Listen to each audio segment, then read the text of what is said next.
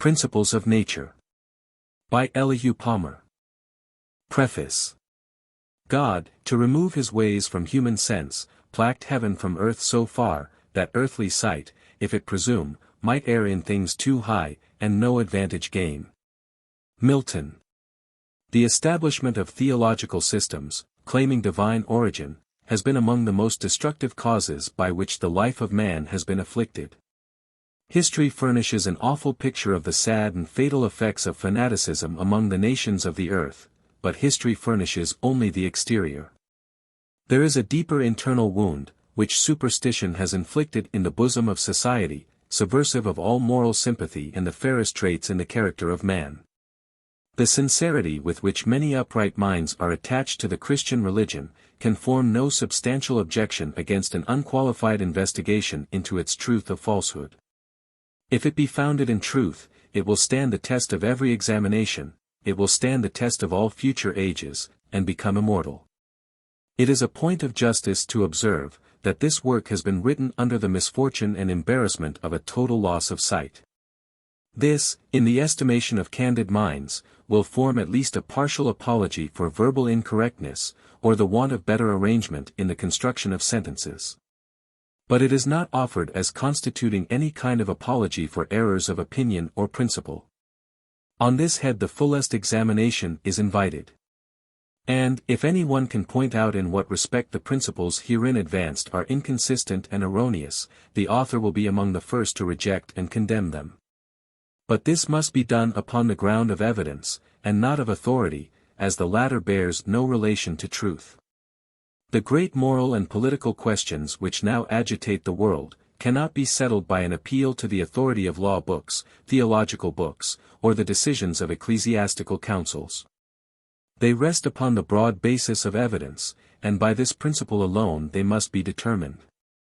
The circumstance that the author was once a public speaker in the cause of Christianity, which is here opposed, so far from forming a reasonable objection against the perusal of this work, ought to become an additional motive of attention. For it was by a candid and attentive investigation into the character of revealed religion, that he became convinced that it was neither true nor divine. It was, therefore, a duty which he owed to the integrity of his own mind, and what was deemed the best interests of human society, to abandon that system, and assume a higher and better ground, that of nature, and the immutability of her laws. If any one should be disposed to censure on this account, let him remember that there is more honor and much more utility in the relinquishment than in the retention of errors. The new chapters contained in this edition are intended to awaken a spirit of philosophic inquiry in every description of adherence to the ancient regimen, and to induce them to pass once more in review the religious theories to which they have been so strongly attached. The principal design of the author, through the whole of this work, has been to give to moral principle a basis as durable as time, and as immortal as the specific succession of human existence. And to render the sentiment of virtue, as far as possible, independent of all the theological reveries of antiquity. How do you find this book? Any thoughts about the book or the author? Any suggestion for improvement? Please take a moment to share your thoughts in a comment. If you like it, share it with your friends who might enjoy it as well. Subscribe to keep in touch. Visit CompleteAudiobooks.com for more quality content. The power of intellect, its duty, and the obstacles that oppose its progress. The sources of hope and consolation to the human race are to be sought for in the energy of intellectual powers. To these, every specific amelioration must bear a constant and invariable reference, and whatever opposes the progress of such a power, is unquestionably in most pointed opposition to the best and most important interests of our species. The organic construction of man induces a strong conclusion that no limits can possibly be assigned to his moral and scientific improvements. The question relative to the nature and substance of the human mind, is of much less consequence than that which relates to the extent of force and capacity, and the diversified modes of beneficial application. The strength of human understanding is incalculable, its keenness of discernment would ultimately penetrate into every part of nature, were it permitted to operate with uncontrolled and unqualified freedom. It is because this sublime principle of man has been constantly the object of the most scurrilous abuse, and the most detestable invective from superstition, that his moral existence has been buried in the gulf of ignorance, and his intellectual powers tarnished by the ferocious and impure hand of fanaticism. Although we are made capable of sublime reflections, it has hitherto been deemed a crime to think, and a still greater crime to speak our thoughts after they have been conceived. The despotism of the universe had waged war against the power of the human understanding, and for many ages successfully combated its efforts. But the natural energy of this immortal property of human existence was incapable of being controlled by such extraneous and degrading restraints. It burst the walls of its prison, explored the earth, discovered the properties of its component parts, analyzed their natures, and gave to them specific classification and arrangement. Not content with terrestrial researches, intellect abandoned the earth, and traveled in quest of science through the celestial regions.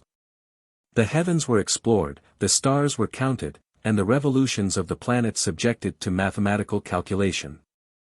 All nature became the theater of human action, and man in his unbounded and ardent desire attempted to embrace the universe. Such was the nature of his powers, such their strength and fervor, that hopes and anticipations were unqualified and unlimited. The subordinate objects in the great mass of existence were decompounded, and the essential peculiarities of their different natures delineated with astonishing accuracy and wonderful precision. Situated in the midst of a world of physical wonders, and having made some progress in the analytical decomposition of material substances, and the relative position of revolving orbs, man began to turn his powers to the nice disquisitions of the subtle properties of his mental existence. Here the force of his faculties was opposed by the darkness and difficulties of the subject. And superstition, ever ready to arrest and destroy moral improvement, cast innumerable difficulties in the way, and the bewildered mind found this part of the system of nature less accessible than the physical universe, whose prominent disparities struck the understanding and presented clear discrimination. The ignorance and barbarism of former ages, it is said, furnish an awful intimation of the imbecility of our mental powers, and the hopeless condition of the human race. If thought be reflected back for the purpose of recognizing through a long night of time, the miseries and ignorance of the species, there will be found, no doubt, powerful causes of lamentation. But courage will be resuscitated when the energy of intellect is displayed, and the improvement of the world, which has been already made, shall be clearly exhibited to view.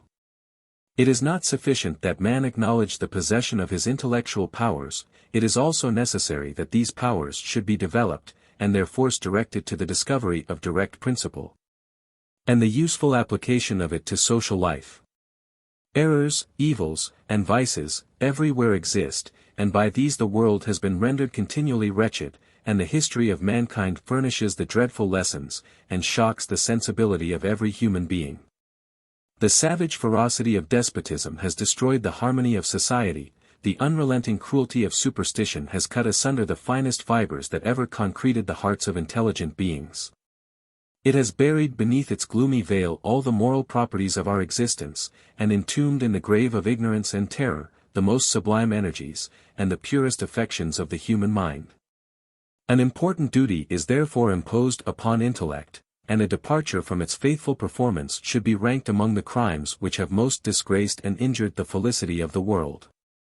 If the few philanthropists who have embarked in the cause of humanity have not been adequately rewarded, it is, nevertheless, true, that the principle and force of duty remain the same, unbroken and incapable of being abrogated. It is the discovery and propagation of truth which ought to engage the attention of man, and call forth the powerful activity of his mind.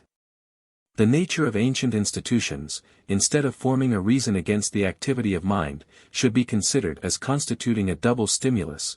These institutions are such a complete abandonment of every just and correct principle.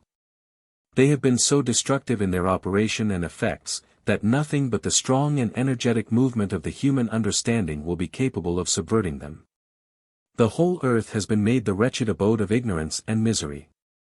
And to priests and tyrants these dreadful effects are to be attributed.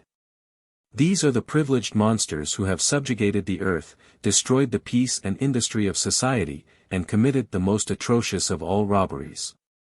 that which had robbed human nature of its intellectual property, leaving all in a state of waste and barrenness. Moses, Zoroaster, Jesus, and Mahomet are names celebrated in history, but what are they celebrated for? Have their institutions softened the savage ferocity of man? Have they developed a clear system of principle, either moral, scientific, or philosophical?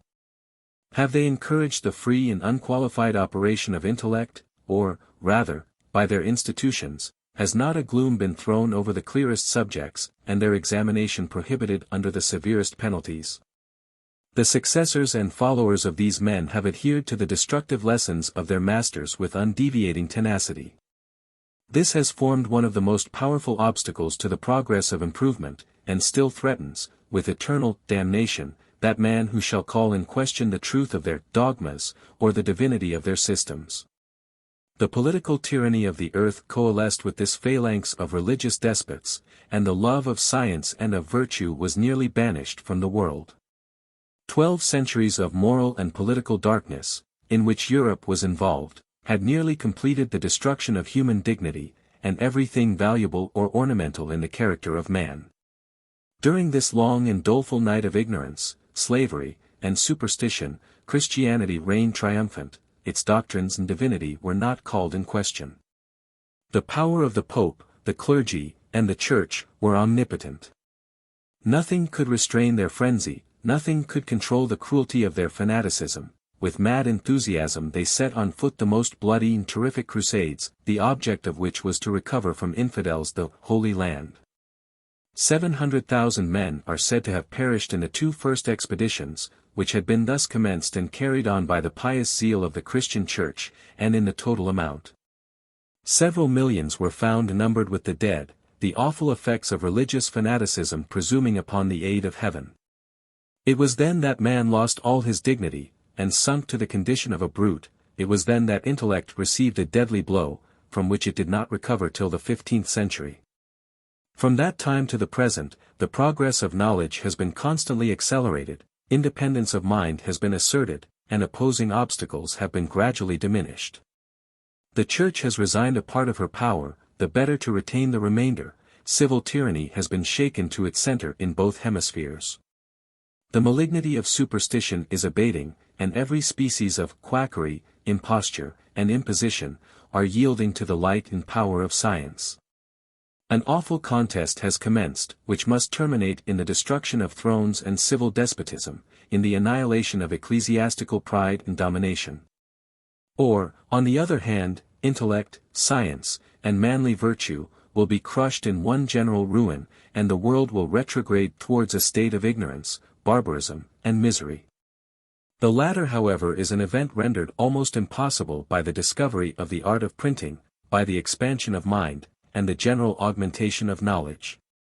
Church and state may unite to form an insurmountable barrier against the extension of thought, the moral progress of nations and the felicity of nature. But let it be recollected, that the guarantee for the moral and political emancipation is already deposited in the archives of every school and college, and in the mind of every cultivated and enlightened man of all countries. It will henceforth be a vain and fruitless attempt to reduce the earth to that state of slavery of which the history of former ages has furnished such an awful picture. The crimes of ecclesiastical despots are still corroding upon the very vitals of human society. The severities of civil power will never be forgotten. The destructive influence of ancient institutions will teach us to seek in nature and the knowledge of her laws, for the discovery of those principles whose operation alone can emancipate the world from dreadful bondage.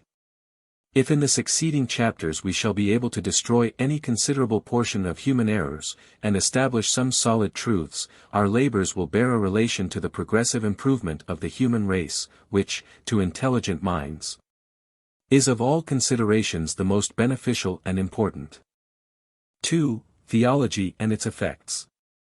The impressions that are made on the human mind by the awful and tremendous powers of nature, have filled it with terror and astonishment. If by a laborious investigation of the universe, and the laws by which it is regulated, if by an examination of our own constitution and the refined properties of our existence, if from a view of the moral and physical world, in the aggregate, we are led to the idea of simple theism including all possible perfection. It will nevertheless be found substantially true, that with all savage nations, and even with the mass of the people in civilized countries, that no such sublime conception has ever formed any part of their systems of theology. Rude, immoral, and incoherent opinions have been heaped together upon this subject, and gods innumerable have been fabricated by a distempered and disordered imagination. It is only with those who have made some progress in science, that any clear and correct ideas of theology have been found. The god of ignorance has always been an immortal monster, whose attributes spread terror through the whole animal world. The power of thought, directed to the examination of the laws of nature, or to the science of ontology, is pressed by an ultimate necessity to the admission of an immortal principle, to the faint conception of an eternal being, whose perfections guarantee the existence and harmony of the universe. The essence of such a being is inconceivable, and that mind which has no doubt on the reality of the case, is, nevertheless, incompetent to the discovery of mode, manner, or place of residence.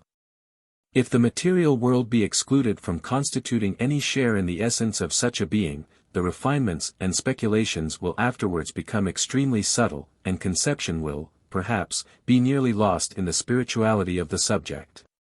The principle of causation is, of all others, the most difficult of examination, because it includes the idea of an infinite series in which the last point at which the mind arrives presents a new difficulty not less than the former, and involving the idea of eternal progression. Metaphysical reasoning on the subject is, however, reserved to occupy a place near the close of this work, where theism and its combatants will receive a suitable share of reflection. At present it is sufficient that we refer the universe, its laws, and order, to the divinity of thought emanating from the most perfect of all beings. It has been a great question, how far the principle of theology affects the principle and practice of virtue. It can be matter of no doubt, in the first place, that a corrupt and vitiated theology has ever been the bane of morality, and produced effects of the most destructive and detestable nature. An infinite being, clothed with immoral attributes, and yet made an object of worship and affection, will indubitably pervert the finest sensations of the human heart and render savage and ferocious the character of man. This is not conjecture, it is verified by facts. The history of all churches proves it beyond contradiction. It is natural to expect such an effect.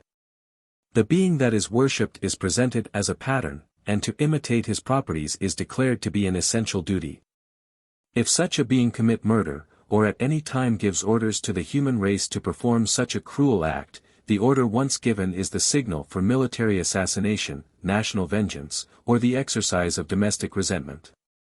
The world becomes a field of blood, and man is slaughtered in the name of heaven. From the introduction of Christianity into the world to the present moment, there is scarcely a single war that has taken place in Europe but what has verified this opinion. The Church has always been in danger, it is in danger still, and always will be, so long as there shall be found on earth a single privileged impostor, to sound in the name of heaven, the trumpet of alarm among the nations of the world. The purest ideas of the divinity are necessary for the correct operation of the moral powers of man. There cannot remain a shadow of doubt, when recourse is made to the history of the Jews and Christians, that the god or gods whom they have adored have produced an unfavorable effect upon their moral temperament and habits. The Jewish God is denominated a God of vengeance, wrath, and fury. He gives commands for the indiscriminate massacre of men, women, and children, declaring that not a soul should be left alive. The God of the Jews is inherited by the Christians with additional specimens of injustice and immorality. An infinite and eternal Son, equal to himself, becomes the object of his wrath, and on him with unrelenting severity he wreaks his terrible vengeance. This awful and immoral action is considered in the view of the Christian believer, as an excellent preparatory step to the exercise of gratitude, and the overflowings of filial affections. When man makes to himself gods of such a character, it were far better that he had been destitute of all theological opinions, or that his adoration should have been offered to that resplendent luminary that enlightens the world, and vivifies the productions of the earth. The principle of morality is founded in the nature of man, and modified by his reciprocal relations. This principle cannot be augmented in its force or application by a reference to those barbarous phantoms and incongruous beings which the theology of the Jews and Christians, as well as all savage nations, has presented to view. Individuals and nations will always be wicked so long as they adore a divinity of loose and immoral character. Theology must first be rendered pure, and then it will become a question of magnitude, what influential relation it bears to the science of morality and happiness of the world. 3. Christian theology. Believers in the Christian system of religion are seldom aware of the difficulties into which their theological theories have plunged them. They are in habits of bestowing on this religion the most unqualified applause, and in most cases, no doubt, the most sincere approbation. But the errors and absurdities, the immorality and the incorrectness of principle, have never made any serious impression upon their minds. The dreadful idea of opposing that which has been called divine, strikes with terror the uninstructed mind, and ignorance feeds the ecclesiastical deception. Ignorance is an excellent friend to an ancient system of error, to the Church and the different projects by which mankind have been enslaved. If you can once persuade a man that he is totally ignorant of the subject on which you are about to discourse, you can make him believe anything. Impositions of this kind are furnished by every day's experience. And the victim of such imposition is commonly the first to applaud the instrument of his ruin. Nothing can be more true, nothing more certain, or important, than that a man owes to himself due respect, that his intellect is an object of veneration, and its result interwoven with the best interests of human society. The distorted exhibitions of imaginary beings contained in all ancient theology, ought to excite within us a strong desire to discover truth, and reclaim the dignity which nature gave to man. Fanaticism, when armed with the artillery of heaven, ought not to be permitted to shake the throne or empire of reason. The base is immortal, and the superstructure will be augmented in beauty and excellence, in proportion to the progress of knowledge and the destruction of religious bigotry. It is remarkable, that with many honest minds the consciousness of intellectual independence has never been realized, and fear has prevented the activity of thought and the development of truth. Names have assumed a weight and authority, which in reality does not belong to them. The Church and its maxims have been revered, subordinate agents of the Creator have produced universal trepidation. The devil has broke into the felicity of the moral world, and God himself, even with the Christian Church, is an object of terror and dismay. These subjects carry along with them the most dreadful alarm, and man, amidst the reveries of supernatural theology, becomes either feeble or foolish, his power relaxed, his energy is gone, and he sinks beneath the system of fear, which it is the office of cultivated reason alone to destroy. Such are the fatal effects of all theology, but more particularly of that which is denominated Christian. The Christian world worships three infinite gods, and one omniscient and omnipresent devil. One, this last being, is an object rather of terror and frightful apprehension, than of worship and adoration. But as he is clothed with nearly all of the attributes which this system of religion has ascribed to its divinity, or divinities, and as the latter is also clothed with the awful qualities of wrath and vengeance, it would be difficult to offer any good reason why the one should be entitled, in the view of the Christian believer, to more homage than the other, since between them there is so striking a resemblance of character.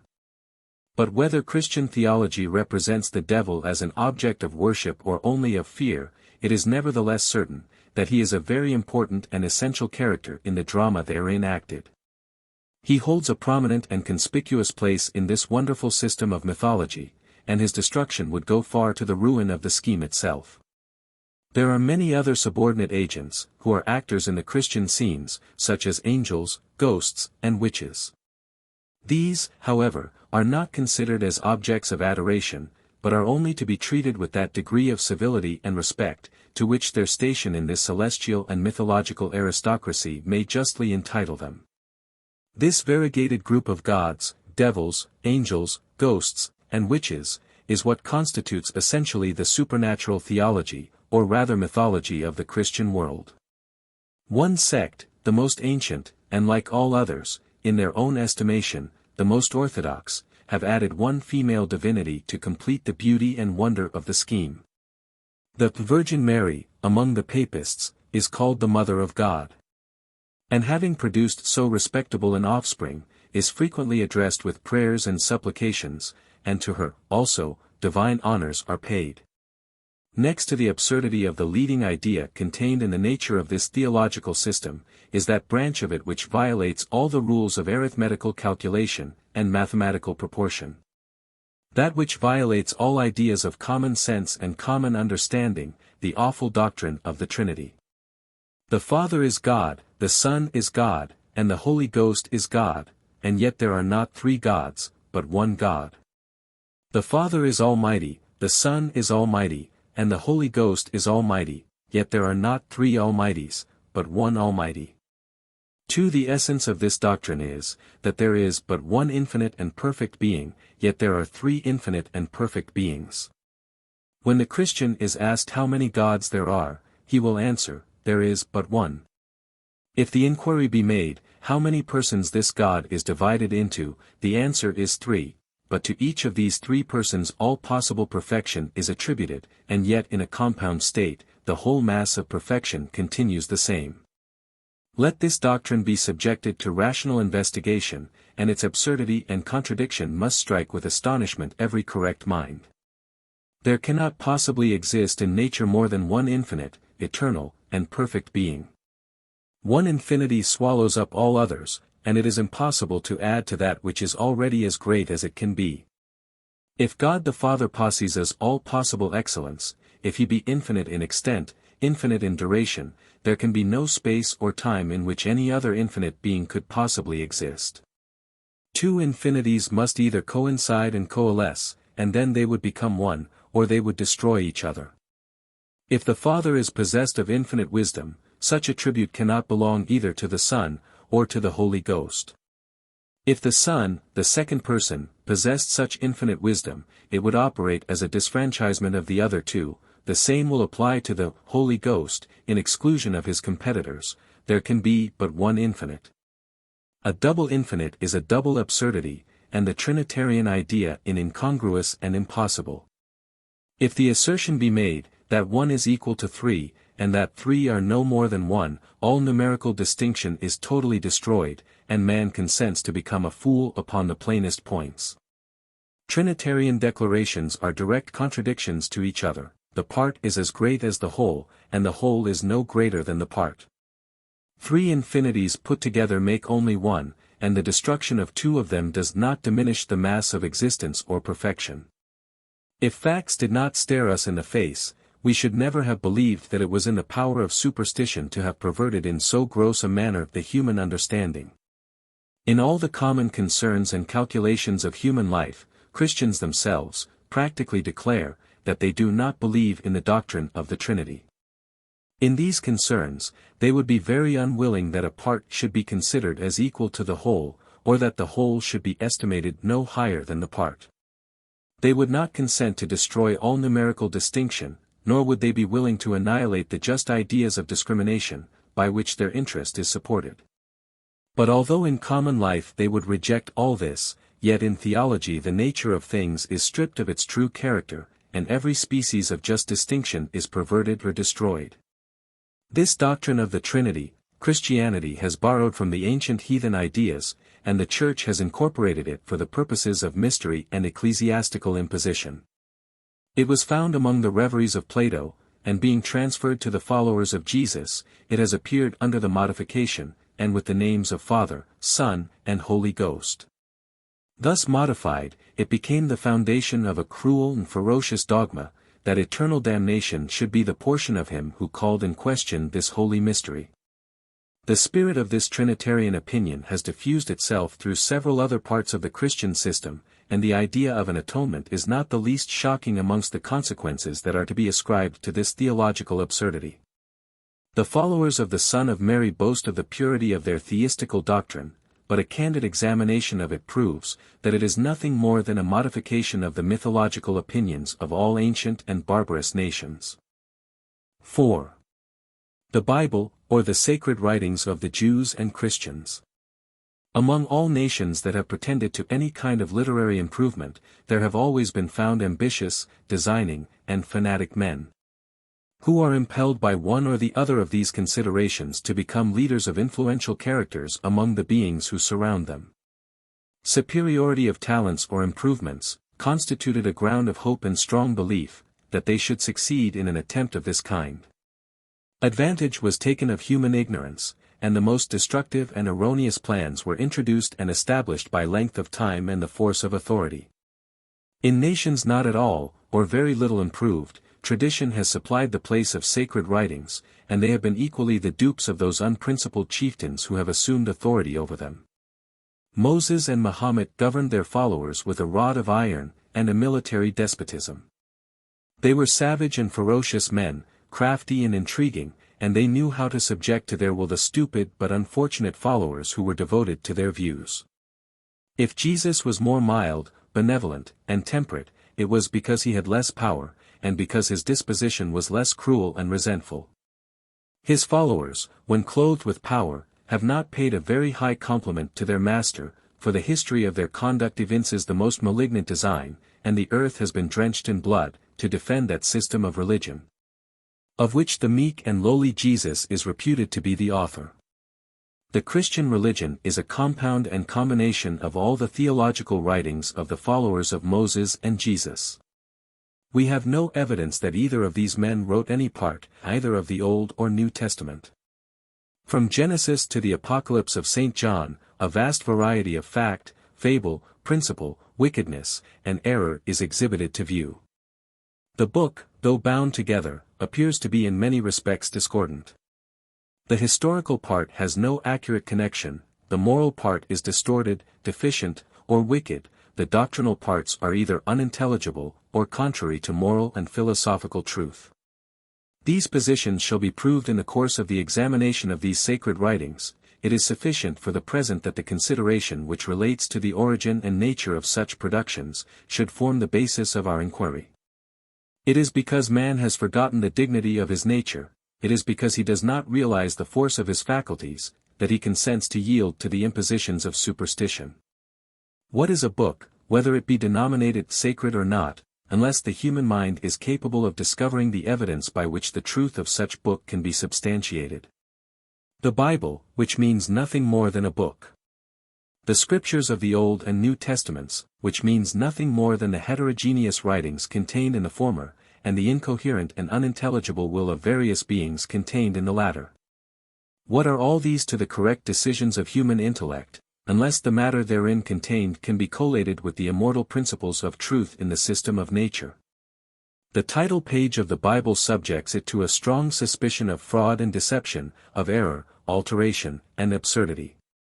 It is as follows, and ought to be examined: the Holy Bible, containing the Old and New Testaments, translated out of the original tongues, and with the former translations, diligently compared and revised, by His Majesty's special command. Appointed to be read in churches. The title page of this book, which for many centuries has been the rule of faith and action in the Christian world, is of itself sufficient to destroy its supernatural origin and divine authority. It is to be observed, that the book in the first place was denominated holy, but its holiness and divinity are both destroyed before we get through the title page. It is a well-known fact, that this book was not written at first in the English language, but in Hebrew, Greek, and Latin, that it has been translated out of these languages into English. And the believer who understands no language but English, rests his faith upon the knowledge and integrity of the translators alone. He cannot tell whether these men were either scientific or honest, and consequently he does not know whether he believes what was really contained in the original writings or not.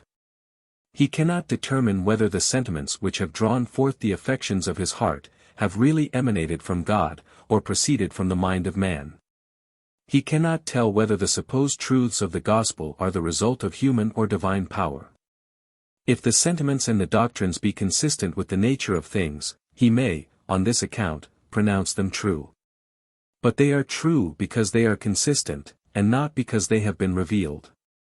This single consideration, that the English believer knows nothing of the original state of the Bible, is of itself sufficient to annihilate all his confidence. But this is not all. This book is said to be given by divine inspiration, but is it possible that inspiration can be either transferred, translated, altered, or revised? Certainly the very nature of the thing forbids it. If the scriptures be given by divine inspiration, their contents must be communicated to certain individuals by supernatural power. These individuals had no such power to transfer to other individuals with the same force of authority, the celestial information which they had received. If it were binding on the first persons who received it, it could not be equally so upon the second, for the nature and force of the communications were essentially destroyed. The first power that communicated was divine, the second was human. The first was incapable of error, the second deceptive and fallacious. If it were therefore to be admitted that any human beings were ever inspired, it would not follow that the result of that inspiration could be communicated with certitude or divine authority to any other minds. The idea of transferring celestial information received by supernatural means is absurd and impossible. It is as impossible as that man could become a god, and exercise the attributes of the divinity. The idea of translating a supernatural system of religion is equally incorrect. The readers of such a system, even in the original languages, could not know that the things therein contained were inspired by God Himself, if those few be excepted who were supposed to be the recipients of such sacred instruction. Much less could the reader in subsequent ages be assured of the truth or validity of such translated doctrines. To render this system correct, and keep up the chain of divine connection, it is not only necessary that the first prophets and apostles should have been inspired, but that all the translators, transcribers, printers, and printers' boys should have been inspired also. In deficiency of such arrangement, the Christian believer at the present day must be uncertain whether he believes in Holy Writ, or the imaginary conceptions and wild reveries of the human understanding. If inspiration be a thing founded in truth, there can be no occasion to alter or revise it. It is defect alone that creates the necessity of alteration and revision. If, therefore, the Bible was right at first, every alteration is a deviation from that rectitude, and, consequently, in proportion as the Scriptures have been altered and revised in modern times, the Christian believer has been led astray. He has not believed in the real and true Word of God. If the Scripture was wrong at first, the faith of the primitive Christian was nothing more than a delusive error. In either of these cases we are thrown into a dilemma, from which clerical ingenuity alone will be able to extricate us. The last resort of the believer must be to the authority and command of His Majesty, who has kindly interfered for the purpose of rendering divine and holy a book, whose indecency and immorality shocks all common sense and common honesty. V. Original Sin, Atonement, Faith, and C. A Christmas Discourse, delivered in New York, December 1796. This, my friends, we are told is Christmas Day.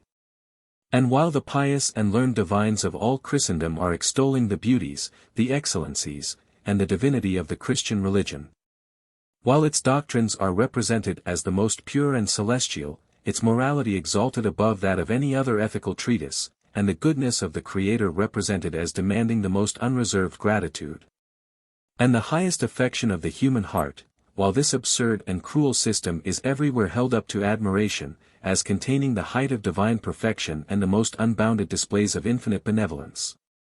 While an ignorant and astonished world are called upon to yield an unqualified credence to the mysterious dogmas of this mysterious religion. While, in a word, the thundering voice of the Christian world is proclaiming to the elect few the joys which are reserved as their unfailing portion, and damnation to the many who are unfortunately destitute of what they call saving and supernatural faith.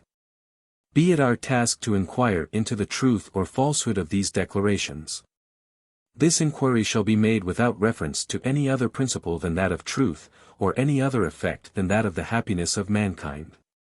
Elevated in our conceptions above every possible consideration resulting from hope or fear, and having truth only for our object, we shall proceed to an unreserved examination of this so much celebrated system of religion, called Christianity.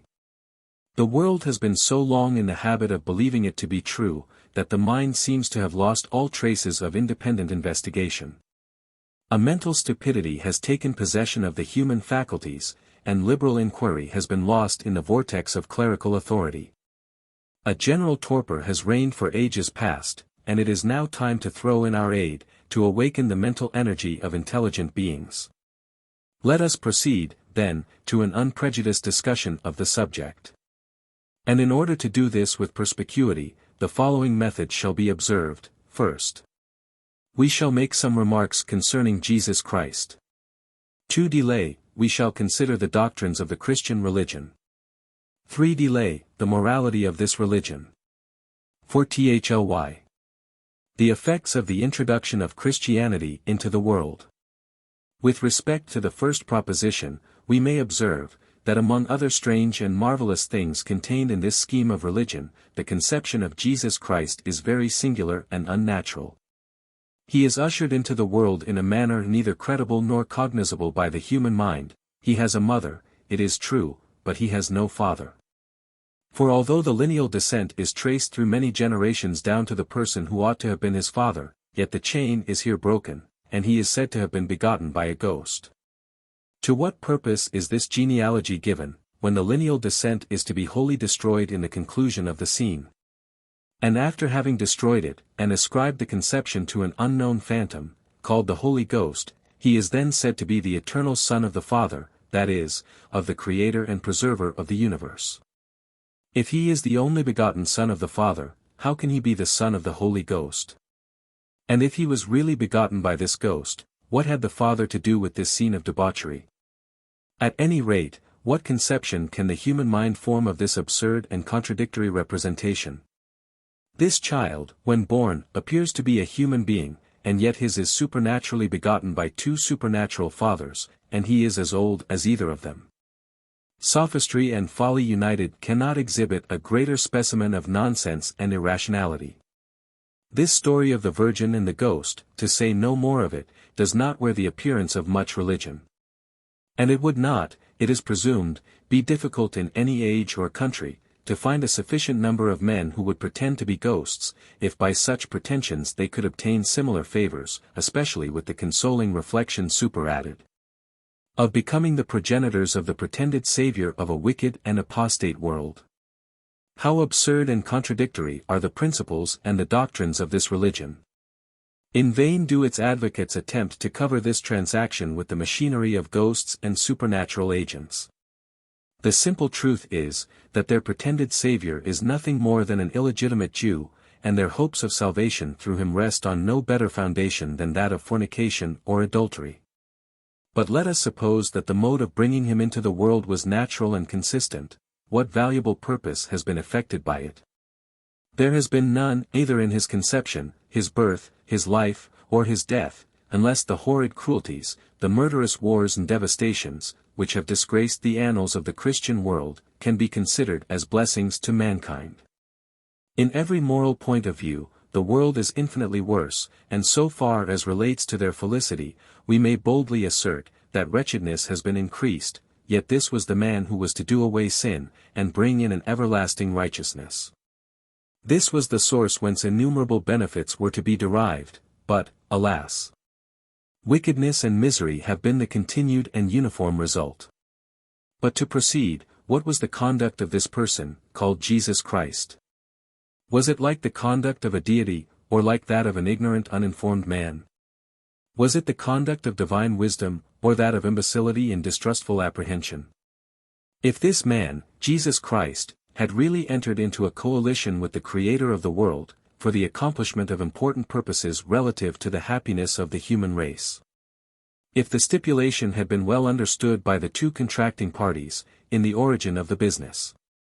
If the intelligent Creator of the world on his part, had asserted that there was no other mode of producing the benefits intended, than by the death of his only begotten Son, and the multiplicity of sufferings and calamities which necessarily resulted from so arduous and important an undertaking. And if, on the other hand, this pretended Son of God was apprised of the unavoidable evils which were connected with his mission, if all the previous arrangements and subsequent events had been well and clearly determined between them, and if the whole had been directed by infinite wisdom, power, and goodness, what ought to have been the final effect of this splendid celestial embassy? Ought we not to conclude, that the general felicity of intelligent beings on the surface of the globe, must have been the unavoidable consequence?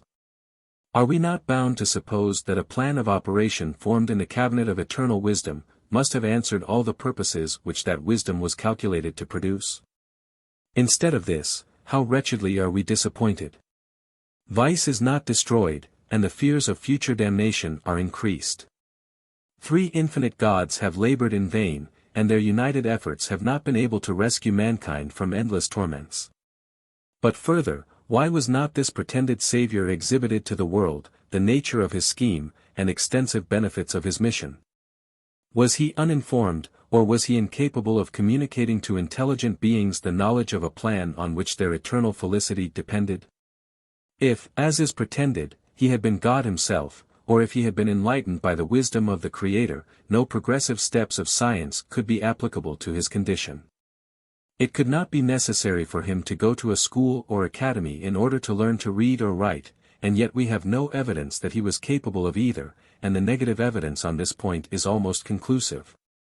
As to his want of common information, to have convinced the world of his supernatural conception and celestial mission, he ought to have written a moral and theological treatise, in which the principles of his mission should have been elucidated in a manner intelligible to every living creature, interested in the possession of such knowledge.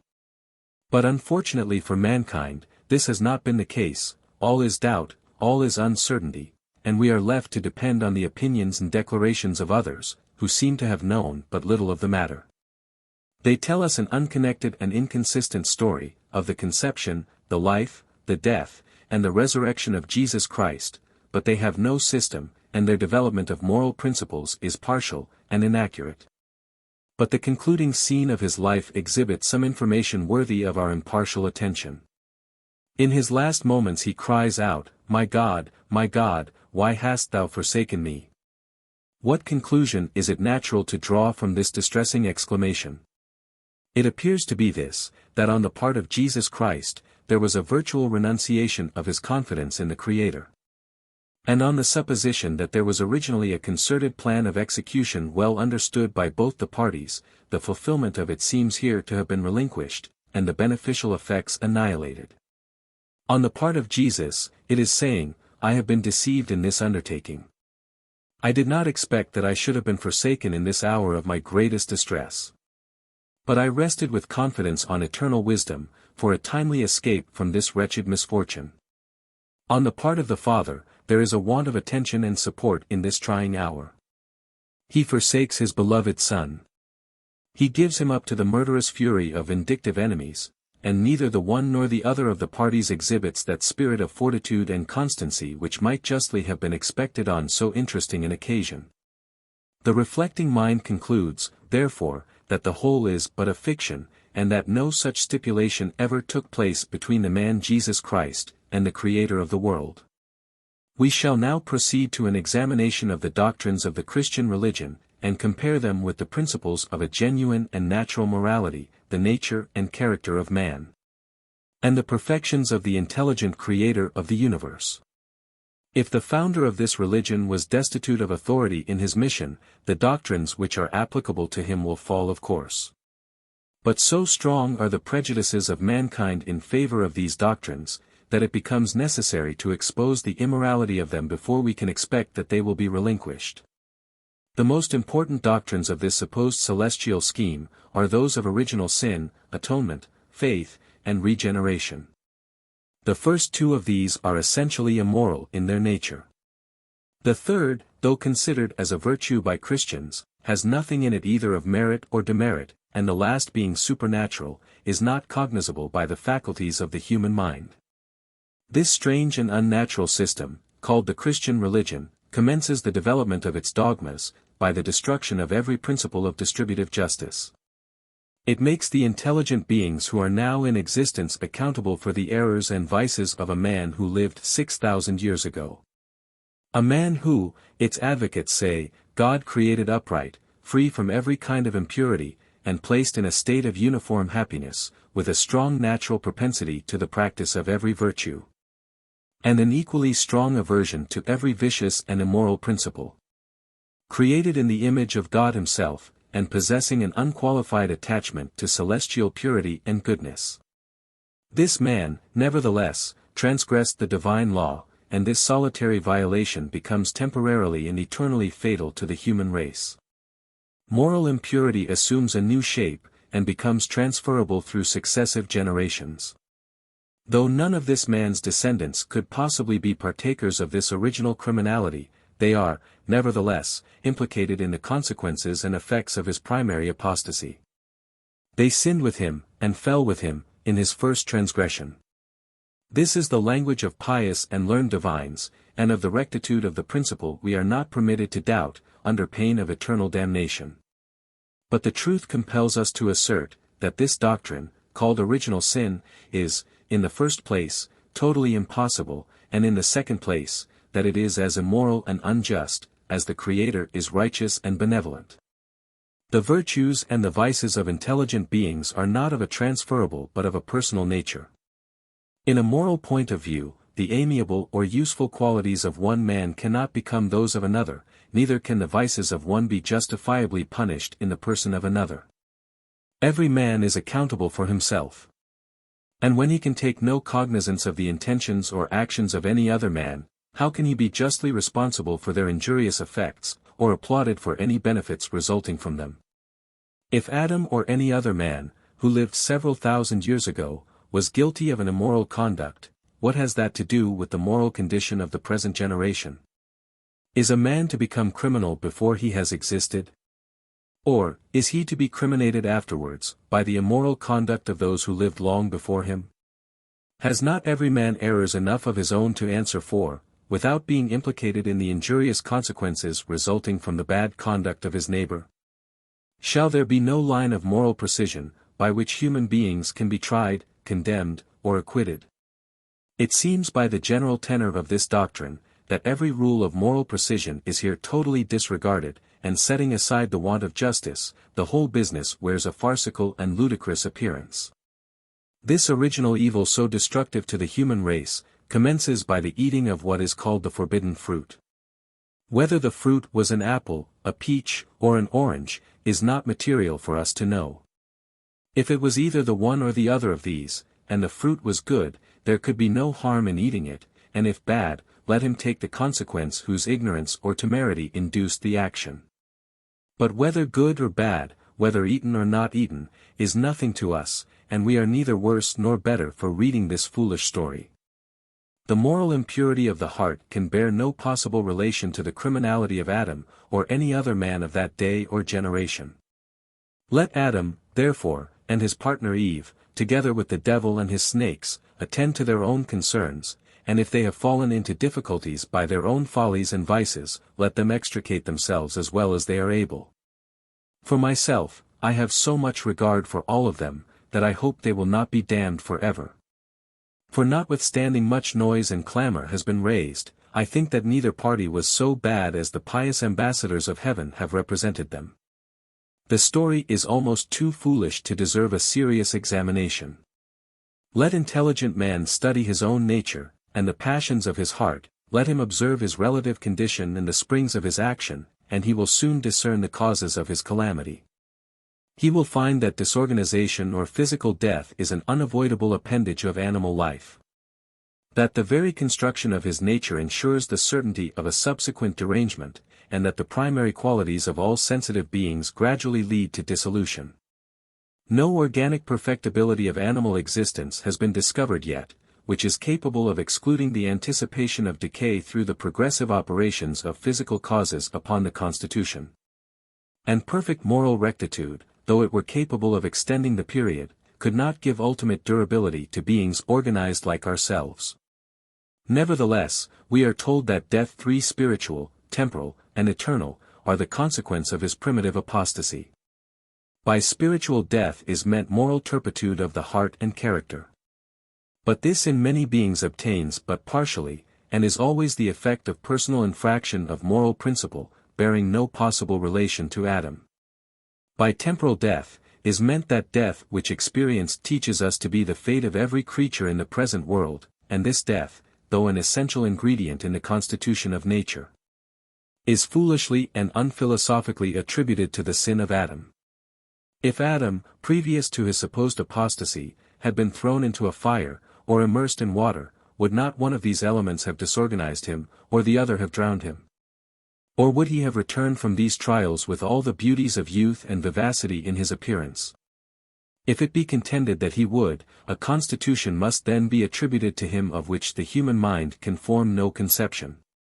If it be admitted that he must have perished, temporal death can then no longer be attributed to the commission of moral evil, and it must be acknowledged as an essential property of our primary and physical organization. And that death is as natural as life in the order of the world. By eternal death, is meant a state of endless punishment. And so powerful is the influence of this sin of Adam upon the human race, that they all become liable to eternal torments on this account. One would have supposed that after having brought temporal death into the world by this transgression, and after having corrupted every moral principle of the human heart, the contrivers of the scheme might have been contented, without annexing to this crime any other fatal consequences. But fanaticism and superstition delight in murder, misery, and eternal fire, and to this flaming lake I wish them a speedy passage, never more to rise to insult the dignity, or destroy the happiness of the human race. To punish the temporary and finite crimes of a finite life with eternal fire, would be to relinquish every principle of distributive justice, and to act like an arbitrary and malevolent tyrant. All the sins that ever have been committed do not deserve this unlimited severity of punishment, and to attribute to one solitary infraction of a moral law these terrible consequences, is to lose sight of infinite benevolence and eternal justice. It is to represent the God of nature as cruel and vindictive, and even less merciful than the majority of his creatures. It destroys all degrees in moral turpitude, and inflicts on a petty offender a punishment not merited by the greatest criminal. It is therefore evident that this original sin has not produced, and that it could not produce, any of the consequences which have been attributed to it, for death is one of the physical properties of our nature. Vice is the result of individual and personal infractions of moral law, and an eternal hell is a bugbear of superstition, which has never answered, and never can answer, any valuable purpose even in preventing crimes. Another important doctrine in the Christian religion is the atonement supposed to have been made by the death and sufferings of the pretended Savior of the world. And this is grounded upon principles as regardless of justice as the doctrine of original sin. It exhibits a spectacle truly distressing to the feelings of a benevolent mind. It calls innocence and virtue into a scene of suffering and reputed guilt, in order to destroy the injurious effects of real vice. It pretends to free the world from the fatal effects of a primary apostasy, by the sacrifice of an innocent being. Evil has already been introduced into the world, and in order to remove it, a fresh accumulation of crimes becomes necessary. In plain terms, to destroy one evil, another must be committed. To teach mankind virtue, they are to be presented with the example of murder. To render them happy, it is necessary to exhibit innocence in distress. To provide for them the joys of heaven, wretchedness is to be made their portion on earth. To make them love one another, they must be taught that the Deity, regardless of this principle, voluntarily sacrificed his only begotten Son. In fine, to procure for intelligent beings the happiness suited to their nature, cruelty and vindictive malice must be exhibited for their contemplation. This doctrine presented in its true colors contains neither justice nor utility. Its principle is vicious, and its consequences are not beneficial. The reflecting mind which views the operation of causes and their natural effects, possesses a nice and accurate power of discrimination. Moral precision is an important object of attention, and although it traces the nature of the infinitely combined relations subsisting among beings of the same species, it cannot discern either the justice or the utility of the relation which suffering virtue can bear to the destruction of moral evil. No connection can be discovered between the exclamations of expiring innocence, and the triumphant march of vice over an apostate world. Does the suffering of the virtuous man destroy the evil habits or propensities of him who is vicious and abandoned, especially when he is told that these sufferings are to annihilate his own crimes? Can this induce the mind to exhibit any efforts wearing the appearance of reformation? Does it not rather contribute to the practice of vice, from the belief that the burden and effect must be sustained by another person? Yet this is the true ground on which this scheme of atonement is promulgated. It is exhibited as a substitute for moral perfection. It teaches man that his own virtues are insufficient for his felicity. That the cultivation of his faculties, and the discovery and practice of moral truth, can never lead to substantial happiness. This must be obtained from the sufferings and expiring groans of the Deity himself.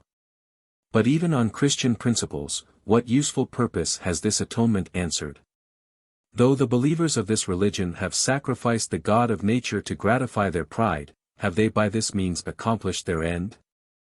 Have they established a sure foundation for the destruction of moral evil?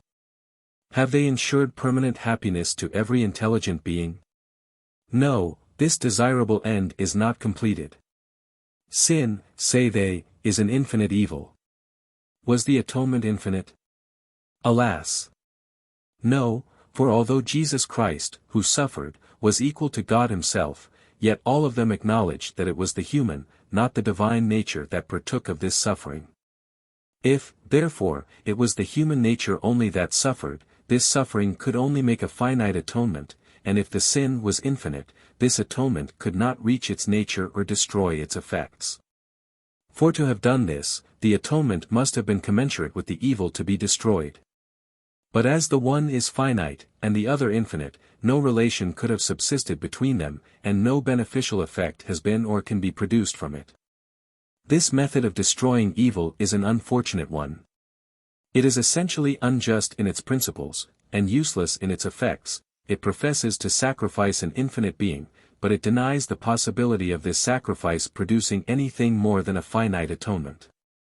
If an atonement was necessary, it ought to have been as extensive and complete in its nature as the offenses intended to be destroyed by its influence. But instead of this, everything is reversed. According to believers themselves, this atonement has not reached the condition of more than 1/10 part of the human race. The efforts of Trinitarian wisdom have all failed, and notwithstanding the pretended good news of the gospel, every living creature is destined to never-ending torment.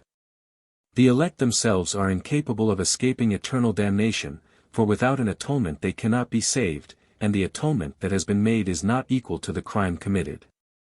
If, therefore, our hopes of salvation are to rest on this vicarious suffering, we shall be essentially disappointed, and endless misery must be the lot of man. Priests and fanatics of the world! Is this your scheme of infinite benevolence? This your theme of divine eloquence? Is this the only way in which you can exhibit the perfections of your God, and adore his eternal wisdom? Are murder, carnage, and injustice the objects in which you delight?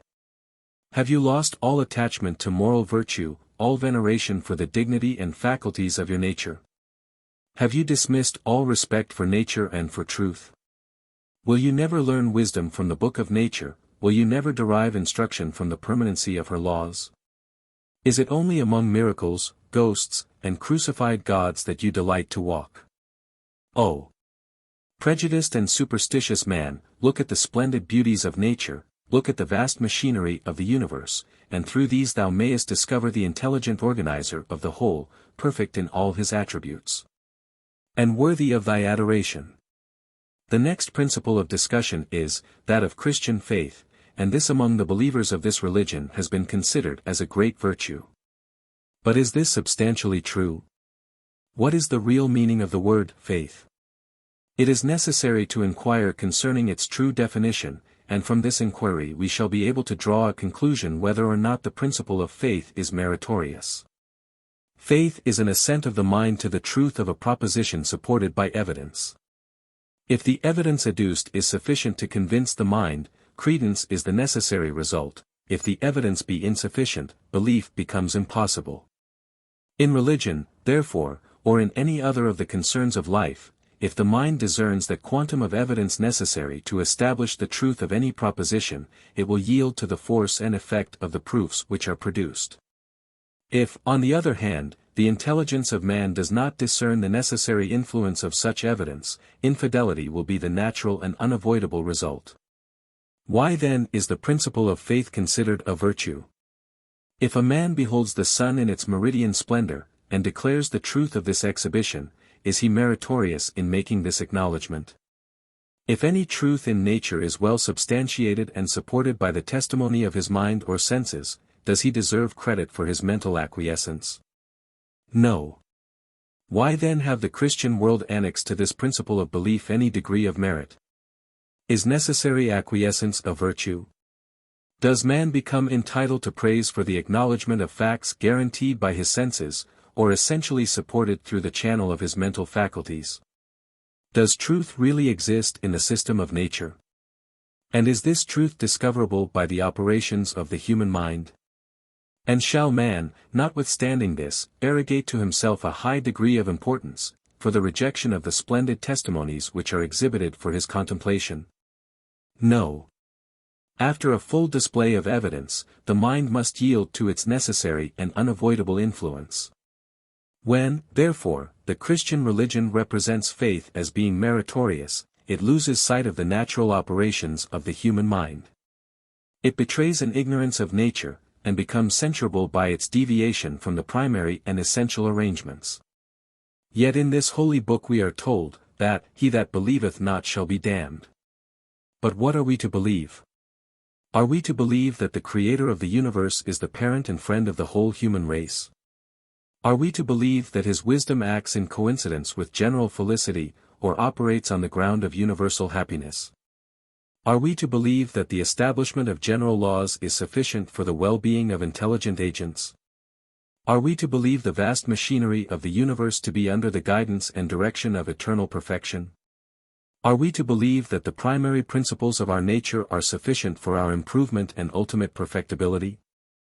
Are we to believe that the practice of moral virtue is essentially connected with the dignity and final improvement of the human species? Are we to believe that the establishment of good laws, and the exhibitions of moral energies, are essentially interwoven with the permanent happiness of sensitive creatures? No. We are not permitted to believe this. What then is Christian belief? What are the dogmas and principles to which we are required to give an unqualified credence? However painful it may be to declare it, they are of the following nature: that the great Creator of the world sacrificed his only begotten Son for the happiness of the human race. That he sent numerous prophets and apostles to teach and instruct mankind, that they were charged with the disclosure of every species of celestial knowledge, relative to the future felicity of intelligent beings.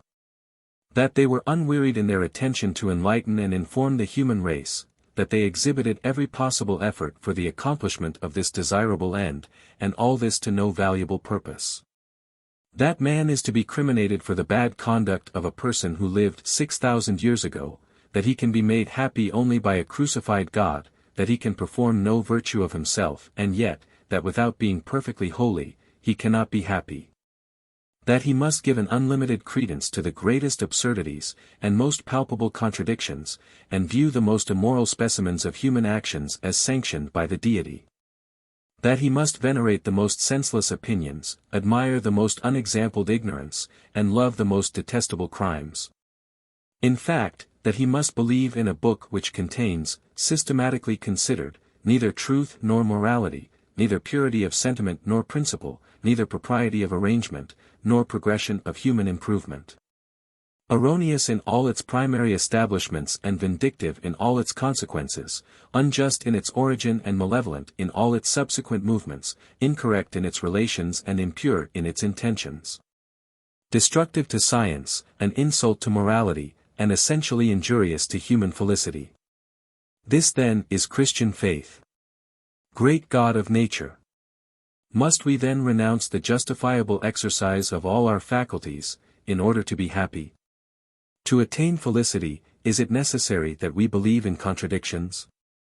Must we deem cruelty one of the attributes of divinity? Must the benevolent mind be called to the view of murder, in order to be fitted for the performance of its essential duties? Must injustice and revenge be interwoven with the morality of man? Shall we never be permitted to love truth, admire nature, and practice a pure and genuine morality? Oh, superstition! How much thou hast to answer for! Thine influence has corrupted the faculties of man, debased his heart, and rendered wretched the whole human race. Thou hast spread ruin, misery, and devastation over a beautiful and productive earth, and thou art deserving of the curses of every intelligent being in every part of the universe. Another divine doctrine of this divine religion is that of regeneration. This doctrine appears to be scarcely deserving of a serious consideration. When the mind of man takes cognizance of the operations of nature, it discerns no effect which can possibly include an event of this sort. We behold the renovations and alterations in the material world. We observe the principles and progression of gradual decay, in all its essential and relative movements, and we recognize the benefits which result from the principle of mutability.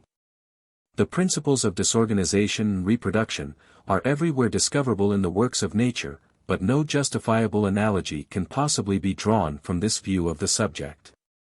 The renovation in the material world bears no resemblance to the Christian principle of regeneration.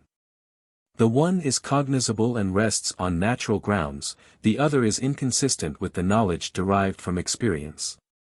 The human mind, through the channels of its observation, discovers the means of perpetuating the species, but this mental regeneration bears no relation to these progressive means of production. It is necessary, therefore, that we examine what is meant by this unintelligible principle, called regeneration. It seems to be almost impossible to obtain any accurate or definite idea, from the representation which is given concerning this pretended and important change. Those who are the subjects of it profess themselves to be incapable of disclosing its real movements or genuine operations. If it were an event, of which the human mind had any real knowledge or experience, one would suppose that the faculty of communication would render it in some measure intelligible to others. But enthusiasm delights in mystery, and by embracing this doctrine, has given a powerful specimen of its fanaticism and importance. It pretends to the acquisition of something, concerning which, it can exhibit no adequate idea or useful information. It is a mysterious and inexplicable change of the mind, pretendedly for the better, and yet no valuable purposes seem to be answered by this divine renovation. The being, who is the subject of it, becomes neither the wiser nor the better. He is not the wiser, because he can give no proofs of additional knowledge, his disposition is not amended, for his conduct continues the same. For the truth of this observation we may appeal to experience. Are the saints of the world more just, more honest, more benevolent, or charitable, than those who make no pretensions to supernatural grace? Is their heart or their temper of mind ameliorated? Is their conduct in stricter conformity with useful or exalted virtue? Do they sympathize more with the unfortunate, or exhibit greater specimens of genuine benevolence? Is the heart tranquilized, the mind improved, and their actions more consistent with the invariable principles of rectitude? Have they diminished human misery, or improved the condition of human nature? No. Where then is the utility of this thing called regeneration? If the heart be not improved, the mind cultivated, or morality extended in the sphere of its influence, no advantage has resulted from this pretended change. If any benefit has been derived, it ought to be shown, but the history of the Christian world forbids the attempt.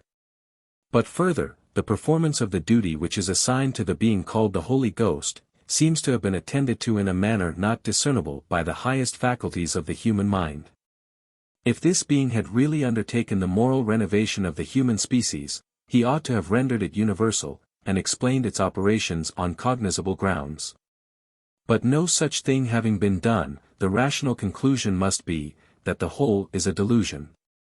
Indeed, the New Testament representation of this affair bears an unequivocal and unmeaning appearance. It is there declared, except a man be born again, he cannot see the kingdom of God.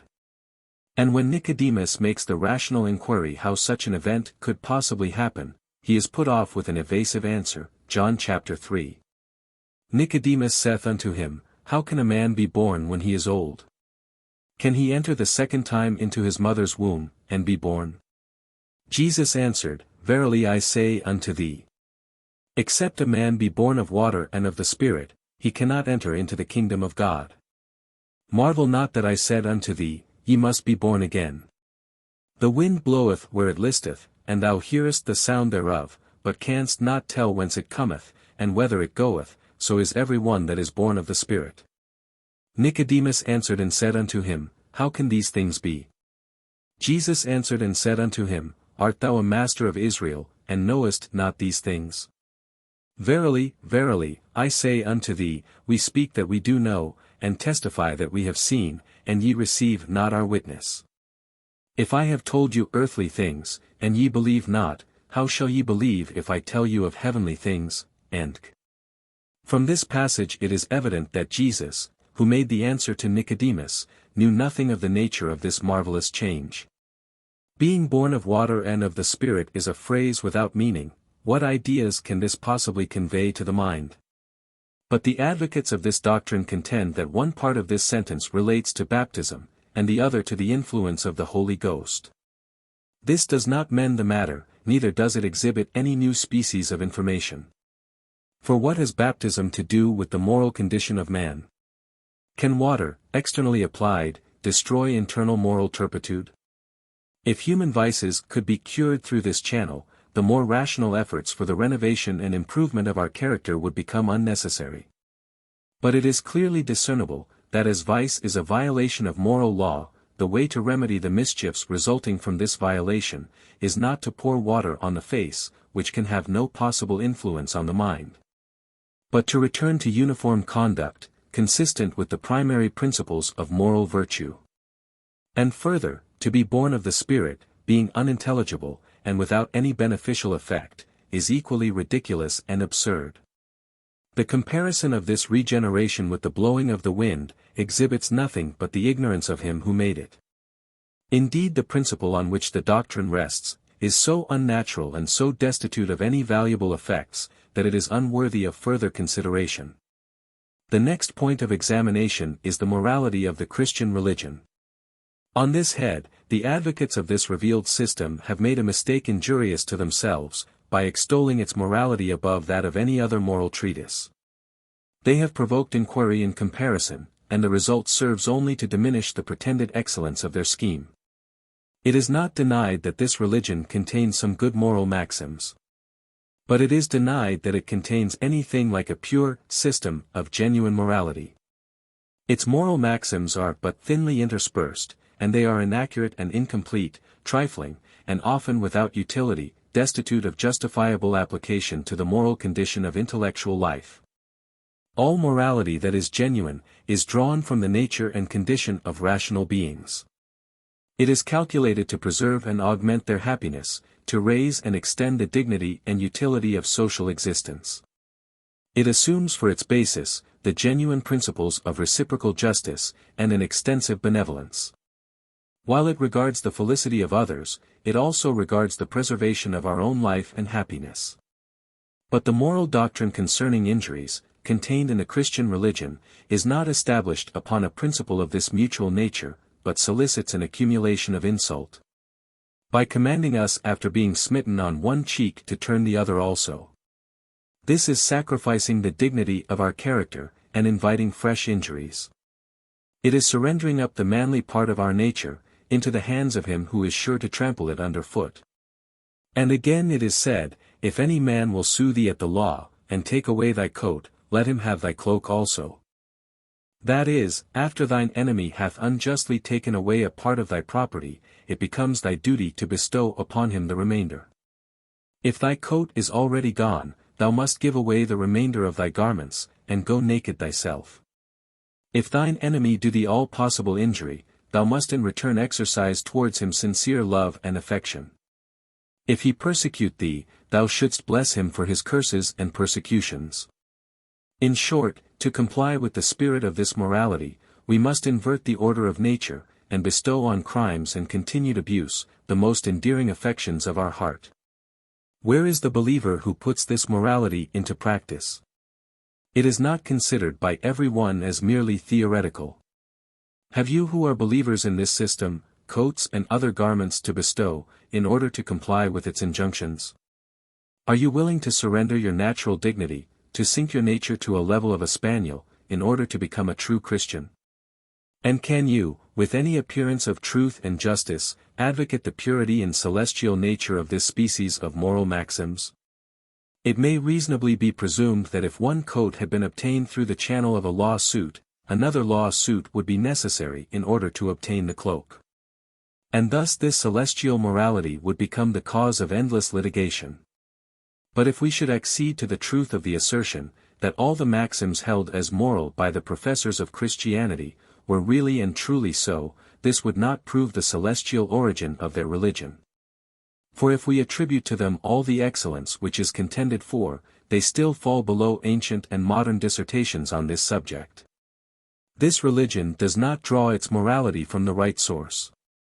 But the correct, the elegant, the useful maxims of Confucius, Antoninus, Seneca, Price, and Volney beautifully display its principles from the physical and moral organization of intelligent beings. The writings of these men are in the hands of the public, and may be perused by every one whose prejudices do not forbid it, and when examined with a spirit of candor, they will rise far superior to the boasted morality of the Christian system. But when the numerous, cruel, and immoral maxims contained in the Bible are placed in the balance, they greatly outweigh all its genuine morality, and the influence of this religion upon the human heart and human actions verifies the remark. But of this we shall speak in the next division of the subject, which is the consideration of the effects produced by the introduction of the Christian religion into the world.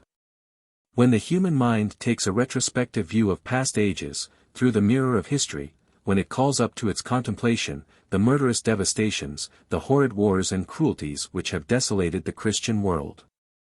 When it beholds the faggot everywhere lighted up for the destruction of man, when gibbets, imprisonment, and persecutions are presented on every quarter.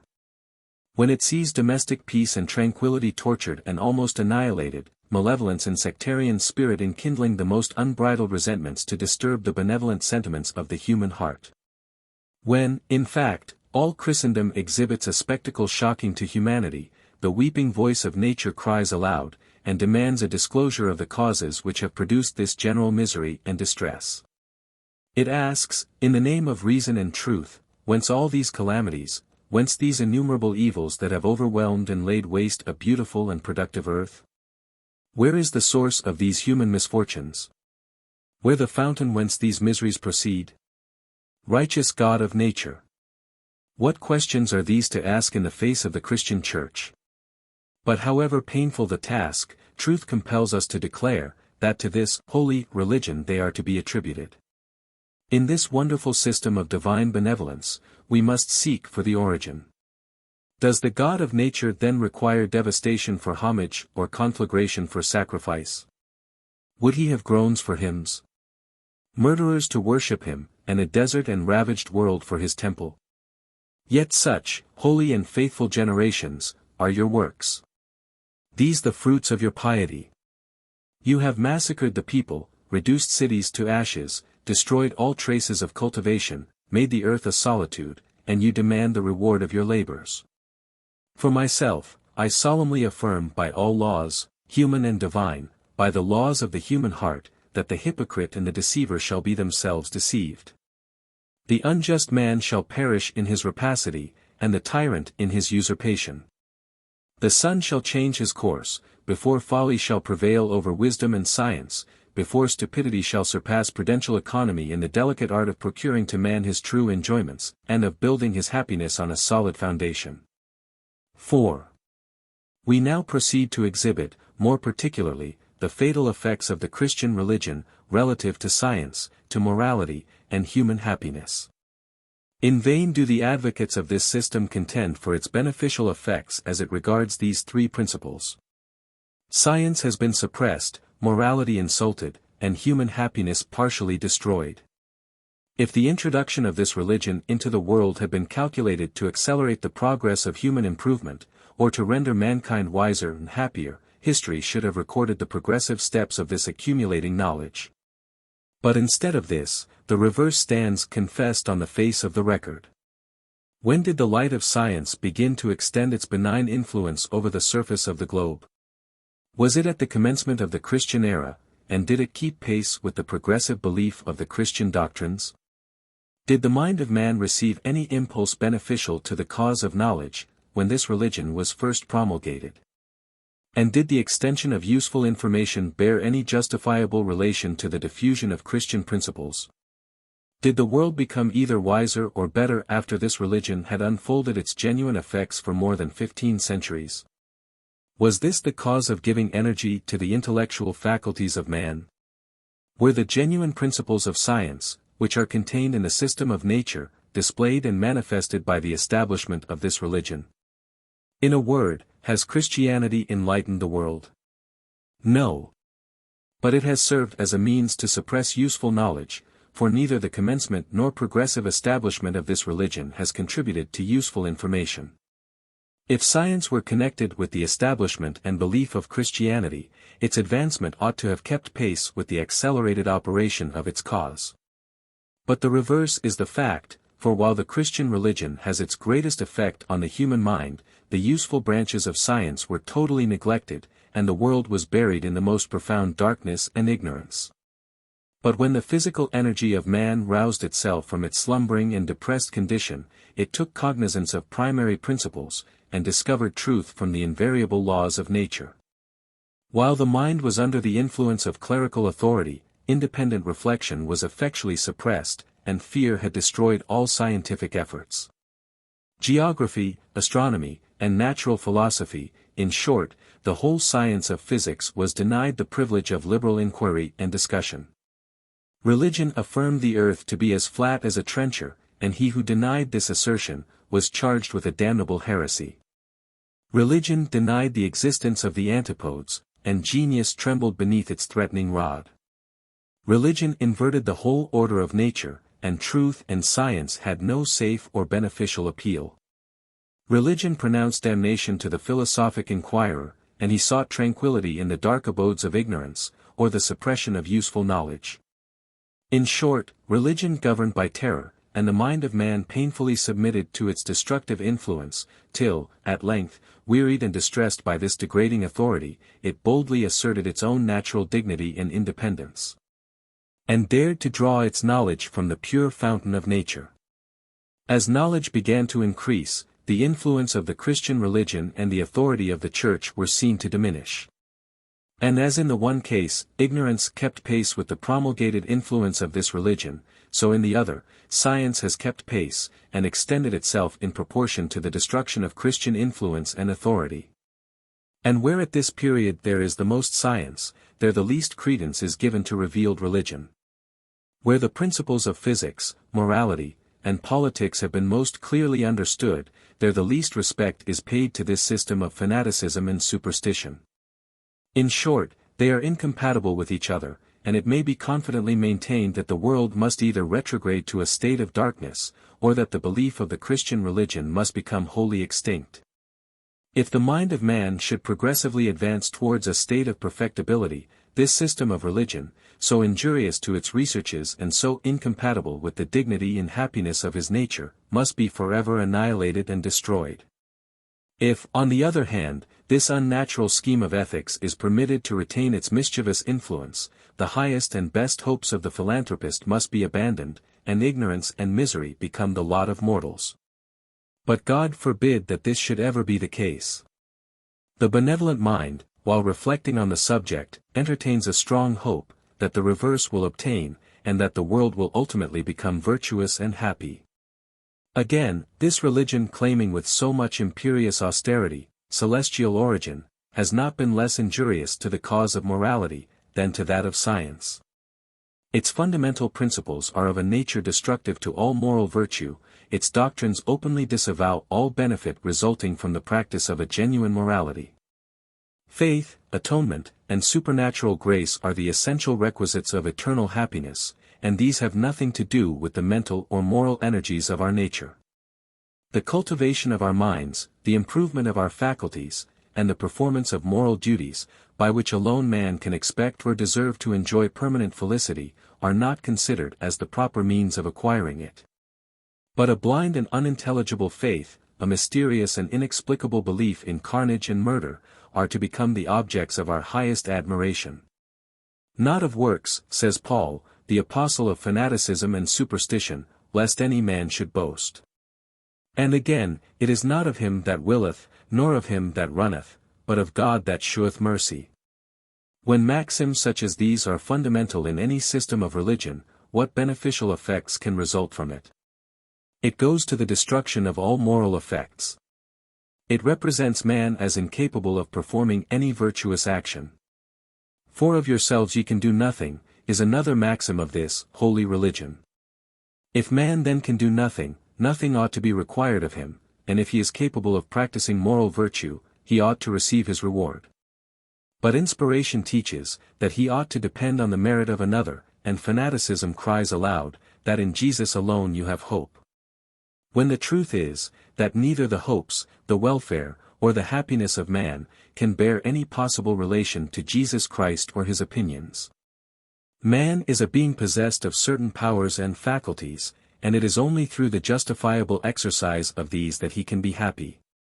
But when he is taught to believe that his highest moral efforts can avail nothing, that he is completely under condemnation, in consequence of the imputed sin of him who lived 6,000 years ago, that he can be relieved from the effects of this primary apostasy, only by the murder of an innocent person, that he can lay claim to this relief only through the channel of supernatural grace and divine aid, in fact, that of himself, he can do nothing. When he is taught to believe all this, what inducement can remain to the practice of virtue? There is none, and the mind is left to the gloomy anticipation of eternal fire. Was this religion instituted for the benefit and improvement of man? And do its professors deny him the power and beneficial results of moral exertions? Do they call him to virtuous activity for the purpose of insulting the useful energy of his nature? Do they in one breath represent him as an intelligent being, and in the next degrade him to the condition of a beast or a devil? It may be pronounced with certainty, that morality or real virtue can never be promoted by a scheme of religion containing such contradictions and absurdities, and that human enjoyment has been essentially diminished by the promulgation of such unnatural principles. Since it has already been shown that the Christian religion has been destructive to science and to morals, it seems almost unnecessary to make any observations on its relation to general happiness. For since the happiness of man depends essentially on the possession of knowledge and the practice of virtue, whatever injures these must be detrimental to his true felicity. The descriptions given in this religion of the character and conduct of the Almighty are shocking to the reflections of the benevolent mind. They represent the Creator of the world, not as the friend, but as the enemy of man. As a being agitated by passions, and acting capriciously for the gratification of his own resentment, sometimes he is said to be merciful, at other times cruel and vindictive, sometimes just, at other times malevolent and revengeful. Sometimes permanent and immutable in his actions and designs, at other times changeable, and to have repented of what he had previously determined to perform, at one time unbounded in his love, at another time unlimited in his fury and vengeance. Sometimes the God of peace, at other times the God of wars and battles, now mild and peaceable, the next moment angry and resentful.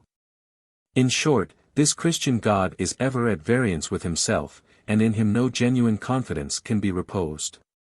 Can anyone then be happy who trusts to a being of this description? To one who is imperfect, unstable, passionate, and revengeful? To a being who has, in fact, no uniformity of conduct, no system of action, and no immutability of procedure? No. Those who place their confidence here must be wretchedly disappointed, and an agitated mind will be their unavoidable portion. Yet to all this is added, the fear of an eternal hell, as the certain and inevitable lot of 9/10 of the human race. To say, therefore, that this religion has made mankind happy, is to disregard all the operations of the human heart, and the most justifiable hopes of the human mind. Man! If thou wouldst be happy, thou must come home to nature, admire her splendid beauties, develop truth from the permanence of her laws, cultivate real virtue, improve and exalt thy character, extend the sphere of thy utility, and invariably adhere to the practice of a pure and genuine morality. 6. Origin of the earth. Supernatural religion has been fertile in inventing systems concerning the origin of the world. The period which has been assigned to its duration has been extremely different among different nations of the earth, and has been limited or extended by theological authority. The Chinese records ascribe to the earth a duration of more than 20,000 years, and according to the opinions of some, of more than 40,000 years. These opinions are controverted by Christian believers, because, according to their sacred writings, the age of the earth is only about 6,000 years. Every opinion on this subject, which is supported by a popular and supernatural theology, is maintained with a tenacity which fanatic dogmatism never fails to inspire. It is, no doubt, a matter of curious inquiry when and by what means the earth was produced, what important changes it has undergone, and by what means these changes have been effectuated. And what will be their final result upon the modification and existence of the earth. While we inquire into the origin of the earth, we are also naturally led to the idea of the other extreme, and are solicitous to ascertain the ultimate extent of its duration. It is, however, a subject of vast difficulty, and involved in so much darkness and uncertainty, that it will probably always be impossible to reduce to absolute certitude any philosophical ideas upon this abstruse and difficult case. One thing, however, is certain, that if philosophy be ignorant upon the origin of the earth, theology, from the nature of its character, must be still more ignorant. Philosophy investigates with patient and temperate perseverance, while theology is impelled by the gales of ranting enthusiasm. The latter is certain, without evidence, and the former is in doubt because it is deficient in evidence. When it is asserted by Christian believers, that without the Bible we should know nothing of the beginning or the end of this world, what do they say more than this? That we must take the authority and declaration of a theological book for absolute and positive truth, that assertion must supply the place of evidence. The ignorance of antiquity is to be preferred to the science of modern times. The decisions of the Church ought to have more weight than the demonstration of intellect. That the mythology of every nation should be put into the balance against the strength of human judgment, and a comprehensible development of moral and physical laws. The earth which we inhabit occupies a station in that vast system which is presented to our view in the regions of space. It is the residence of beings whose powers are inadequate to a comprehension of all those vast objects which surround them. It is this ignorance that has induced the necessity of so many false and whimsical conjectures concerning the origin of the world. There is, however, in this case one substantial consideration, to which we ought to direct our reflections. It is among the philosophical truths which cannot be controverted, that nothing can never become something, and that something can never become nothing. If this truth be applied to the present case, we shall have in part a solution of the difficulty, so far as it relates to the existence of the materials of which the earth is composed. But modification and local situation in the planetary system will constitute another part of the inquiry. Christian philosophers themselves have acceded to the axiom, that from nothing, nothing can be made. If this be true, as it clearly is, the eternal duration of the earth, in some form or other, will follow as a necessary consequence. It is declared in the first chapter of Genesis, that in the beginning God created the heaven and the earth. But we are not told from what materials, or in what manner this work was performed. One thing, however, is remarkable in the account, that there were 3 days and 3 nights before the creation of the sun, which is the sole cause of day and night. This proves that Moses, or whoever wrote the first chapter of Genesis, was neither a good world maker, nor a good astronomer. If the whimsical and incongruous opinions of theologists were to be credited, every part of the physical universe would be distorted, and all the useful discoveries of philosophy would be destroyed by a single dash of authority. Moses makes day and night without the existence of the sun, Joshua stops the course of the sun, and the author of the Gospel of St. Matthew precipitates the stars from their celestial condition, and causes them to descend upon the earth with as little difficulty, as if they had been so many pebble stones. It is not in the fanciful reveries of religionists that we are to expect to discover physical truth. The smallest frantic impulse is sufficient to overturn the beauty and harmony of nature, and there is scarcely a religious zealot on earth who would not sacrifice natural truth to the frenzy of his enthusiasm. When the temperate philosopher asserts that it is probable, in his view of the subject, that the earth has existed from all eternity, the Christian fanatic rises in all the power of holy and vindictive resentment, as if the question, in its ultimate tendency, involved the best interest of moral existence, and all the practical considerations of human life. Progressive investigation upon this subject will constantly be attended with a diminution of respect for theological opinions, but a doctrine once established in supernatural religion is henceforth to be denominated absolutely true and infallible. The most abstract speculations of a philosophical kind are damnable heresies, and the authors and supporters of them destined hereafter to experience the vindictive fury and unrelenting vengeance of the Jewish and Christian God. The eternal duration of the earth, in some form or other, is rendered certain, by the essential properties of matter. Whatever does exist must have existed from all eternity, and must, from its very nature, continue to exist forever. Creation and annihilation, so far as these words are applied to the essence of things, are words without meaning, but so far as they are applied to a specific modification, they are intelligible and universal. Experience bears testimony to this solemn truth, but if the earth existed from all eternity, did it always hold the same relative position in regard to the sun and other planets? This is a question that can receive only a partial and probable solution, nor is it of importance to the true interest of philosophy that it should engage any high degree the attachment and energy of human intellect. The productions on the surface of the globe constitute, in some small degree, the foundation of ingenious conjecture. The vivifying influence of the sun seems to be an operating cause, without which vegetation and life would be unknown. In the present condition of the earth, the effect of the sun is clearly discovered, and the productions which we behold are the result of its celestial power. Men exist, large animals of various species also exist, together with all subordinate exhibitions of physical energy. Procreation and reproduction of specific kind and class are the invariable laws of nature. But the question of the greatest difficulty is that which relates to the origin of the first and most powerful kind of animals that exist upon the earth. The position which the globe at present holds in relation to the sun does not warrant us in the conclusion, that either man or the larger kinds of animals in brute creation could have resulted from this position. The same power that formerly produced them would be able to produce them still, and in addition to the ordinary process of reproduction, we should have a right to expect new beauties and wonders, equal, at least, to the most excellent which we now behold. This, however, is not the case, and the fair deduction on the ground of philosophy is, that the relative position of the earth and sun must formerly have been different from what it is at present. And that it is upon a hypothesis of this kind that we are to seek for a solution of the highest difficulties with which we are presented in the animal world. There is one other idea of analogical weight in the discussion of this part of the subject. Nature is everywhere periodical in her exertions and energies. She is susceptible of fatigue and lassitude, and her most powerful operations are followed by proportionate debility and inactivity.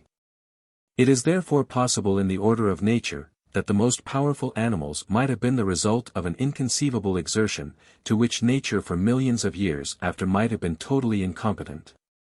Among the human species there is evidently a great diversity of external appearance. The white and the black man are as different in some other respects, as they are in the color of their skin. The long straight hair of the one, and the curled wool of the other, is a verification of this remark. Both races are intelligent, and it is presumed that the intellectual powers are not in any essential degree dissimilar. Improvement has made more difference than nature, and the immoral opinion, that the whites have a right to enslave the blacks, is a complete abandonment of the principle of reciprocal justice, and a violation of the fundamental laws of nature. The only consideration which induced the mention of this subject, was to show, that it is probable that nature has, at different times, made great exertion in the work of creation or production, and that from man down to the lowest insect, a graduated modification of physical energy has been exhibited throughout a past eternity. It will be then inquired, whether this conjecture can be analogized with the idea of new productions in the planetary system? The answer to this inquiry must be given unequivocally in the negative.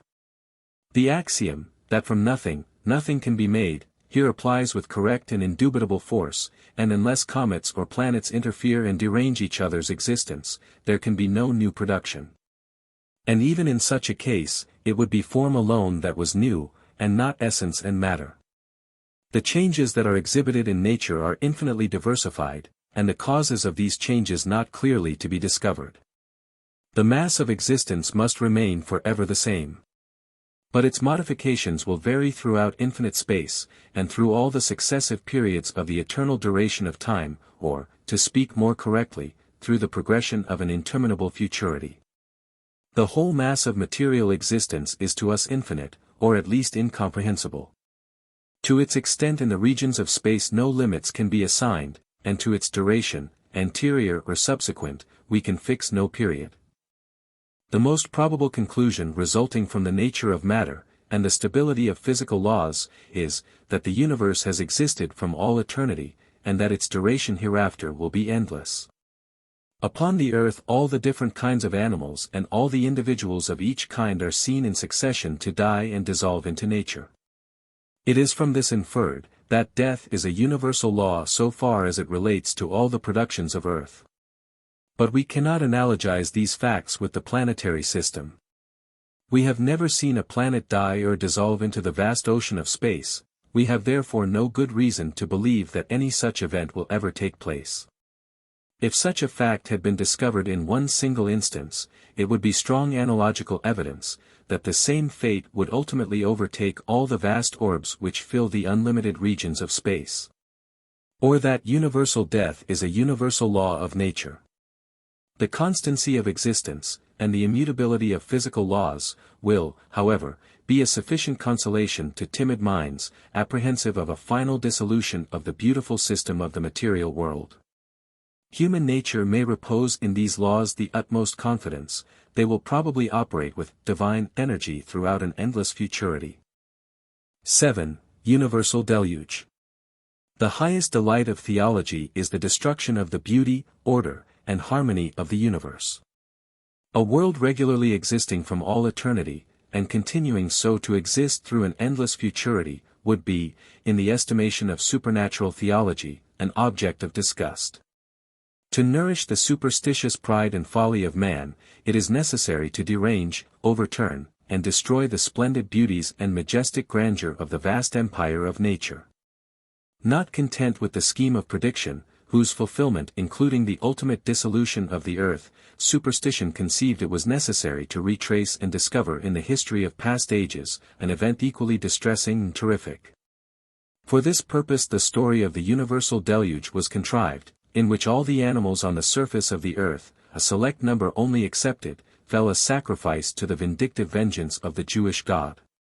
The nature and details of this story are exposed to strong objections, and by an examination of the Bible account, the inconsistency and even impossibility of the case will be discovered. It will also appear by recurrence to the law of nature, that such an event is in no shape whatever deserving of human credence. The law of fluids and the deficiency of water render it physically impossible that the whole globe should be overflowed at one and the same time. It is well known, that water always seeks its level. Where the equilibrium is destroyed, there will be instantly a powerful effort to restore it. If, therefore, the water was elevated sufficiently high to cover the highest mountains, the seas would become dry, a vast cavity would be formed below. And the waters would be precipitated with inconceivable fury and force to supply the cavities below, and re-establish the consistent harmony of nature. The mountains of Andes, in South America, by far the most exalted land upon the surface of the earth, is, at the point of Chimborazo, 20,000 feet above the common surface of the ocean. There is, therefore, a great deficiency of water to answer the purposes of a universal deluge. For as by the law of fluids, water uniformly seeks its level, it is necessary that all around the globe the water should be raised 20,000 feet, otherwise the American Andes would not have been covered, and the deluge would not have been universal. Let anyone calculate what a vast quantity of water would have been necessary to have covered the whole earth to such a height, and he will soon discover the absurdity of this marvelous account, and still more marvelous event. Related in the book of Genesis. To say that God created such a vast body of water for the sole purpose of drowning the world and all the creatures which he made in it, and afterwards annihilated it, is to assert, in the first place, that which is impossible. And throw upon the moral character of God a sarcasm, at which man ought to be ashamed, at which he ought to blush and be confounded. The account which is given of the deluge, subjects itself to strong suspicion of incorrectness and want of truth. It is impossible that the ark or any other vessel that ever was built, could have contained all the animals which are said to have taken refuge in it. This ark, according to the Bible description of it, was in length about 525 feet, in breadth 87.5 feet, and in height 52.5 feet. It is easy to perceive, that a vessel of such dimensions had not the capacity of containing the numbers, and all the various kinds of animals which are said to have been rescued from the fatal effects of this general deluge. It is in vain that the advocates of this wonderful event fly to miracles, or the operations of supernatural powers. Miracle on miracle must have been performed, the nature of things perverted, her laws wholly changed, and the immutability of the divine character completely annihilated, before it could be possible for the human mind to accede to the truth of this marvelous event. Some curious and philosophical observations concerning the deluge, taken from Emerson, a British writer, are here subjoined. Concerning the cause of this flood, some suppose it brought about by natural causes, and others, by nothing less than a divine power. Those that are for natural causes, imagine a comet to have passed near the earth at that time, and by its approach to have raised a very strong tide, which would increase as the comet approached earth. The effect of this would be, that this great tide would lay all places under water, and would consequently drown all the inhabitants so far as it reached. That such a cause as this is capable of producing this dismal effect, is very evident. For if so small a body as the moon, at the distance of 60 of the earth's semi-diameters, be able to raise a strong tide in the ocean, of 12 or 15 feet high, a comet as big as the earth, and coming very near it would raise a prodigious tide, capable of overflowing all that side of the earth which is next to the comet, and also the opposite side. But then this could not drown all places at once, for at the quadratures, or in those places which have the comet in their horizon, they would have as great an ebb, but then it would have this effect, to overflow and drown all places successively. For this huge spheroid of water, always pointing towards the comet, would by the earth's rotation pass over all the countries of the world. And, therefore, in the space of 24 hours, the whole earth would be involved in water, and all animals as effectively destroyed as if the water stayed 150 days upon the earth. Especially as the earth must needs make several rotations after this manner, before it could get clear of this disturbing force of the comet. The natural and necessary effect of all this would be, that by such a prodigious and rapid motion of this vast body of water round the earth in 24 hours, all plants and trees must be torn up by the roots, and carried along with the current. All buildings demolished, the rocks, hills, and mountains dashed to pieces, and torn away, all the product of the sea, as fishes, shells, teeth, bones, and carried along with the flood, and thrown upon the earth, or even to the tops of mountains, promiscuously with other bodies, hardly anything could be found strong enough to withstand its force. In such a case as this, it would be impossible for any ark to live, or the strongest man of war to exist upon the surface of the ocean. The arguments, physical and moral, against an event of this kind, are strong and conclusive. Nature is incompetent to any such exhibition, and the moral perfections of deity forbid it. The flood is therefore a chimera, and one of the theological errors contained in the Bible system of religion. If no other errors of greater magnitude or more pernicious consequences were to be found in this holy book, it would be an object rather of pleasant amusement than of severe remark and condemnation. 8. Christian Wonders. The truth of a book is always to be suspected in proportion as it deviates from consistency or the general laws of nature. The story of the deluge, which was considered in the previous chapter, is followed in the Holy Bible by a relation of other marvelous circumstances, which necessarily create, in all candid minds, extreme doubts of the validity or rectitude of such writings. The wonders that are unfolded in the Old Testament, may, with propriety, be denominated Christian, since it is by a union of the two books that Christian doctors have constituted the essence and doctrines of revealed religion. If this book, which is considered as divine, had displayed with clearness, dignity, and solemnity, the character of the Creator, if the principles of reciprocal justice, and genuine morality, had been developed and marked with precision. If fact had been substituted in the room of fable, it would not have been an object of censure and condemnation, and the ridiculous and marvelous accounts, which in the Old Testament make up a considerable part of the book, would never have been presented to the human understanding as objects of veneration, belief, and attachment. The destruction of the cities of Sodom and Gomorrah by fire and brimstone precipitated from heaven in the form of rain, the blowing down the walls of Jericho with ram's horns, by the triumphant march of the priesthood round the city. The marvelous and frightful story of the Witch of Endor, the woeful condition of Daniel in the den of lions, the hot sultry situation of Shadrach and his two companions in the fiery furnace, together with the unnatural and hopeless abode of poor Jonah in the belly of the whale, all these are specimens of that miserable and disgusting extravagance with which this Holy Bible is everywhere replete. These are a few out of the number of that long catalogue of foolish detail for which the scriptures of the Old and New Testament are so remarkable. If any man of the present day, who writes for the instruction and benefit of mankind, were to interlard his works with such idle, extravagant, and useless stories, he would be considered in a state of insanity. And his writings would be contemned even by Christian believers themselves. A reign of fire and brimstone is impossible in the order of nature, and inconsistent with the moral perfection of that being who governs the world. In throwing down the walls of Jericho, there is something in the detail of the story which, in the first place, is calculated to excite in human nature sentiments of humor and ridicule. The pompous and solemn parade of the priesthood, marching with great dignity around this walled city, with crooked ram's horns in their hands, and exhausting the whole force of their lungs with an expectation that by this puffing effort they should be able to throw down the stony walls of a city, has something in it of a laughable nature. But the conclusion of the story, if it had any truth in it, would be to a correct mind productive of distress, since indiscriminate and unrelenting murder forms the painful picture. The story of the Witch of Endor is too contemptible for serious remark, but when coupled with Lot's wife and with Samson, the pillar of salt, and the wonderful strength in Samson's hair, it might serve to frighten children and amuse fools.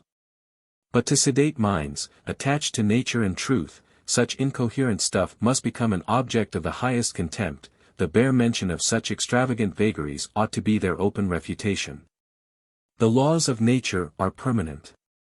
God is immutable and truth is immortal. To these great objects the energy of intellect ought to be directed. It is time, therefore, to proceed to the examination of arguments, which the most respectable and enlightened believers in Christianity have deemed sufficient to establish its divine origin. These arguments shall be taken up and stated in their full force, that in this respect Christians shall have no right to complain. The success attending an effort to confute them, must be judged of by the result and mode of execution. It is sufficient that a sincere desire to discover truth will be a constant concomitant of those inquiries. 9. Is the evidence drawn from miracles sufficient to prove the divine origin of the Christian religion? The sun rises in the eastern horizon with all its resplendent beauties and divine energies, and yet carries along with it no terror or disorder, no trouble or uneasiness in the mind of man. Its motion is known to be regulated by a constancy of impulse, by a cause, whose nature and power are invariable and uniform, by a cause, in which man reposes the utmost confidence. The stars glisten in the firmament, unshaken in their position. The moon performs her wonted duty in the planetary world. In other words, the solar system is guided by laws, of which mathematical science has taken the most indubitable cognizance. The productions of earth are subject to no supernatural derangement.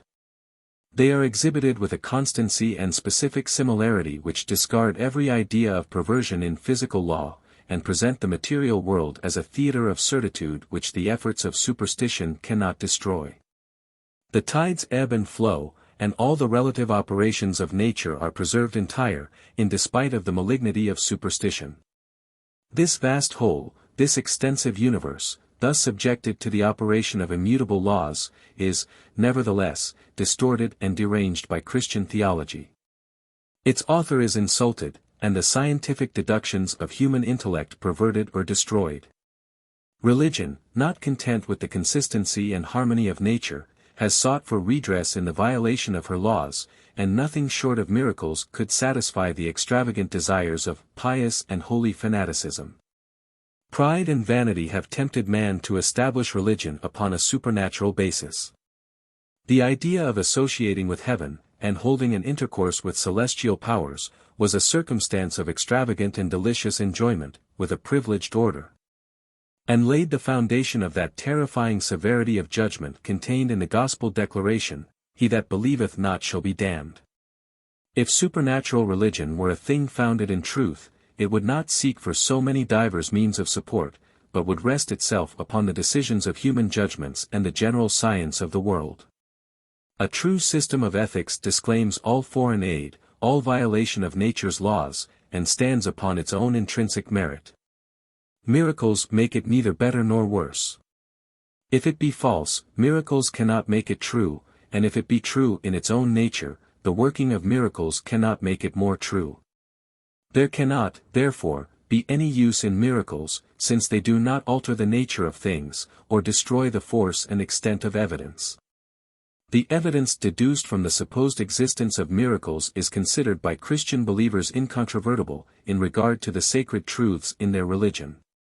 It is astonishing, say they, that any man can have the audacity to call in question the truth of this system, whose divinity has been proved by the working of so many miracles.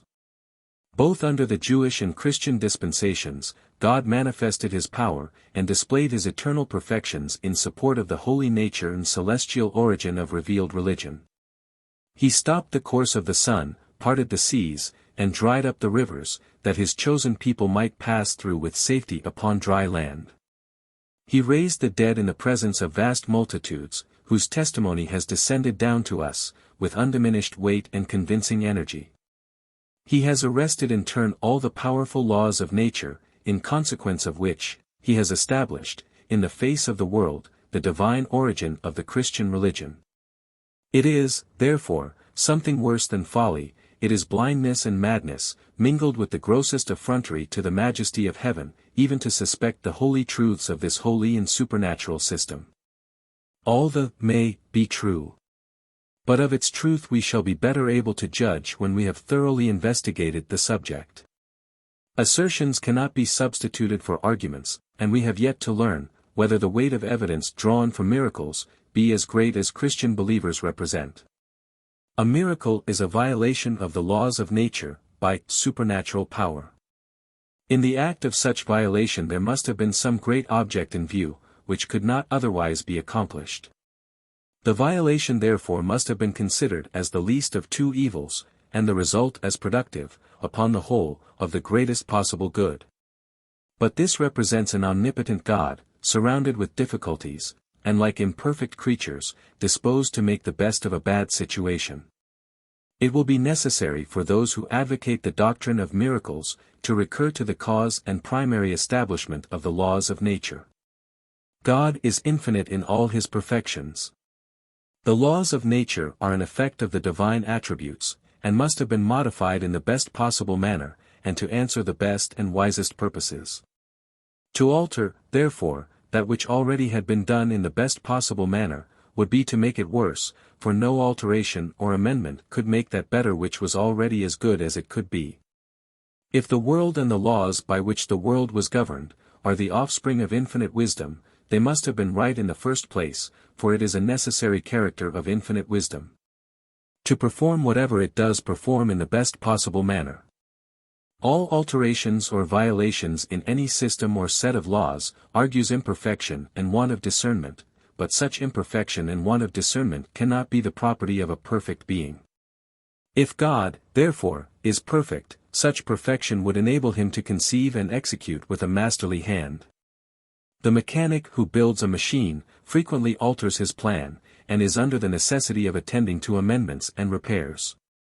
But his ignorance was the groundwork of this, and a competent knowledge of the principles by which the machine was constructed, would have precluded the necessity of subsequent correction and amendment. The Creator of the world knew perfectly well the force and effect of principle before it was applied to the accomplishment of the variegated motions and operations of existence. Ignorance, therefore, could have no share in modifying the vast powers of the universe, or the immutable principles by which it is directed. Wisdom, power, and goodness, combined in the management of the whole, and consequently the whole is formed exactly in such a manner as these three leading perfections of the divine character at first intended. To work a miracle, therefore, would answer no very valuable purpose, and is derogatory to the attributes of God, by which it is supposed to be wrought. To establish a system of religion by evidence drawn from miracles, is to establish it upon the ruin of the consistent harmony of the divine perfections, upon the ruin of all principle and all confidence. When the consistent character of the author of such religion is destroyed, the religion itself is not worth much. Either God did things in the first place as they ought to be done, or he did not. If he did them as they ought be done, there could have been no need of alteration, and consequently there could have been no such thing as a miracle. If he did not, then he must have been either imperfect, or have acted inconsistent with good principle, in either of which cases, his character as God would be destroyed, and the perfection of his existence sacrificed upon the altar of human folly.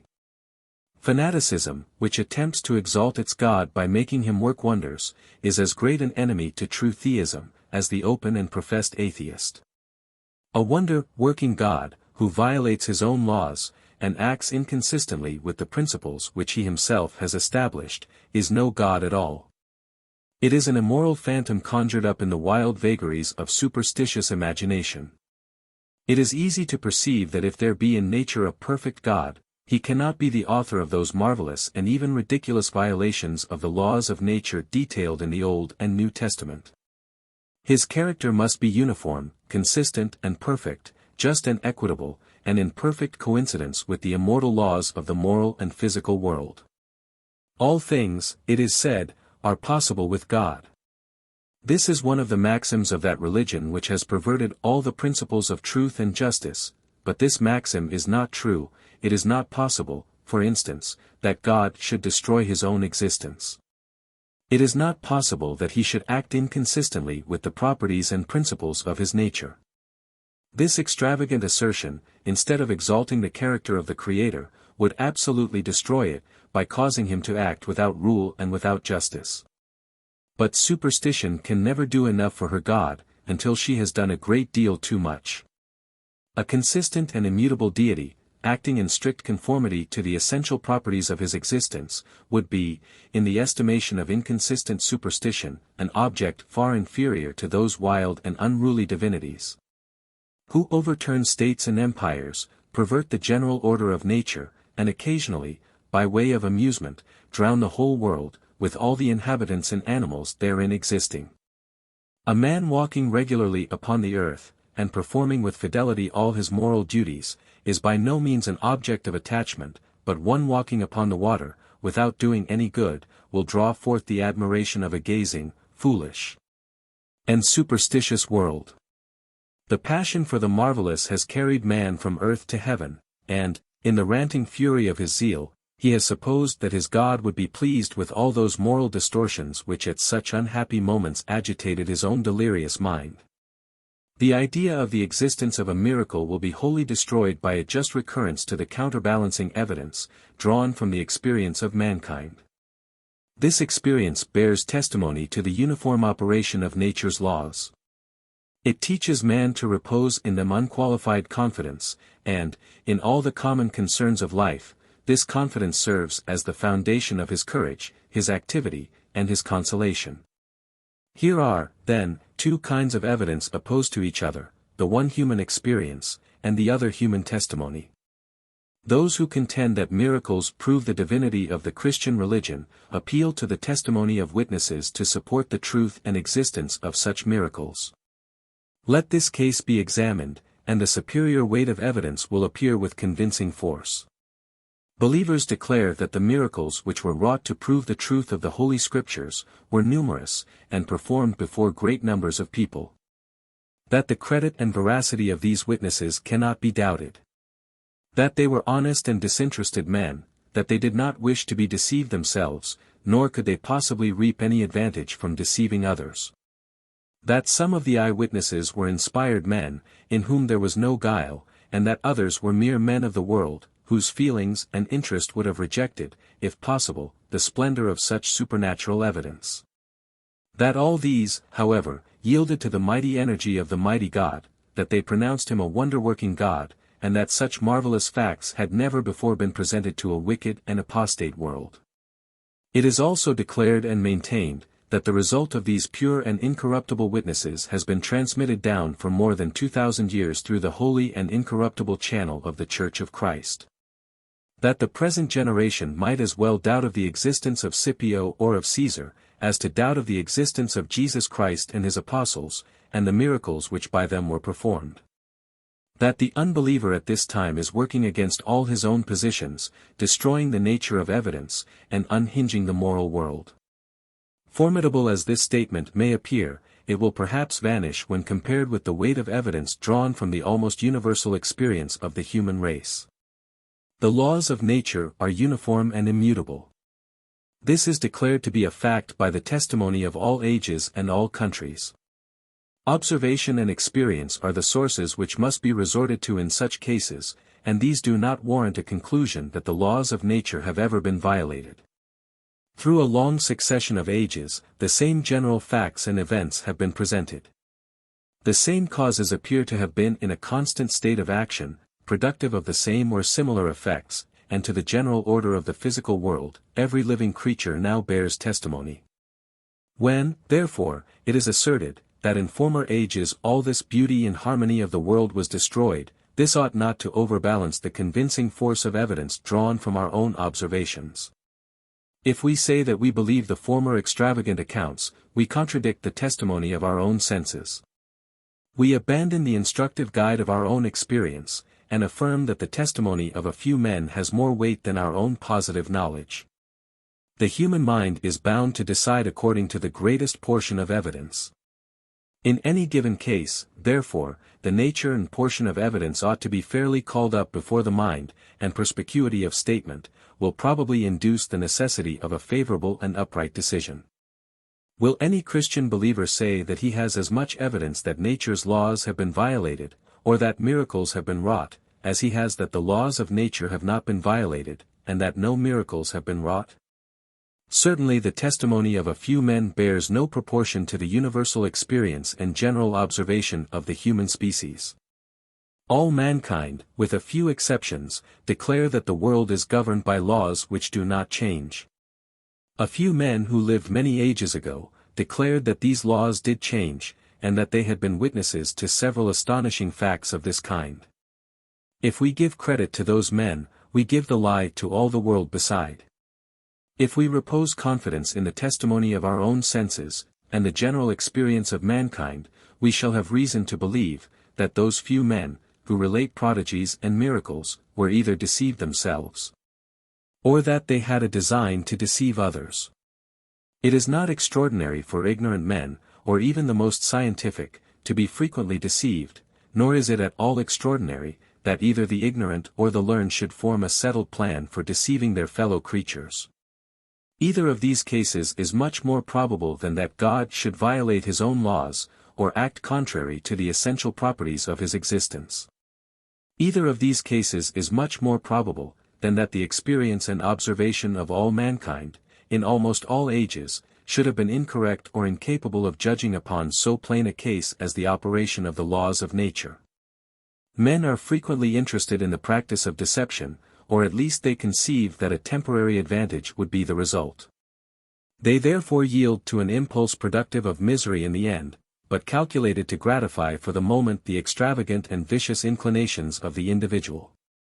Men are sometimes disposed to tell lies, but nature speaks the language of solemn truth. To controvert, therefore, this truth, and adhere to the stories of a few fanatic and ignorant individuals, is the height of folly. In no other case is man so unwise, in no other case does he so essentially depart from the rules of evidence and the respect which he owes to the dignity of his intellectual existence. Further considerations of corroborative weight and influence will be found essentially connected with the nature of this subject, by a recurrence to the history of intellectual existence, and the state of improvement in society. It is extraordinary, that all miracles have been wrought during the Dark Ages, and that a cultivated state of human existence has always excluded and rejected all such marvelous events. The smallest attention that has been paid to the historical progress of science, will convince us that there are most wonders where there is most ignorance. That knowledge has been always unfriendly to the existence of miracles.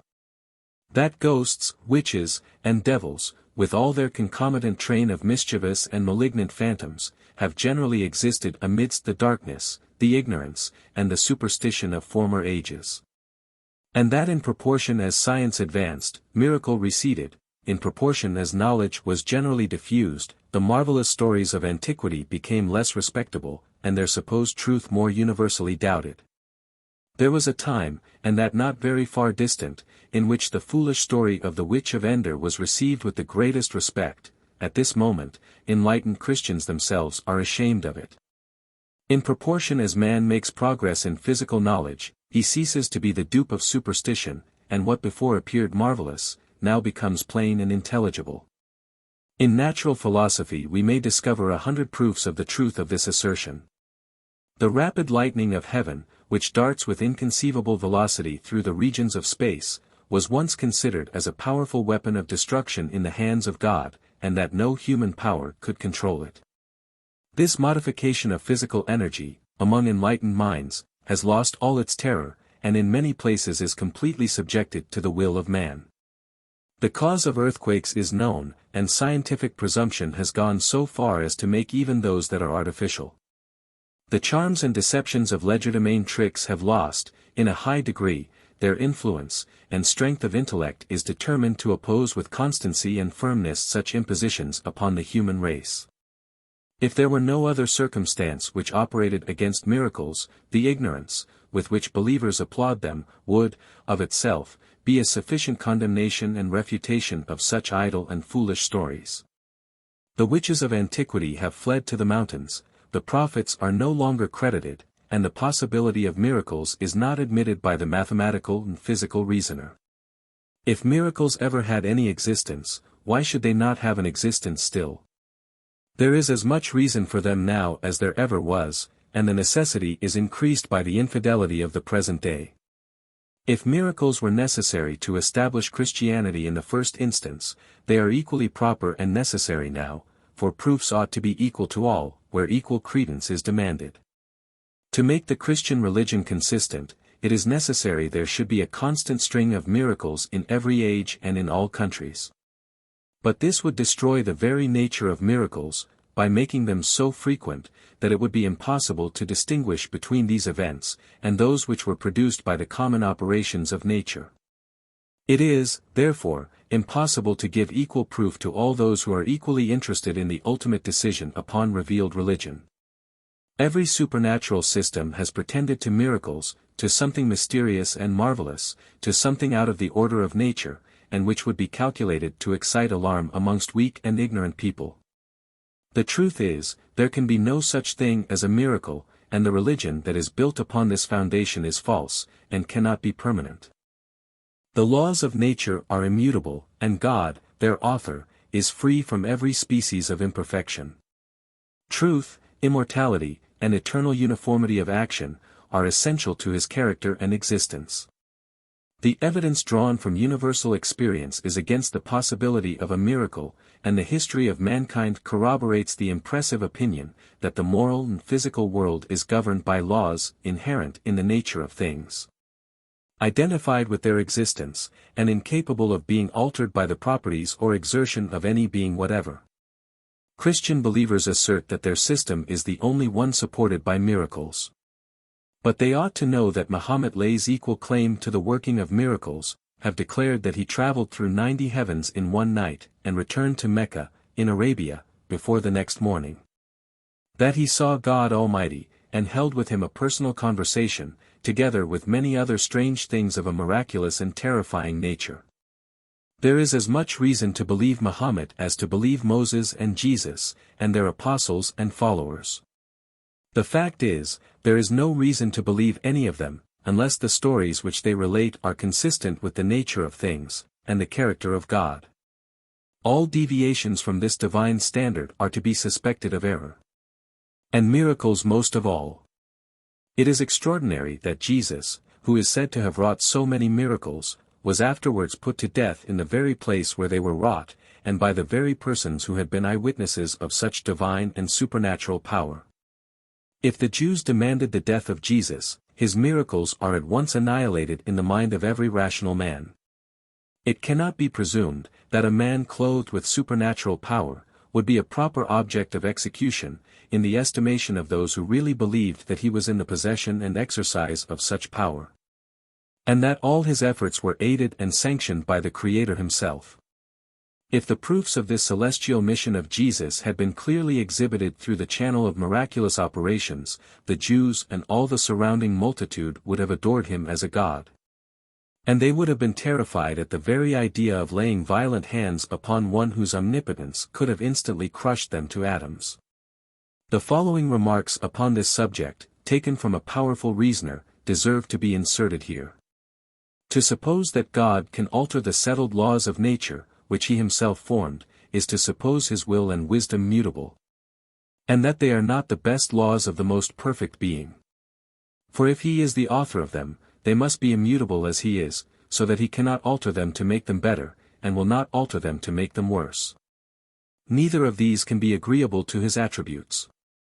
If the course of nature is not the best, the only best and fittest that could be, it is not the offspring of perfect wisdom, nor was it settled by divine will, and then God is not the author of nature, if the laws thereof can be altered.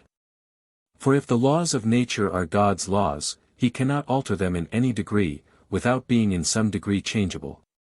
If all nature is under the direction of an immutable mind, what can make a change in that direction? God must be allowed to be eternal, therefore he necessarily exists, and is necessarily whatever he is, therefore it is not in his own power to change himself, it is his perfection to be immutable. For if his nature could possibly change, it might err, for whosoever is changeable is not perfect. Beside, an eternal and a perfect nature must necessarily be unchangeable. And as long as the first moving cause is the same, all subsequent and second causes can never vary. This reasoning is energetic and conclusive against the doctrine of miracles. If, then, there can be no such thing as a miracle, Christianity, which is built upon this foundation, must also be false.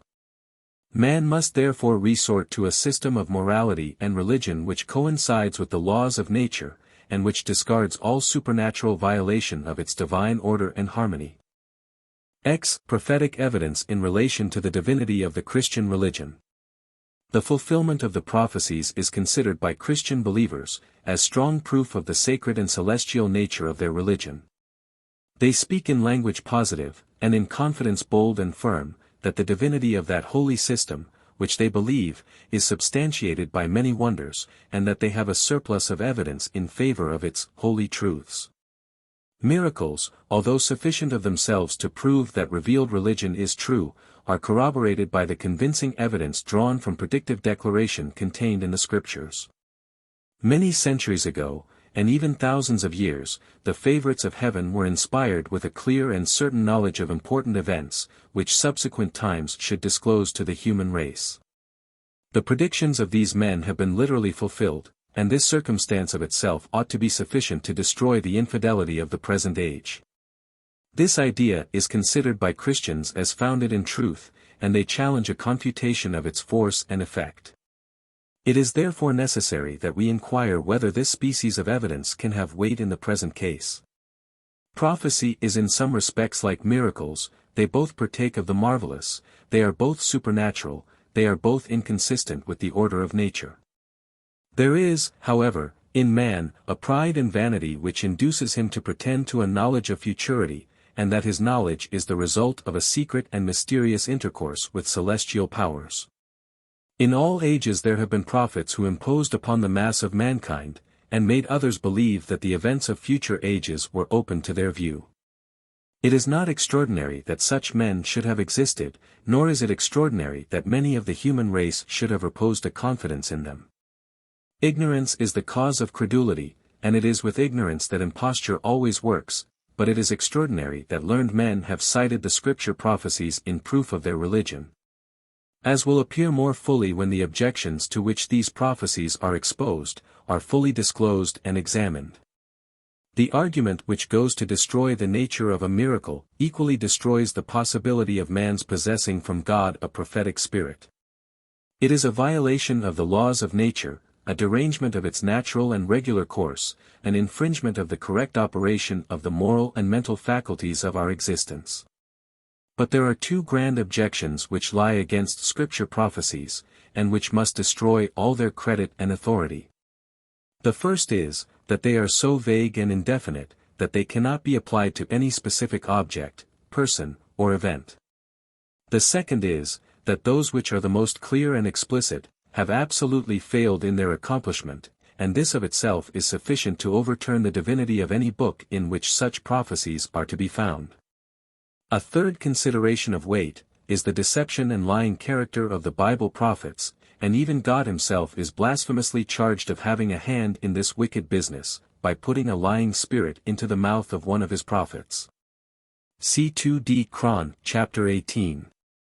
If the business of prophesying were admissible in any shape, it is that only which includes the perspicuity in certainty of time, place, person, object, and circumstance.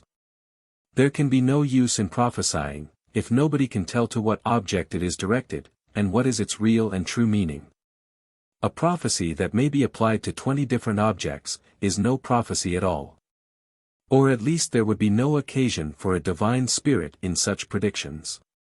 It ought to be called conjecture or mere guesswork, for any man might prophesy after this manner. If it did not suit one thing, it would perhaps another, and in the multitude of events that are constantly disclosed, it would be strange indeed if there was not some event to which the prophecy would in some measure apply. Fanaticism would then step in to aid the application, and a few councils, synods, and presbyteries, by the force of zeal and authority, could easily place the matter beyond the confutation of all the infidels of the world.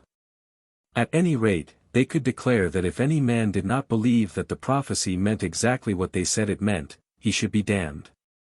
This, if it did not make the prediction clear, would at least make the Church strong, and in its authority henceforth infallible. It is pretended that the coming and second coming of Jesus Christ is clearly predicted in the sacred books of the Jews and Christians. But those predictions in the Old Testament, which divines so dexterously apply to the advent of the Son of Mary, are as applicable to any other person as they are to Jesus. It is sufficient in this place, to notice 2 or 3 passages which have always been prominent in the estimation of believers upon this subject. The scepter shall not depart from Judah, nor a lawgiver from between his feet, until Shiloh come. This, it is said, has an immediate reference to the first appearance of the Savior of the world, but admitting that the prophecy was correct in point of time, it is deficient in designation of person. It is impossible to tell who Shiloh is, and it would apply as well to Mahomet as to Jesus. The Christians assert that this prophecy was fulfilled. But the Jews, who ought to understand their own sacred writings better than the followers of Jesus, declare that it has not been fulfilled. If, however, the passage really had reference to the coming of Christ, why did it not express, in plain terms that could not have been mistaken, its real meaning, together with the name of the person, the place where he was born, and the time and place when and where he was executed, and by whom? This would have put the matter beyond controversy. The designation of Jesus by name, the name of his mother, and the peculiar circumstance of his death, would have been much better calculated to silence the objections of individuals. And prophecy would have become much more respectable in the view of reason. The seed of the woman shall bruise the serpent's head, is another prophecy which Christians declare relates immediately to their Savior. But it is impossible to discover any specific application of such a vague and indefinite assertion as this. The plainest explanation that can be given to the phrase is, that men, being the offspring of women, should find in themselves a disposition to bruise the heads of serpents, wherever they could find them. But what has this to do with religion or the coming of Jesus Christ? If the passage has any meaning of this latter kind, the words are not calculated to disclose such meaning, and we are just as ignorant as if it had never been spoken. In the 7th chapter of Isaiah, there is another famous prophecy in the following words, Behold, a virgin shall conceive and bear a son, and shall call his name Emmanuel. Butter and honey shall he eat, that he may know to refuse the evil, and choose the good. This prophecy declares that at some future time, some girl or other should be with child, and that the child's name should be called Emmanuel. This is the whole amount of it, and it is easy to perceive that it is remarkably deficient in all definite properties of perspicuous prediction. The name of Mary is not mentioned, nor the name of Jesus. Nobody knows who this virgin was, or by whom she became pregnant. All that is pointed and specific in this prophecy is the name of the child, and this is Emmanuel, and not Jesus. The Son of Mary, therefore, whom the Christians have exalted to be the Savior of a wicked world, is not included within the meaning of this prophecy. Or at least, if they meant that the prophecy should apply to Christ, it is a pity that they had not called him by name, and pointed out the time and place of his birth. This would have prevented much doubt and difficulty, and been more consistent with the perfections of that God who is bound to instruct and not deceive his creatures. There is one further observation upon the nature of this prophetic passage, which is, that after declaring that Emmanuel should eat butter and honey, and the reason that is offered for this, is that he might know how to refuse the evil and choose the good. As if the way to discriminate with correctness between moral and immoral principles, was to live upon butter and honey. It is probably true that such a mode of living rendered habitual would be favorable to the moral temperament of man, and that the use of animal food makes him savage and ferocious. It ought not, however, to have been mentioned as a principal cause of distinguishing between good and evil. This is the work of the moral and mental faculties of our existence, and some men might eat honey during their whole lives, and die at last totally ignorant of moral principle. This passage of Holy Writ, in its real nature and character, does not deserve the least comment or observation. But when Christian theology has made molehills into mountains, it is a duty which we owe to the cause of truth, to strip the film from off the eye, that nature may appear correct and without distortion. When prophecies are expressed in such a loose and unmeaning manner, they lose all their character and credit, and can never be cited as proof of the divinity of that religion in which they are found. Whoever wishes to be more fully convinced that Scripture prophecies are destitute of all certitude, is referred to the perusal of a work, entitled, Christianity as Old as the Creation, in which numerous passages of this kind are called up to view, and the reader is furnished with chapter and verse in various places of the Old and New Testament. In the second place, that prophecies do not prove the truth of the Christian religion, is evident from the consideration, that some of those which are most clear and explicit, have absolutely failed in their accomplishment. The 24th chapter of Matthew is adduced to prove the present assertion. In that chapter Christ foretelleth the destruction of Jerusalem, and the end of the world. The inquiry being made, when shall these things be accomplished, the answer is, that this generation shall not pass away till all these things be fulfilled. But it is necessary to quote the whole passage, to show that this prophecy, which is as clear and definite as any one contained either in the Old or New Testament, has not been fulfilled. That the time of its fulfillment expired long ago, even in that generation in which it was spoken, and that this of itself ought to destroy the validity of all Christian prophecies. Because, when detected in one positive and absolute falsehood, the veracity of Testament writers is forever afterwards to be suspected. Ver. 29th, immediately after the tribulation of those days, shall the sun be darkened, and the moon shall not give her light, and the stars shall fall from heaven, and the powers of the heavens shall be shaken. And then shall appear the sign of the Son of Man in heaven, and then shall all the tribes of the earth mourn, and they shall see the Son of Man coming in the clouds of heaven with power and great glory. And he shall send his angels with a great sound of a trumpet, and they shall gather together his elect from the four winds, from one end of heaven to the other. Now learn the parable of the fig tree. When his branches are yet tender, and putteth forth leaves, ye know that summer is nigh, so likewise ye, when ye shall see all these things, know that it is near, even at the doors. Verily I say unto you, this generation shall not pass till all these things be fulfilled. Heaven and earth shall pass away, but my word shall not pass away. The things predicted in this passage have not come to pass. The sun has not been darkened, nor has the moon ceased to give her light. The stars still shine in brilliant splendor, they glisten in the expansive firmament, they still hold their stationary predicament in the regions of space, and are expressive of the majestic grandeur and resplendent glory of the Creator. There is no Christian that can contend that this prophecy has been fulfilled. Everything contained in it was to have taken place before that generation should pass away, but not only that generation, but many others have passed away. 1800 years have elapsed, and the things spoken of are not yet accomplished. There is a complete failure, the prophecy is false, and this falsifies the book in which it is contained. A single detection of this kind is enough to destroy the credit and authority, the pretended divinity and celestial origin of the New Testament. If God the Creator had inspired the men who wrote it, they would have written nothing but truth, for it is impossible that he should have inspired them with lies. There are many other places in the New Testament which speak of the day of judgment, and the final termination of the world. As if it were expected that those events would actually have taken place during the lifetime of the apostles or immediate followers of Jesus. See Cor X 11, Heb 9. 21, 1 John 2. 18. If those men who pretended to be inspired, were nevertheless so grossly deceived, what confidence can the human race now repose in their writings? It is evident that the end of the world was expected as an event that must shortly happen, and that the apostles waited for it with trembling anxiety, frequently impressing on each other the importance of being prepared for the opening of such a terrific scene.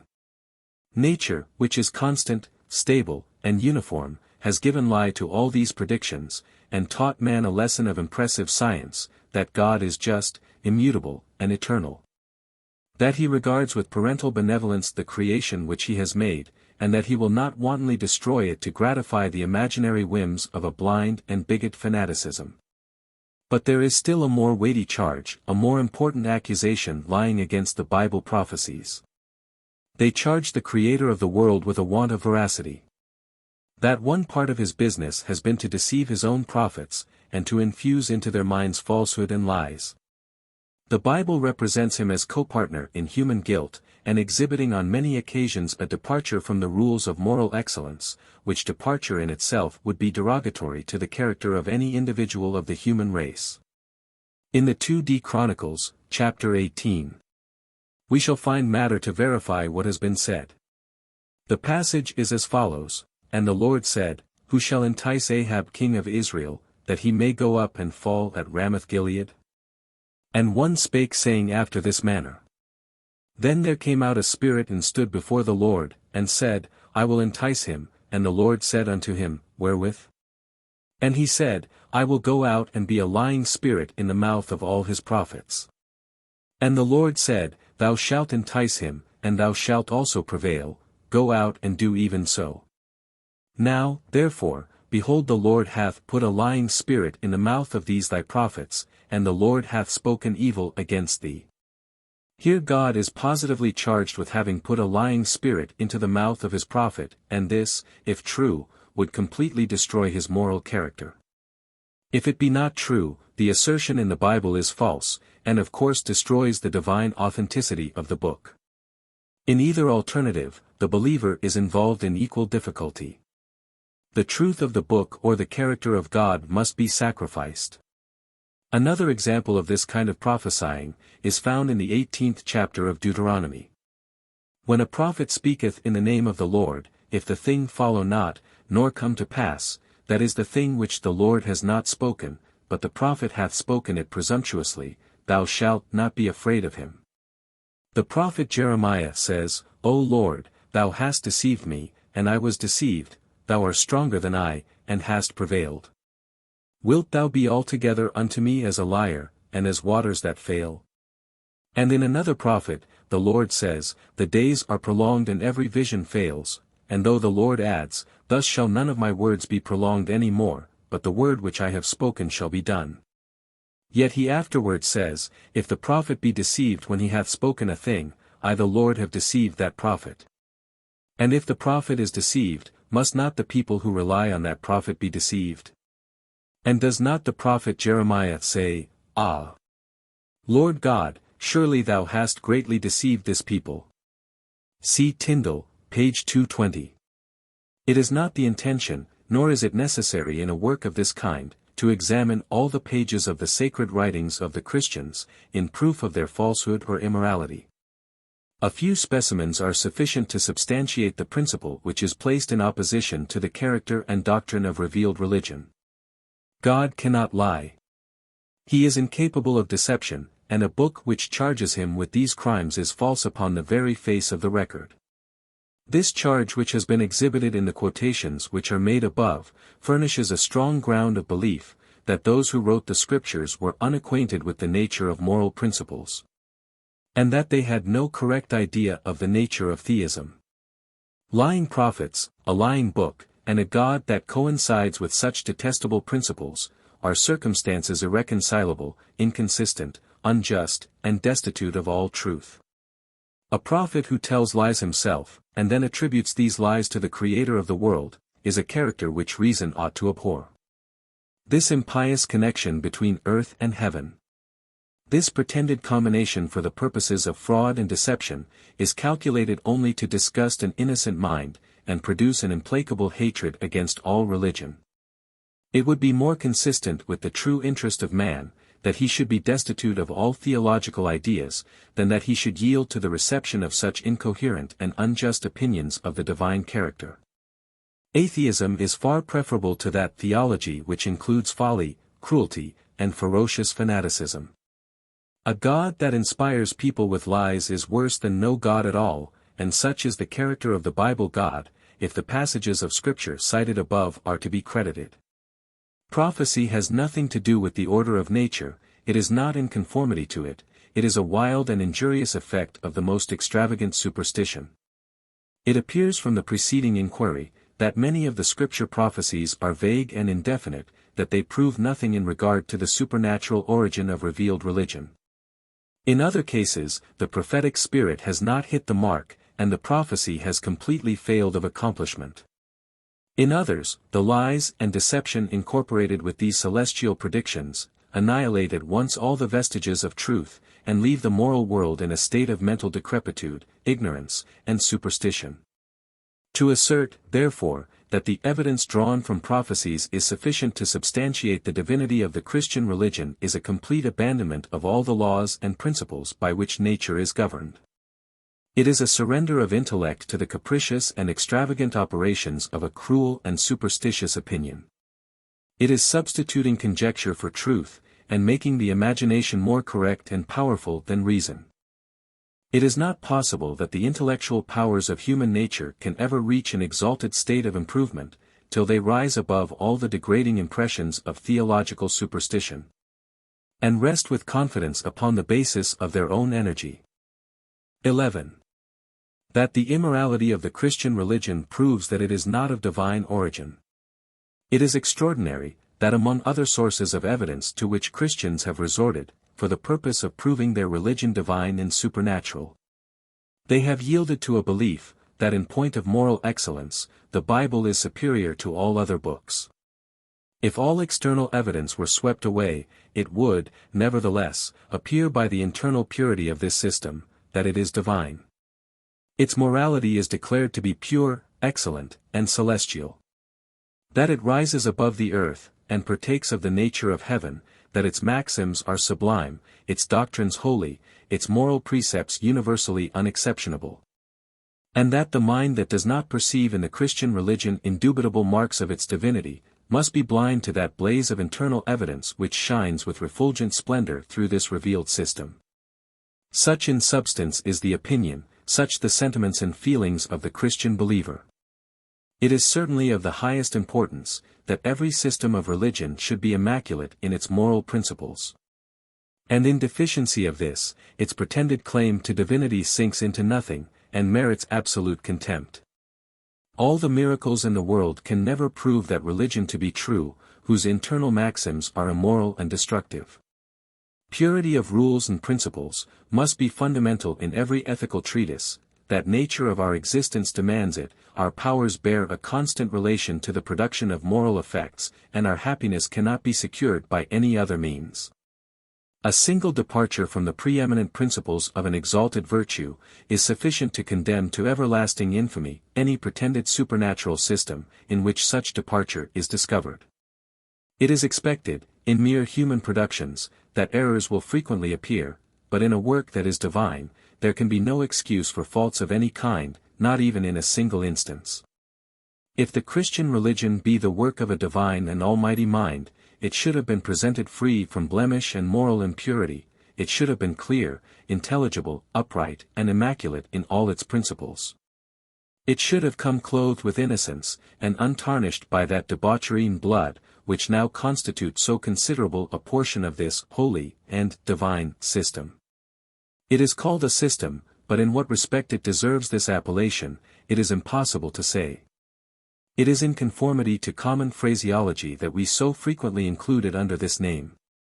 It is not systematic either in its history, its doctrines, or its morality. It consists of detached historical anecdotes, false or mutilated moral rules, and unintelligible dogmas. They are bound up together in one book. But they have as little connection with each other, as the history of Greece and the accounts of the Salem witchcraft. In a genuine system of ethics, it is expected, at least, that glaring immorality will be excluded, and that the fundamental principles will coincide with the nature and powers of man. But when we behold in a book the grossest violation of theoretic moral excellence and practical purity, the greatest indecency and the most disgusting indelicacy of sentiment, there is good ground to suspect that such a book has been the production of weak and vicious men, and the work of infinite wisdom. It is, however, denied by Christians, that their religion contains maxims and principles of an immoral nature. It is therefore necessary to furnish incontrovertible proofs of this position, and show in what respects the Bible is at war with moral virtue, the peace of society, and the best interests of man. It is necessary to show that this book contains maxims and commands which are said to have come from God, which would disgrace the character of any honest man, and make him a candidate for a state prison or the gallows. When the chosen people of God were about to leave the land of Egypt, he commanded them to borrow from the Egyptians, jewels of silver, and jewels of gold, without any intention of ever returning them to their proper owners, but to march off and appropriate them exclusively to their own use. Here was deception, and a breach of trust of so black a complexion, that it was very little better than downright theft or open plunder. Of a similar nature is the conduct of Jesus, when he sent his disciples to bring him a colt that was none of his own. In case of a detection or attack, he ordered his disciples to answer, that the Lord had need of him. Such a trifling evasion at the present day would not be considered as a valid excuse for feloniously taking and carrying away another man's property. If it was right at that time to steal in the name of the Lord, or get clear of the crime, by saying that the Lord had need of the stolen goods, it is right yet, and such a maxim once admitted would overturn the empire of justice, and subvert the order and peace of society. There are many heavy crimes and high-handed misdemeanors, which lie very strong against the chosen people of God. And if the accounts of immorality detailed in the Old Testament, concerning the Jews, are true, we should be led to conclude that God had not made a very wise choice. The history of that barbarous people is the history of carnage and murder, of theft, robbery, and almost every species of villainy, that ever disgraced an ignorant and savage nation. It is to be presumed, that if God would condescend to become partial to any of the human race, and make them his chosen people, he would choose those that were already strongly attached to the practice of an exalted virtue. Or that he would instantly instruct them in the knowledge of useful, moral, and sublime principles. This, however, is not the fact of the present case. The Jews knew nothing of morality or science, before God made them his chosen people, and they knew nothing of it afterward. So that their intimacy with their God was of no advantage to them, and still less to their neighbors. To their neighbors it was the sword of vengeance and slaughter. For when they were impelled to the abominable crimes of unrelenting murder and universal pillage, they charged it upon God, and said, for so doing, they had his immediate command. In proof of this, various passages might be cited. But a few are sufficient to destroy the credit of the Bible, and free the divine character from such odious imputations. In the 20th chapter of Deuteronomy, the following bloody and exterminating commands are given, and these commands are attributed to God himself, verse 13, and when the Lord thy God hath delivered it into thine hands. Thou shalt smite every male thereof with the edge of the sword. But the women and little ones, and the cattle, and all that is in the city, even all the spoil thereof shalt thou take unto thyself. Verse 16, But of the cities of these people, which the Lord thy God doth give thee for an inheritance, thou shalt save alive nothing that breatheth. But thou shalt utterly destroy them. In the 6th chapter of Joshua, there is another specimen of the immoral and murdering spirit of God's chosen people. Verse 21, And they utterly destroyed all that was in the city, both man and woman, young and old, and ox, and sheep, and ass, with the edge of the sword. To charge the Creator of the world with such a violation of all justice, with such a dereliction of every humane sentiment, is to deprive him of all his moral perfections, and to make him equal in villainy to Moses and Joshua, or any of the eminent murderers whose names have been recorded in the bloody history of the human race. It is strange to observe, that in reasoning upon theological subjects, men are disposed to abandon the correct ground of moral decision, and contend that those actions which would be unjust in man would nevertheless be just when performed by the Creator. This is a mode of reasoning that perverts all the faculties of our existence, destroys the moral excellence of deity, and overturns the foundation of principle. In all beings that are intelligent, moral principle is the same. And God has no more right to violate it, than any other being. He is essentially bound by the properties of his existence, and his character cannot be sustained without an undeviating attention to the immutable principle of justice.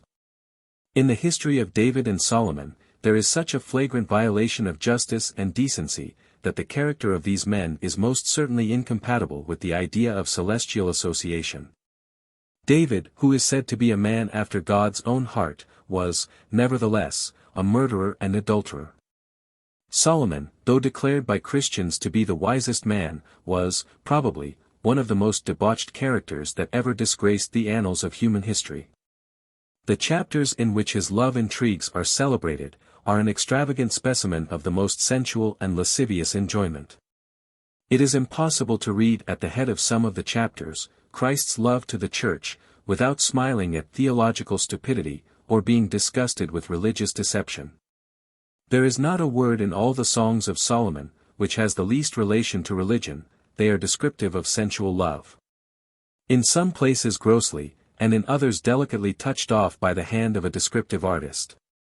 If the Church of Christ at the present day possessed moral sentiment enough to produce a blush, its cheek would be crimsoned over at the idea of incorporating with a system of divinity, this ludicrous and lascivious poem.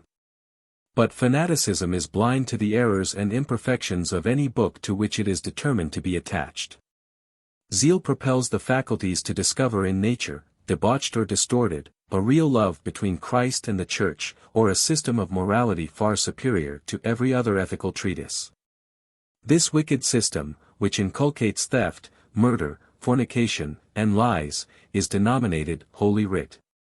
If such be the character of Holy Writ, it is far better to seek for moral consolation in productions of another kind. It is a blasphemous application of the terms, and subverts all human confidence in the purity and truth of natural religion. In this religion there is certitude, consistency, and moral virtue. Of all the books that ever were published, Volney's Ruins is preeminently entitled to the appellation of Holy Writ, and ought to be appointed to be read in churches. Not by His Majesty's special command, but by the universal consent and approbation of all those who love nature, truth, and human happiness. In the New Testament, many principles are advanced inconsistent with moral truth, destructive of the peace of society, and subversive of the best interests of the human race. Some of these ruinous and immoral sentiments must be noticed, and made the subject of useful comment. The gospel of Jesus Christ is announced to a wicked world, as a great and important blessing. But an examination of this system will show that it is calculated to annihilate everything valuable in human existence, to create endless wars among the nations of the earth, to destroy peace and tranquility, discourage industry, and arrest the energetic progress of the human faculties in their career of beneficial improvement. In proof of these assertions, the following passages are quoted, Luke chapter 14. Verse 26, If any man come to me, and hate not his father, and mother, and wife, and children, and brethren, and sisters, yea, and his own life, he cannot be my disciple. In the Gospel of St. Matthew we are commanded to love our enemies. By what strange perversion of moral sentiment is it, that we are commanded in one place to hate our nearest relations, and in another to exercise a tender and affectionate regard to our implacable enemies? Such a violation of consistency in a moral code annihilates at once all human confidence, destroys the finest feelings of the heart, and renders it indubitably certain that such a book cannot be divine or true. The above passage is also inconsistent with that part of the Decalogue which says, "Honor thy father and thy mother," for surely we cannot hate and honor them at the same time. It is also expressly contradictory to the mild and benevolent temper so frequently exhibited in the epistles of John. If any man say that he is in the light and hateth his brother, he is in darkness, even until now. If the above passage in Luke be true, the condition on which we are to become the disciples of Christ, is that of hating our brother, and all our relations, while in the writings of John, love is absolutely necessary to the idea of true religion. How these opposite declarations can stand together, it is difficult to conceive. Christian fanaticism is able, perhaps, to reconcile them. But reason sees in them nothing but inconsistency, and the heated zeal of an incorrect and disordered imagination. Another passage of most destructive immorality is in Matthew's Gospel, chapter 10. Verse 35, "Think not that I am come to send peace on earth, I come not to send peace, but a sword. For I am come to set a man at variance against his father, and the daughter against her mother, and the daughter-in-law against her mother-in-law, and a man's foes shall be of his own household." If this was really the object of Christ's mission, no man was ever sent upon a more bloody and baneful expedition. This is carrying the sword of war into the hearts of nations, and sowing the seeds of private animosity in the bosom of domestic life. It is inconsistent with the goodness of God, that he should have been the author of a religion which has annihilated rational peace, and subverted the foundation of social and domestic tranquility. The same dreadful idea is expressed in other parts of the New Testament, and furnishes an immutable ground of decision against the moral principle and divinity of this religion. But not content with spreading far and wide the baleful effects of public and private calamity, this revealed system has positively enjoined, what, if reduced to practice, would bring upon the world universal starvation, and cause the human race to become extinct. See Matthew chapter 6. "Therefore I say unto you, take no thought for your life, what ye shall eat or what ye shall drink, nor yet for your body what ye shall put on. Is not the life more than meat, and the body than raiment? Behold the fowls of the air, for they sow not, neither do they reap, nor gather into barns, yet your heavenly Father feedeth them. Are ye not much better than they? Which of you by taking thought, can add 1 cubit unto his stature? And why take ye thought for raiment? Consider the lilies of the field how they grow, they toil not, neither do they spin, and yet I say unto you that even Solomon in all his glory, was not arrayed like one of these. Therefore take no thought saying, what shall we eat, or what shall we drink, or wherewithal shall we be clothed? If these directions were followed, the corporeal and mental industry of man would be destroyed, and famine, ignorance, and misery would be the necessary consequence. It is in vain that we are told that these passages do not mean what they express. If, when we are told that we ought to love our enemies, it is meant that we should not love them, and when we are told that we ought to hate our nearest relations, it is meant that we should not hate them. If when we are told that we ought to take no thought for the morrow, it is meant that we should take thought. If such be the explanatory methods by which the injurious force of these passages is to be done away, there is an end to all confidence in language, and the religion of Jesus is better calculated for deception than instruction. The writings of Paul, that heated and fanatic zealot in the Christian faith, are equally noxious to the cause of moral virtue, and are calculated to annihilate the most virtuous efforts of every individual. It is not of him that willeth nor of him that runneth, not of works lest any man should boast, of ourselves we can do nothing. Together with 100 other passages of a similar nature, which go directly to suppress all the elevated exertions of the human faculties, and if literally followed, would turn man from intelligent activity, to a state of brutal indolence. It is extremely destructive to the moral happiness of mankind to teach them the want of powers, or the inadequacy of those they possess. Because the fact is otherwise, because it is a solemn truth that the powers of man are competent to provide for his happiness, they are equal to the exigencies of his existence. It is superstition that has made him a fool, it is religious tyranny that has enslaved his mind, perverted his faculties, and tarnished the glory of his intellectual energies. Christianity has taught him two awful and destructive lessons. First, that he is incapacitated for the performance of moral actions, and secondly, in case he should perform them, they would add no merit or superior excellence to his character. That his best righteousness is like filthy rags which God would treat with marked abhorrence. The repetition of such discouraging impressions must necessarily work an effect remarkably injurious to the virtuous activity of the human race. It is in conformity to this immoral instruction, that we see fanatic Christians everywhere boasting of their own inability, and doing violence to that internal sentiment which would otherwise constantly impel them to the performance of acts of justice, benevolence, and universal charity.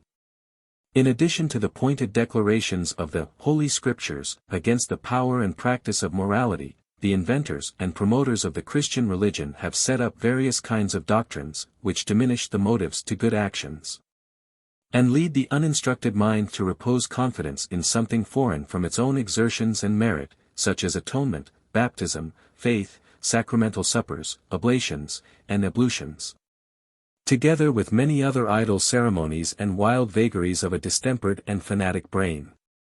The idea that Jesus the Son of Mary died for the sins of the world, and that henceforth moral virtue can have no saving efficacy, is among the most destructive conceptions by which the moral world has been insulted and perverted.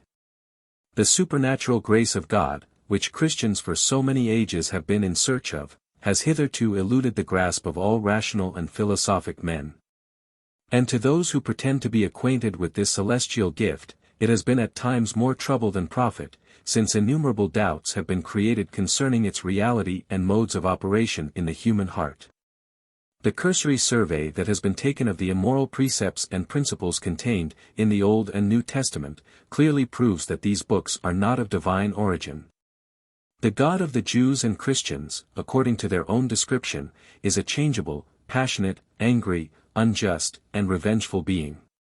Infuriate in his wrath, capricious in his conduct, and destitute, in many respects, of those sublime and immutable properties which really belong to the preserver of the universe.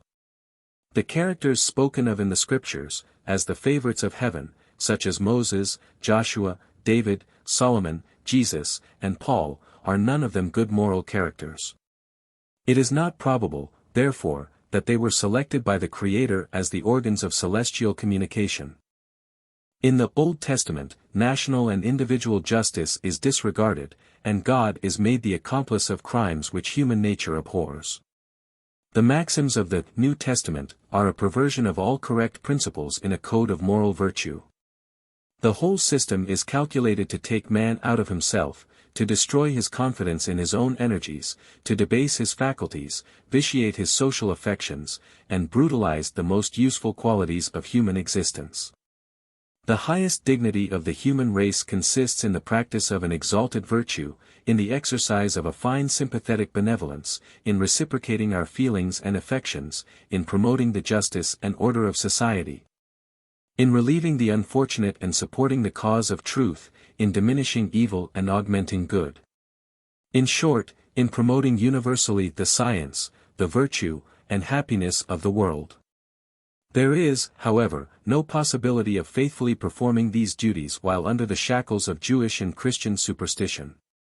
The remedy consists in a return to nature, and in elevating our views and conceptions above those theological absurdities which have degraded man to a level with the beast, and taught him to respect his civil and ecclesiastical tyrants as beings of a higher order, or celestial messengers from a vindictive and revengeful God.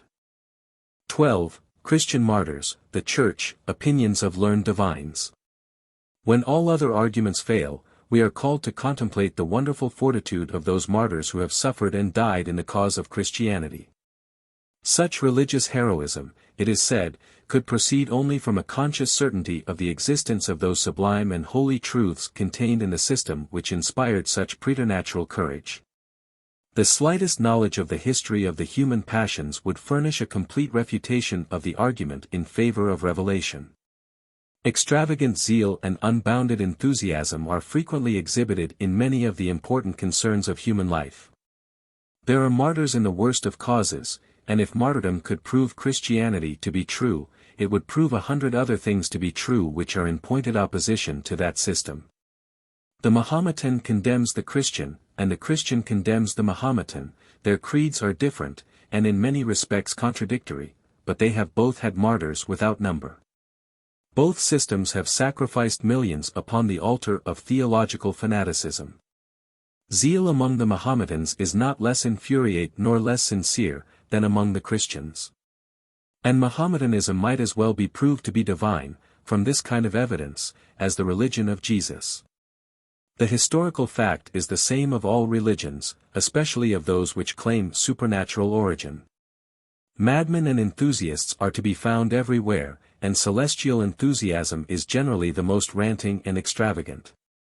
But when recurrence is made to the universal conduct of mankind in every age, and upon every important occasion, it is strange that an argument drawn from the conduct of Christian martyrs should have been advanced in favor of the divine origin of this religion. The spirit of fanaticism, which made Europe, during several centuries, the slaughterhouse of the world, will not, surely, be adduced in favor of the mild and celestial nature of the religion of Jesus. Yet the Crusades prove as much as individual martyrdom, and neither of these proves more than that human nature is susceptible of strong and rancorous passions, and that to the variety in the modification of these passions there is no end. A heated and delirious imagination always overturns the empire of reason, and subverts the throne of justice. The extent of real attachment which individuals may show towards any cause, is not conclusive evidence that such cause is right. It is evidence only, that such persons are deeply interested in it, but the interest which they take may be nourished by 1,000 other causes, than a clear and comprehensive view of truth. The savage of America has excelled in the patient fortitude of suffering beyond all that can be boasted by all the Christian martyrs of the world. Yet this uncultivated man of the Western world holds in contempt the doctrines and promises of the Christian religion. It is directly in the face of all historical facts, to contend that the conduct of Christian martyrs substantiates, in any degree, the divinity of the Old or New Testament. From the banks of the Mississippi to the island of Japan, there is not a spot of earth, but what has furnished martyrs in some cause or other. And if the idea contended for by believers were true, it is certain that more than 500 religious sectaries, all different in the tenets which they hold, could instantly prove the sacredness of their theological opinions, by reference to a spirit of fanatical martyrdom. Which spirit, instead of bearing the least relation to truth, has served only to make man a miserable idiot, and deluged the world in blood. The Church of Christ, in all ages, has come in for a share of influence and authority, to prove that the Scriptures are true. The Church has always believed in the Bible, and therefore the Bible is true. The Bible declares the Church to be right, and therefore the Church cannot be wrong. The Church proves the Bible, and the Bible proves the Church, thus the divinity of the one, and the infallibility of the other is rendered incontrovertible.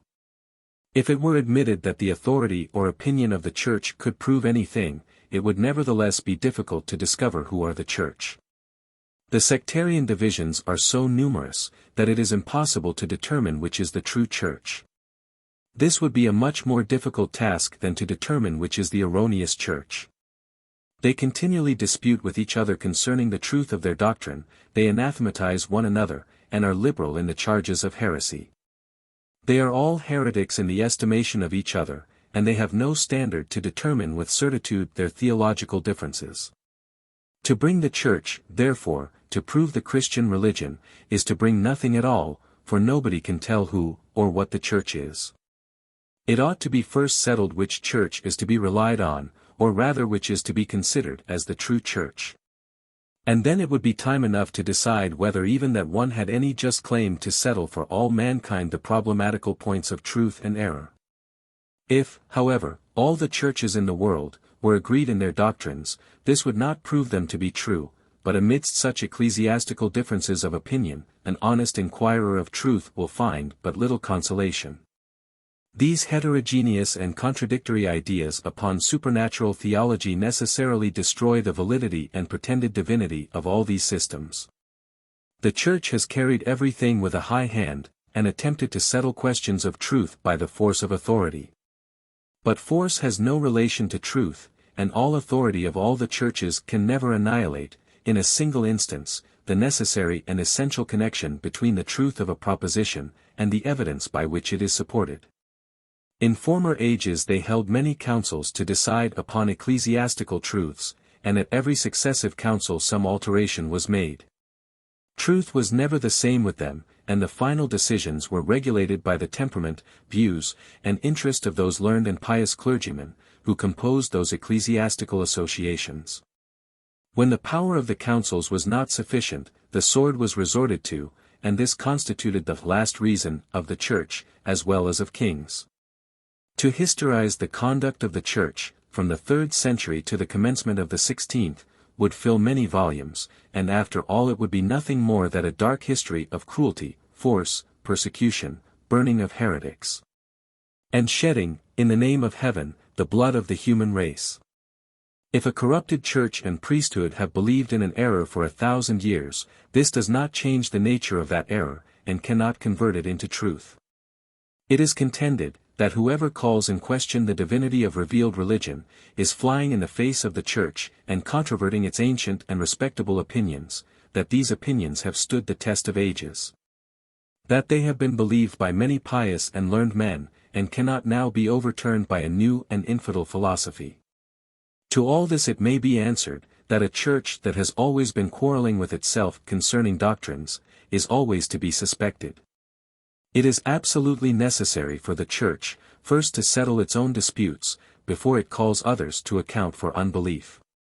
The bloody and ferocious conduct, the cruelties, differences, and persecutions of the Christian Church, in all ages, ought to destroy all its weight and authority. Truth has not been its object, for sincere inquiries after truth are disposed to mutual friendship and assistance. But this has never been the case with those religious despots, whose opinions have kept the world in an uproar for more than 1,500 years. It was at one famous dispute among the clergy in Europe, whether Jesus Christ was sitting, kneeling, or standing at the right hand of the Father in heaven. This foolish and despicable altercation generated the most envenomed malice, and the most rancorous passions were let loose upon this occasion, to the destruction of order, peace, and human happiness. But the Church is the repository of power. The Church knows everything, the Church is always right, and woe be to that daring infidel who does not believe as the Church believes. It is high time for that reason of man to rise in all its energy, and sweep away such childish nonsense. The opinions of the Church have stood the test of ages. But how, in what manner have they stood the test? As soon as the principles of science began to be investigated. As soon as philosophy had thrown off the shackles of authority, the opinions of the Church were called in question. Revealed religion began to be doubted, and every supernatural system was subjected to a bold examination, which terminated against its truth and utility. In proportion as science advanced, infidelity has increased. In proportion as man has become acquainted with the nature of physical and moral principle, his respect for unnatural theology has constantly diminished. During 1400 years of moral darkness, in which Europe was involved, it was impossible that the Christian religion should be brought to the test of a fair examination and upright decision. The learning of those ages was almost exclusively confined to the clergy, and as they were universally attached, either from pure or interested motives, to the Christian religion, it was not possible that there should be any free inquiry upon the subject. It is very easy for a thing to stand the test where everybody is in favor of it. This is exactly the case in regard to revealed religion. It stood the test very well when nobody had the sense or courage to oppose it. But when philosophy had opened her treasures, and developed some of the most sublime and important truths of nature, when reason had acquired strength, and taken the resolution to act for itself, the test of ages was shaken to its center. It is only within the last 2 centuries, that the great question concerning the truth of the Christian religion has been at all agitated. During this period, the contest has been always vastly unequal. The strength of civil and ecclesiastical despotism has been malignantly opposed to a peaceful and contemplative philosophy. Notwithstanding all this, the progress has been great, error has been attacked on every side, new truths unfolded, and a door of consoling hope opened to the future generations of mankind. The opinions of pious and learned men ought never to be adduced to prove the celestial origin of the Christian religion. These same men, celebrated for piety and learning, have believed in the grossest absurdities, and the most childish errors. They have believed that the earth was the center of the planetary system, and that the sun constantly performed its revolution round it. Whereas the reverse is the truth, the sun is the center of the planetary system, and round that resplendent luminary all the planets constantly revolve. They have believed in witchcraft, dreams, apparitions, and all that numerous train of ancient gentry, which have so much troubled the repose of credulous fools. Since then, it is certain, that they have submitted to the most childish and degrading credulity. Their opinions cannot be cited in proof of any system whatever. They have been, however, honest, and in many instances, respectable men. Error is a misfortune and not a crime, but truth can never be substantiated by adducing, in support of it, the opinions of superstitious and deluded men. 13. Origin of moral evil, and the means of its ultimate extirpation from the earth. The facts in the physical world are, many of them, difficult of solution. Those of the moral world have perplexed still more the operations of the human understanding.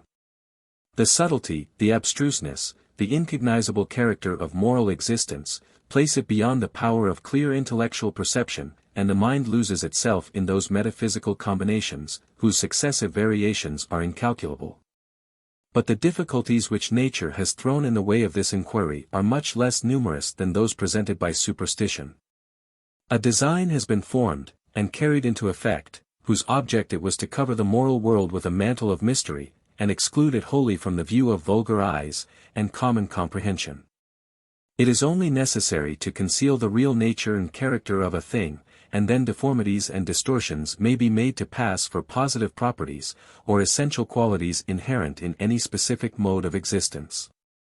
If the subtlety of thought, and the difficulty of moral discrimination, have in many cases presented to human investigation a barrier to farther progress, the intentional malignant descriptions of superstition have, in almost every age and country, terrified the mind of man, and prevented the development of substantial moral principle.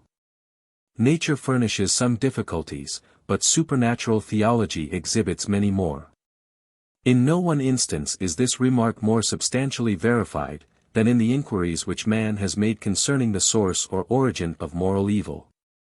Reason and theology, philosophy and superstition, are at war upon this subject. The believers in the Christian religion, following the examples of their theological and fanatic predecessors, have searched the universe in quest of a satisfactory solution to that long altercated question, whence came moral evil?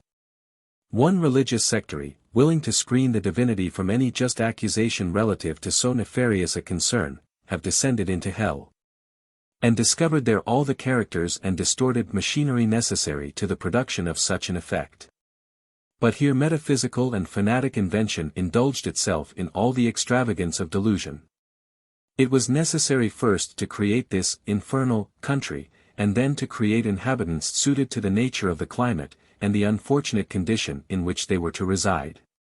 The idea of a devil was accordingly formed, and the reality of his existence rendered an indubitable truth by the reiterated assertions of superstition. Ignorance and fanaticism greedily swallowed the foolish, infernal, dose which had been administered.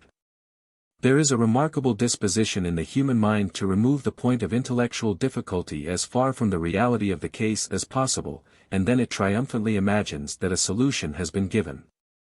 This is a fact particularly in theological inquiry, in which a few retrogressive efforts of the mind have been considered as an ample illustration of all the difficulties relative to the subject of theism, and the existence of the physical universe. Similar to this idea is the doctrine concerning moral evil, and the disposition which theologians have exhibited to remove the burden from their own shoulders, and place it upon the devil's back.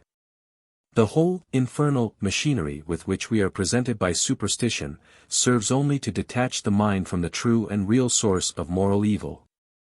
While reflection is directed to another world, it is incompetent to a clear view of the facts existing in this, and the habit of such reveries produces a fanatic delirium subversive of all correctness of judgment. The existence of hell, and the beings that dwell therein, being only supported by what is called divine revelation, it follows, of course, that if this revelation is not true, a belief in anything that is a mere result of that system cannot be substantially founded. Since then it is presumed, that in these chapters a competent refutation is given to the doctrine contained in the sacred books of the Jews and Christians, the idea of descending into hell, or having recourse to a devil, in search of moral evil, is futile and inconsistent. Another part of the Christian world, willing to avoid difficulties which their antagonists had thrown in their way, abandoned the infernal abodes, and ascended into the celestial world, in quest of the origin of evil. They exhibited ingenious metaphysical reasoning upon the subject, declaring that God was the creator of all things, that sin was something, and not nothing, and therefore he must be the creator of sin or moral evil. This puzzled the advocates of the hell scheme, and a clerical warfare was engendered concerning two theological opinions, neither of which had any kind of existence in the nature of things. After heaven and hell had been searched through and through to find something which did not belong to either of them, the terror-struck inquirer, as if fatigued with his atmospheric journey, seated himself once more upon the earth, and saw, or might have seen, in the very bosom of society, and the perverted character of man, a clear and satisfactory solution of that difficult question, which, for so long a time, had occupied his attention in distant regions. It is in this manner, that the plainest subject is rendered mysterious, when a superstitious religion is industriously employed in subverting the independent power of thought. It is neither in the upper nor lower regions. It is not in heaven nor in hell, that the origin of moral evil will be discovered. It is to be found only among those intelligent beings who exist upon the earth. Man has created it, and man must destroy it. But it is necessary to exhibit the proofs of this last assertion, and convince Christian theology of the innumerable errors, which for ages past have been imposed upon a credulous and deluded world. What is it, then, that constitutes a moral evil? It is the violation of a law of justice or utility, by any one of the human species, competent to distinguish between right and wrong. We have no other cognizable idea upon this subject. Facts and practice are presented continually to the view of the human mind. The decision of a correct mind is always according to the nature and character of the case. The character of a human being is made either good or bad by the actions he commits. If these actions are conformable to the principles of justice and universal benevolence, they are with great propriety denominated good. If they are unjust, cruel, and destructive to sensitive and intellectual life, they are denominated bad. There are certain fundamental laws, suitable for the government of rational beings, and it is a departure from these laws that vitiates the human character. It is proved in another part of this work, that virtue and vice are personal qualities, and that they result from personal adherence to, or personal infraction of moral law. It is only necessary in this place to call the attention once more to the nature of human actions, and to the characteristic difference between them, in order to establish the position principally assumed in this inquiry. For it ought to be recollected, that even if it could be proved, which by the way it cannot, that even a deity or a devil had violated moral law, this would not affect the decision upon the subject in regard to man. Because that evil could not be transferred from a different kind of beings in the other world, to those who exist upon earth. As the moral properties of all intelligent agents are personal, are essentially their own and not another's. As there can be no justifiable transfer between man and man, so it follows that there can be none between man and devil. Every intellectual being must depend upon himself, must rest upon his own energies and be responsible for himself. Man must, therefore, relinquish that position, which has been assumed by Christian theology, relative to the transferable nature of moral qualities. Christianity presents us with two grand leading characters, to whom we are always referred in our inquiries upon the subject of moral evil. Adam and Jesus are these persons, and in them is said to have been concentrated the sin and righteousness of the human race. The New Testament declares that, as in Adam all die, even so in Christ shall all be made alive. This is a sweeping clause, in regard to the moral existence of man, and flies in the face of universal experience. Facts are at war with this scriptural declaration, and it is impossible to reduce the sentiment to practice, without producing in common life the grossest violations of justice. Admitting for a moment the existence of such a man as Adam, which by the way is extremely problematical, it will not follow, that there was in him either a moral or physical death of the human race. Physically it is impossible, and morally it is unjust. 5 If Christian theology has made a recurrence to Adam, to aid the solution of difficulties, relative to the origin of moral evil. If it has by this idea perverted the eternal principles of discriminative justice, it has also been equally unfortunate in calling in the righteous Jesus to its assistance, in expectation of ultimately destroying the immorality of the world. The Scriptures invite us to behold the Lamb of God, that taketh away the sins of the world. The Lamb is Jesus, the only begotten of the Father. He is reputed to be divine and uncontaminated with any kind of moral turpitude. His is made the victim of Jehovah's wrath, and falls a sacrifice to the vindictive fury of his benevolent Father, and all this for the purpose of removing crimes for which apostate man should have been scourged and afflicted. Means more unsuitable or incompetent to the production of such an effect, could never have been invented by the delirious brain of fanaticism itself. But the absurd and incompetent methods which Christian theology has invented for the destruction of moral evil, are not so much the objects of the present investigation, as the means which reason has in view to effectuate the moral renovation of the species. It is a common complaint among theological doctors, that the world is growing worse and worse. Passing by any strictures upon the ill compliment which theologists pay to themselves by indulging such a sentiment, the truth of the opinion itself will become a more important matter of discussion.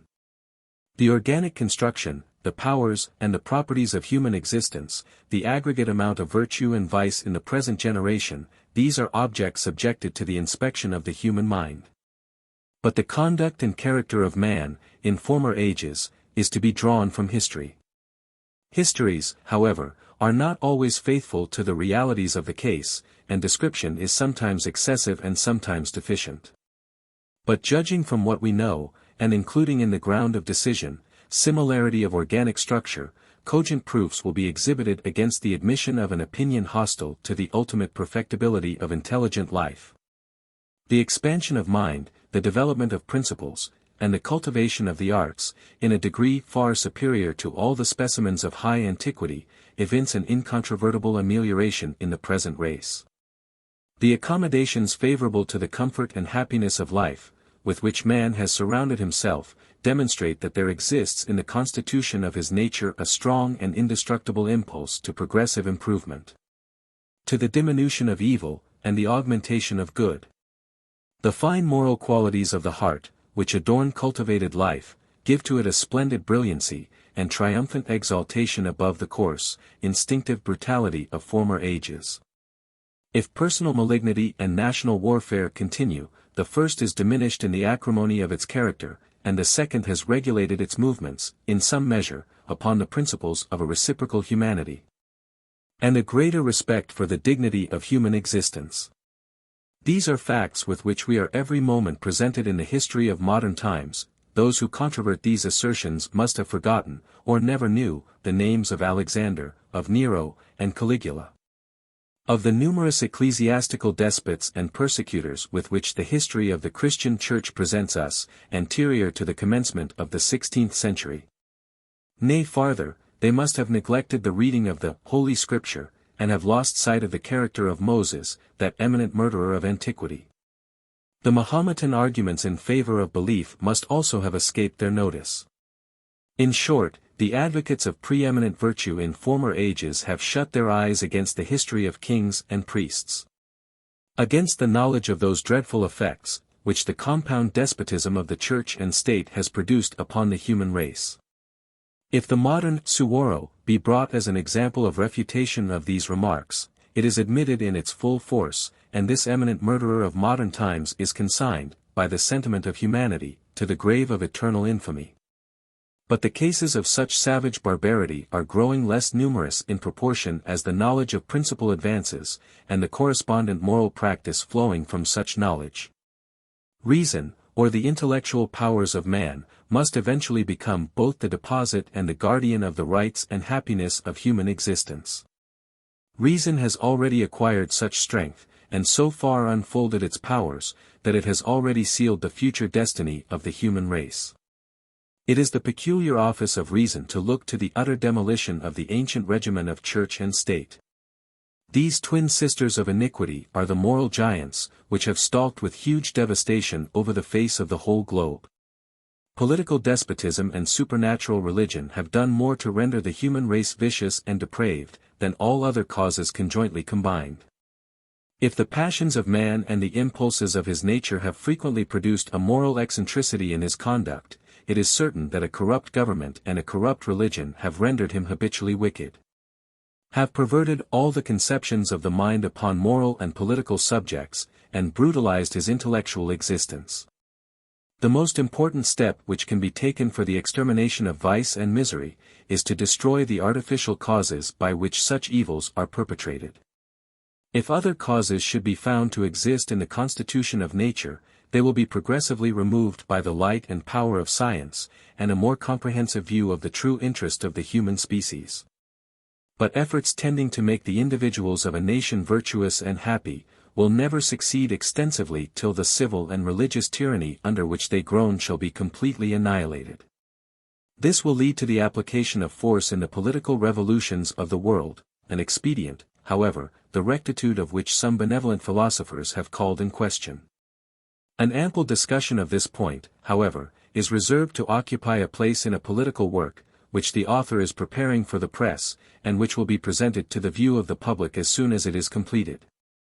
It is sufficient at this time to remark, that despotism gives no encouragement to any kind of improvement, and the hope of human amelioration from this quarter will ever prove to be fallacious. Reason, righteousness and immortal reason, with the argument of the printing types in one hand, and the keen argument of the sword in the other, must attack the thrones and the hierarchies of the world, and level them with the dust of the earth. Then the emancipated slave must be raised by the power of science into the character of an enlightened citizen. Thus possessing a knowledge of his rights, a knowledge of his duties will consequently follow, and he will discover the intimate and essential union between the highest interests of existence, and the practice of an exalted virtue. If civil and ecclesiastical despotism were destroyed, knowledge would become universal, and its progress inconceivably accelerated. It would be impossible, in such a case, that moral virtue should fail of a correspondent acceleration, and the ultimate extirpation of vice would become an inevitable consequence. Ages must elapse before the accomplishment of an object so important to the elevated concerns of intelligent life, but the causes are already in operation, and nothing can arrest or destroy the benignant effects which they are calculated to produce. The power of reason, the knowledge of printing, the overthrow of political and ecclesiastical despotism, the universal diffusion of the light of science, and the universal enjoyment of republican liberty. These will become the harbingers and procuring causes of real virtue in every individual, and universal happiness will become the lot of man.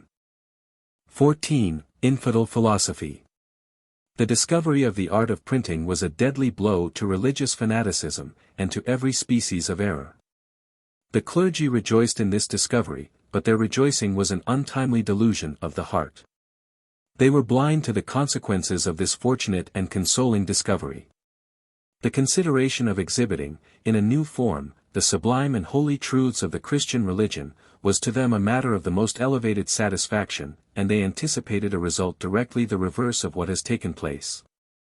It was believed, that a religion sent from heaven to benefit only a small part of the human race, would have been always confined within the power and discretion of a privileged and ecclesiastical order.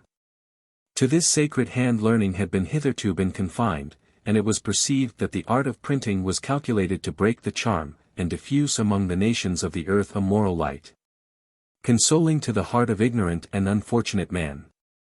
Such, however, was the result, and the human mind received and experienced a new and powerful motive to energize its powers and provide for its happiness. Many important causes combined at one and the same time to excite fresh vigor, and increase the activity of intellectual strength. The ecclesiastical dissensions in Europe, the discovery of the New World, the discovery of the art of printing. The philosophical investigations of French, English, and German philanthropists, all these, and many other powerful circumstances, were concentred, and produced a new era in the intellectual history of man. Newton, profiting by the errors of those great philosophers, Descartes and Bacon. Newton, whose original genius and comprehensive mind have immortalized his name and character, developed with clearness the physical principles and order of the planetary system, and struck with everlasting death and eternal silence the theological pretension of all former ages. The ignorance and stupidity of Moses, Joshua, and Jesus, were exposed, and their opinions were sacrificed upon the altar of philosophical truth and mathematical demonstration.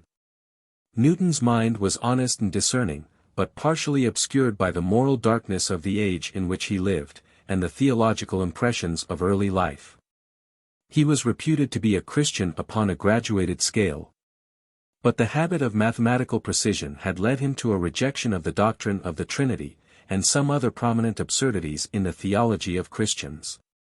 His discoveries, however, in the physical world, were vastly important to the cause of human science, and have been productive of a more accurate mode of reasoning than any that had been adopted in former ages.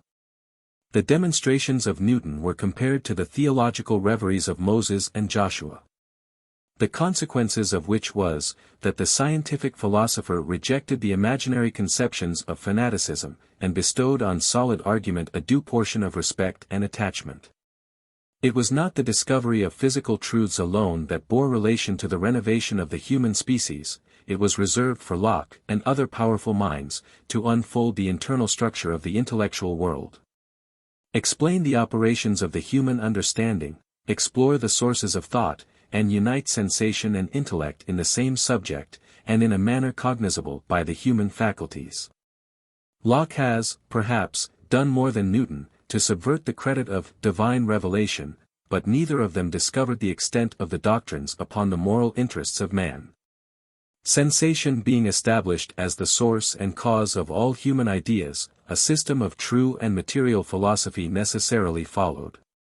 Organization was, of course, considered essential to the production of intellect, and disorganization bearing very hard against a conscious reminiscence of identified existence, speculations upon the doctrines concerning futurity became frequent. And the ultimate decision rested upon the discoveries which had been made in human sensation. In addition to these leading features of a sound philosophy destined to emancipate the world from a religious bondage, other collateral and subsequent aids were experienced, and had a powerful effect in ameliorating the moral condition of society. Mirabeau, Rousseau, Voltaire, Hume, and Bolingbroke, together with 20 other philosophers of France and England, combined their strength in the philanthropic cause of human improvement. They destroyed error by wholesale, and swept away the rubbish of ancient superstition, by the irresistible force of a keen and active intelligence. Those moral luminaries were followed by those of more modern times, and the present age is preeminently distinguished by a numerous and respectable band of philanthropic philosophers, whose labors are calculated to destroy error, and elevate truth upon the ruins of everything injurious to the peace and dignity of human society. The writings of Paine bear the most striking relation to the immediate improvement and moral felicity of the intelligent world. He writes upon principle, and he always understands the principle on which he writes. He reasons without logic and convinces without argumentation, he strangles error by his first grasp, and develops truth with much simplicity, but with irresistible force. He is one of the first and best of writers, and probably the most useful man that ever existed upon the face of the earth. His moral and political writings are equally excellent, and the beneficial influence of the principles for which he has contended, will be felt through all succeeding ages. Volney and Condorcet, Godwin and Barlow, are justly entitled to the universal gratitude and applause of the human race. They have attacked error in its strongest holds, they have pursued it with a powerful and discriminating intellect. It has already lost half of its force, and the philosophy that is denominated infidel, will, ere long, chase it out of existence. It is this philosophy that has developed the laws of the physical world, and exhibited the principles on which its systematic order depends. It is this philosophy that has unfolded the moral energies of human nature, which has become an object of calumny in the estimation of a cruel and persecuting superstition. All the opprobrious epithets in the English language have been bestowed upon that mild and peaceful philosophy, whose object is the discovery of truth, and whose first wish is to emancipate the world from the double despotism of church and state. This philosophy has already destroyed innumerable errors. It has disclosed all the fundamental principles which have been employed in the construction of machines, mathematical instruments, and the arrangement of those moral and political systems which have softened the savage and ferocious heart of man, and raised the ignorant slave from the dust, into the elevated character of an enlightened citizen. Its only weapons are thought, contemplation, argument, demonstration, experiment, and probable conjecture, whilst, on the other hand, the only weapons of despotism are cold steel or leaden balls. This despotism, however, whether it be political or ecclesiastical, is malignantly employed in opposing and calumniating that philosophy, which has sought with an ardent benevolence for the scientific improvement of man and the tranquility of nations. The philosophy of Europe armed itself with a spirit of truth and the sword of justice. It humanely marched forth to conquer the errors and vices of nations, and restore to man his lost dignity, which had long ago been sacrificed upon the altar of theological fanaticism. This effort, propelled by wisdom and humanity, was denounced by the thundering voice of the Church, and the resentful malice of monarchical tyranny. The Illuminati in Europe have been represented as a vicious combination of persons, whose object was the destruction of all the governments and religions of the world. If the enemies of philosophy, in that part of the globe, mean by governments the corrupt monarchies of the earth, and by religion, popular superstition, founded upon the idea of a supposed mysterious intercourse between beings of the earth and celestial powers, then they are right in this respect. For these are the governments and religions against which reason and philosophy ought to direct their energies. But if by government they mean a system of genuine republicanism, founded upon the equal rights of man, and by religion the idea of simple theism, and the immortality of moral virtue, then their assertions are false, and their productions a calumny against reason and the rights of human nature. The plain truth of the case is, that those who oppose philosophy, and bestow upon it harsh and malignant epithets, are interested in keeping up a privileged system of plunder and robbery, which make 9/10 of the human race absolute slaves, to support the other 10th in indolence, extravagance, pride and luxury. The purest systems of morals that could possibly be exhibited, and the demonstrable axioms of the soundest philosophy, would become objects of unbounded reproach, and their abettors marked as objects of the bitterest censure. If the ancient regimen of church and state were to be in any shape whatever injured by such development, the physical force of nations would be drawn forth to suppress the independent power of thought, destroy damnable heresy, and arrest, in the name of heaven, those infidel philosophers, whose efforts had been directed to the emancipation and moral felicity of these malicious and tyrannical persecutors. The cry of vengeance and merciless punishment against the benevolent philosophers of all countries of the present day has not deterred them from the faithful discharge of their duty, and the most unremitting attention to the best interest of individual and national happiness. The strong arm of despotism can never reach the subtle activity of thought, or subvert the dignified empire of reason. It is now the object of despotism to stop the progress of intellect, or prevent the universal diffusion of useful knowledge. The substantial happiness of the human species depends upon the activity of reason, and the liberty of the press. They have gained too much strength to be crushed by all the civil and religious tyranny of the world. 15. Inquiry, are the evils incident to human life the result of the operation of the laws of nature, or are they special judgments from God? Man will never cease to be erroneous in his reasonings, while he departs from the simple and uniform ground of nature, the only solid basis of all conclusive argumentation, the only true source of all important science. It is in the physical constitution of existence, in its real relations, in its energies, in its effects, that he must seek for principles by which to construct a useful and well-cemented fabric, by which to arrange and methodize thought, and apply it to the diversified purposes of human life. The imperfection of his faculties does not enable him to seize upon all these objects in such a manner to preclude the possibility, and even probability of many errors. But these errors are to be destroyed only by a constant recurrence to the fundamental data, from which correct conclusions must ever be deduced. Man has lost himself in the wanderings of a fantastic imagination, in the fleeting dreams of fanaticism, and the malignant fury of a blind superstition. He has sought for truth where it is not to be found, his mind has diverged from the line of reality, and he has become the victim of innumerable prejudices. The most common phenomena have been ascribed to causes which had no existence, and effects have been attributed to those chimerical combinations which were to be found only in the distorted brain of an enthusiastic religious zealot. The simplicity, the uniformity, the grandeur of the physical universe, have been abandoned, while the fictions and non-entities of delirious mortals have been substituted as the ground of evidence, and the principle of correct conclusion. It was not in the organization of the material world, that man sought for truth, but in the deceptive schemes of religion, which interested zeal imposed upon him. The sensation, the intellect, the capacities of man, taught him that he was subject to a variety of evils. But instead of searching for the cause of these evils, where only they were to be found, he suffered the operations of intellect to be subjugated by the pride and arrogance of superstition.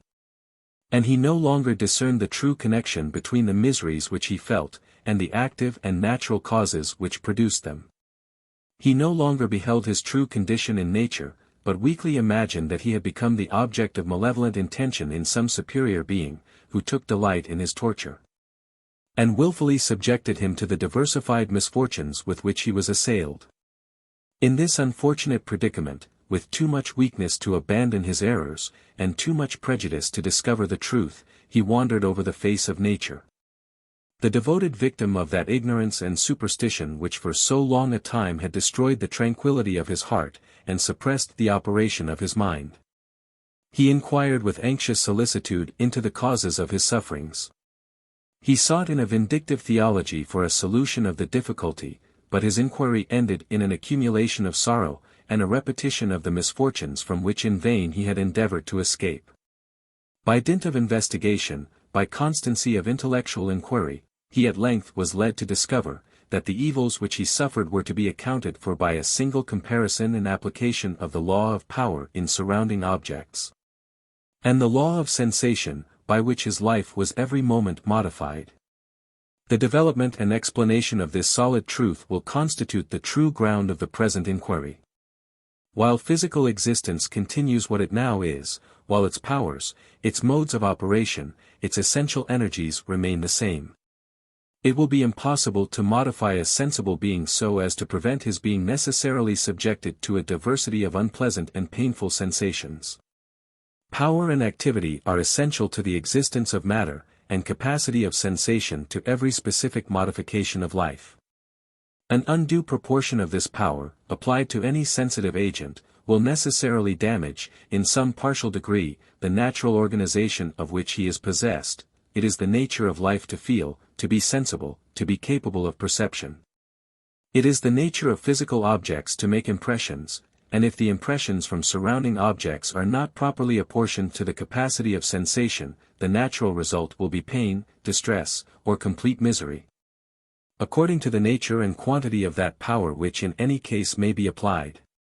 Such consequences must inevitably follow, while the law of power in physical objects, and the law of sensation in modified life, maintain the same relation which they now bear to each other. It will, therefore, be forever impossible wholly to prevent pain, unless you destroy the law of power in material nature, or the law of sensation in animal life. The relation and connection now subsisting between them, necessarily includes the possibility, and even the absolute certainty of the existence of pain, or some portion of real misery. It will be perceived, in this method of reasoning, that every idea of suspension or violation of the laws of nature is excluded. And that identity of power and quality in specific portions of nature is presumed to be perpetuated with undeviating uniformity. To show the correctness of this opinion, it is only necessary to have recourse to a few familiar examples in the ordinary concerns of human life. For instance, if a man were to thrust his hand into the fire, or if by any other means fire should come in contact with any part of a sensitive being, the feeling experienced must necessarily be painful, because the law of power or activity in fire, and the law of sensation in modified life, necessarily includes the impossibility of preventing such consequence. Again, if anyone were situated so that a heavy body falling from above should come directly upon him, it would be impossible to prevent disorganization or death, unless the law of gravitation were suspended, or his own peculiar structure of body instantaneously changed. In short, the whole application of the power of physical existence to the condition of sensitive creatures will ever prove that such necessary consequences must be experienced. Look through the whole order of nature, and this solemn truth is clearly perceived, that every being possessed of feeling must eternally be exposed to a vast variety of complicated evils, painful sensation, and diversified misfortune, resulting from the constitution of the universe, and the laws by which it is governed.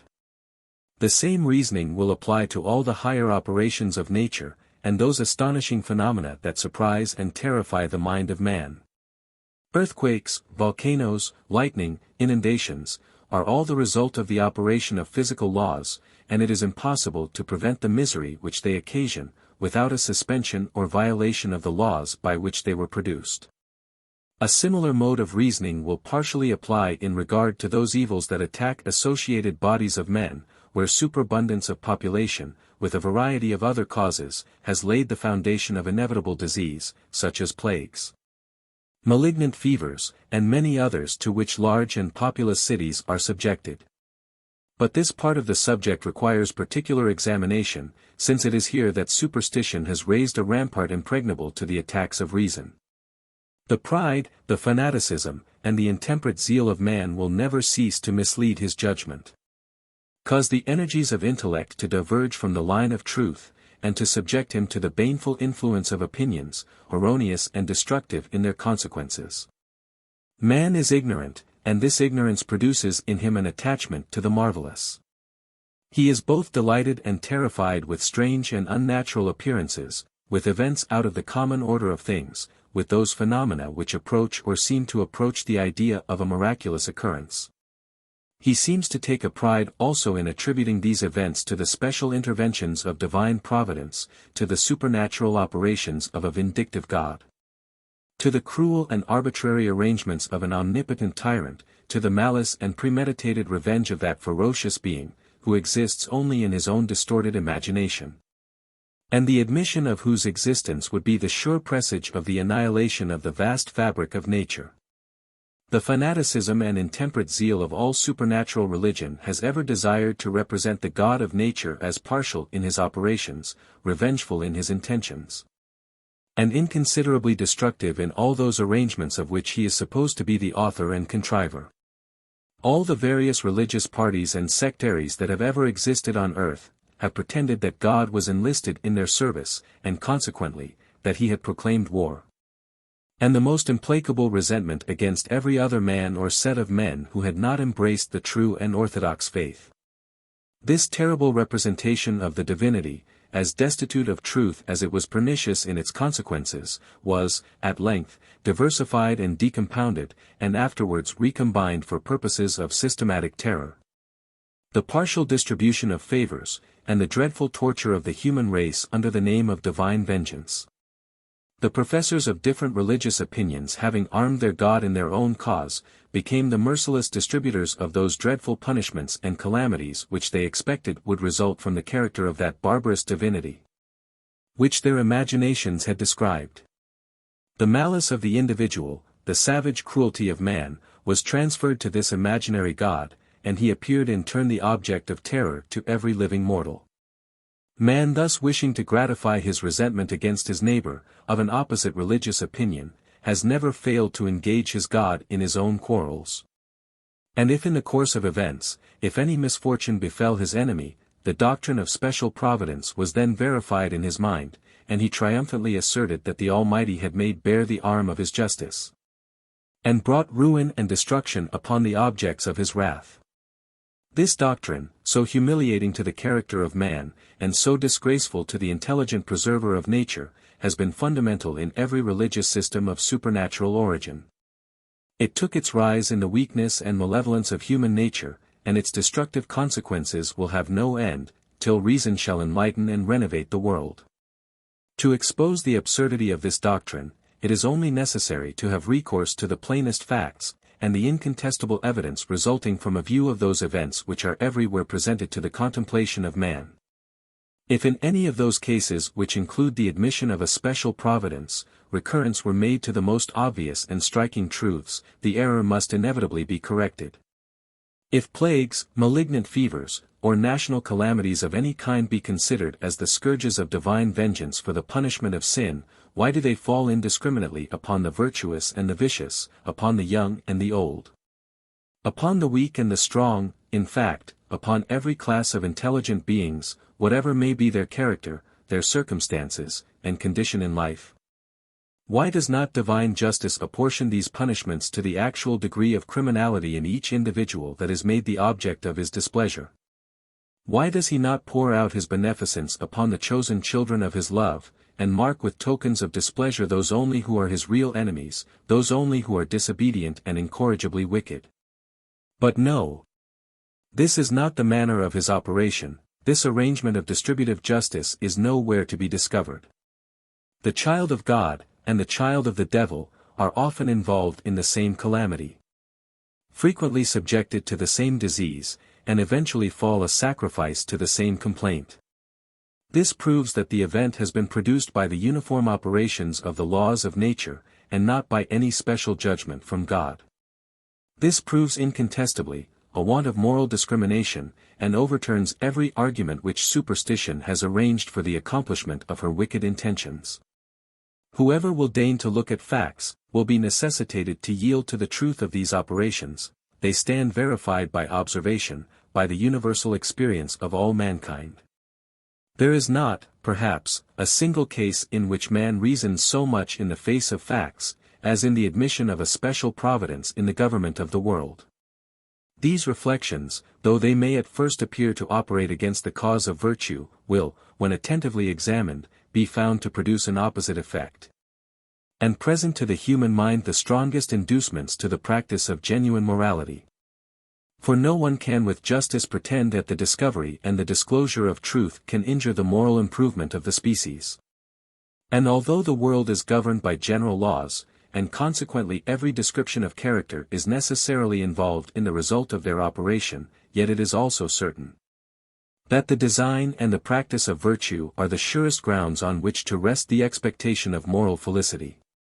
It is true, indeed, that no degree of virtue can effectually secure man against the effects of physical evil. Because whatever may be the excellence of his character, this excellence will not prevent the uniformity of operation in the material world, nor change the immutable laws by which it is governed. Nor can it destroy that universal relation which everywhere exists between sensation and the law of power in external objects. In vain shall we search for a solution of difficulties in the mutable decrees of a capricious divinity. It will ever be necessary to have a recourse to the fundamental laws by which the material universe is regulated. It will ever be necessary to abide faithfully by the universal principles of nature in all our decisions on this important subject. No system can more effectually disgrace the moral character of God, than that which includes the idea of partial arrangement in the government of the world. And no system is more incontestably proved by facts, than that which admits universality of operation in the whole of physical existence. The evils of which man complains, and which he unphilosophically denominates the judgments of God, are consequences resulting from the establishment of immutable laws. And the want of moral discrimination relative to the suffering objects, verifies this principle incontrovertibly. It is further to be considered what terrible consequences would flow from the doctrine of special judgments. This doctrine practically forbids benevolent intention, and would frequently criminate the efforts of humanity in relieving distress, and mitigating the circumstances of the unfortunate. If it be the will of the divinity to pour out his wrath upon a whole city, and to destroy its inhabitants by malignant fevers, who shall dare to oppose his determination? Who shall presume to exercise the healing art, when heaven decrees sickness and death? Who shall be found hardy enough to enter the lists with the Creator, and attempt to avert his judgment? In short, if this doctrine were admitted and reduced to practice, it would destroy, in some of the most essential cases, all the friendly and social virtues of man, and brutalize the human race. But, fortunate for man, if in theory he hold this doctrine sacred, his practical conduct humanely varies from the theory. The smallest recurrence to facts in the single instance of malignant fevers, would clearly substantiate this assertion. Superstition may darken the mind and derange its theoretic speculation, but the benevolence of the heart rises superior to these doleful illusions, and delights in the performance of duty. In vain then do you speak of special judgments to that man whose family is attacked with malignant disease. He practically denies the truth of the doctrine, and humanely proceeds, as he ought, to administer the proper and necessary relief. Even those who pretend to believe in this manifestation of divine vengeance, are often the first to oppose the will of heaven, and restore health to a distracted family. Whence this difference between doctrine and action, between theory and practice?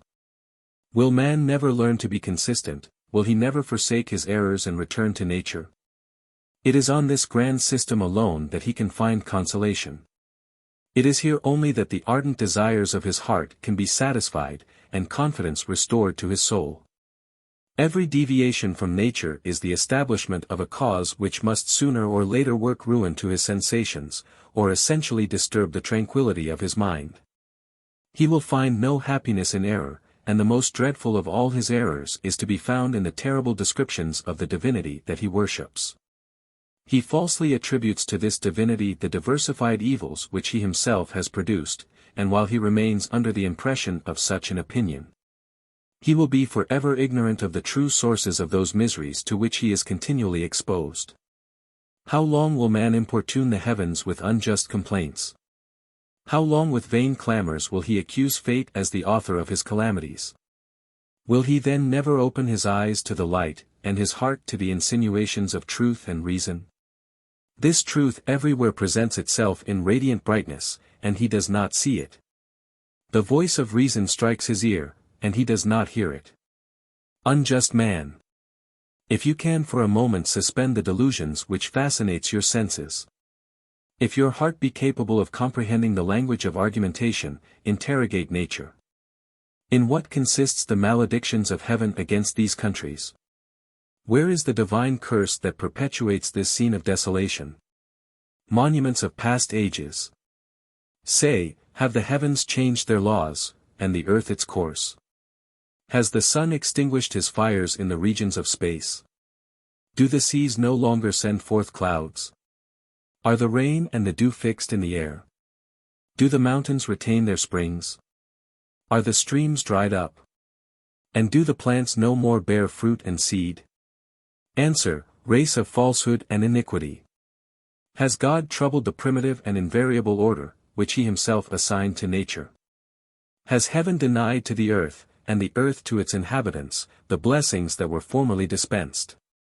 If the creation has remained the same, if its sources and its instruments are exactly what they once were, wherefore should not the present race have everything within their reach that their ancestors enjoyed?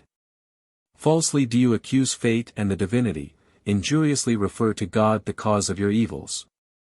Tell me, perverse and hypocritical race, if these places are desolate, if powerful cities are reduced to solitude, is it he that has occasioned the ruin?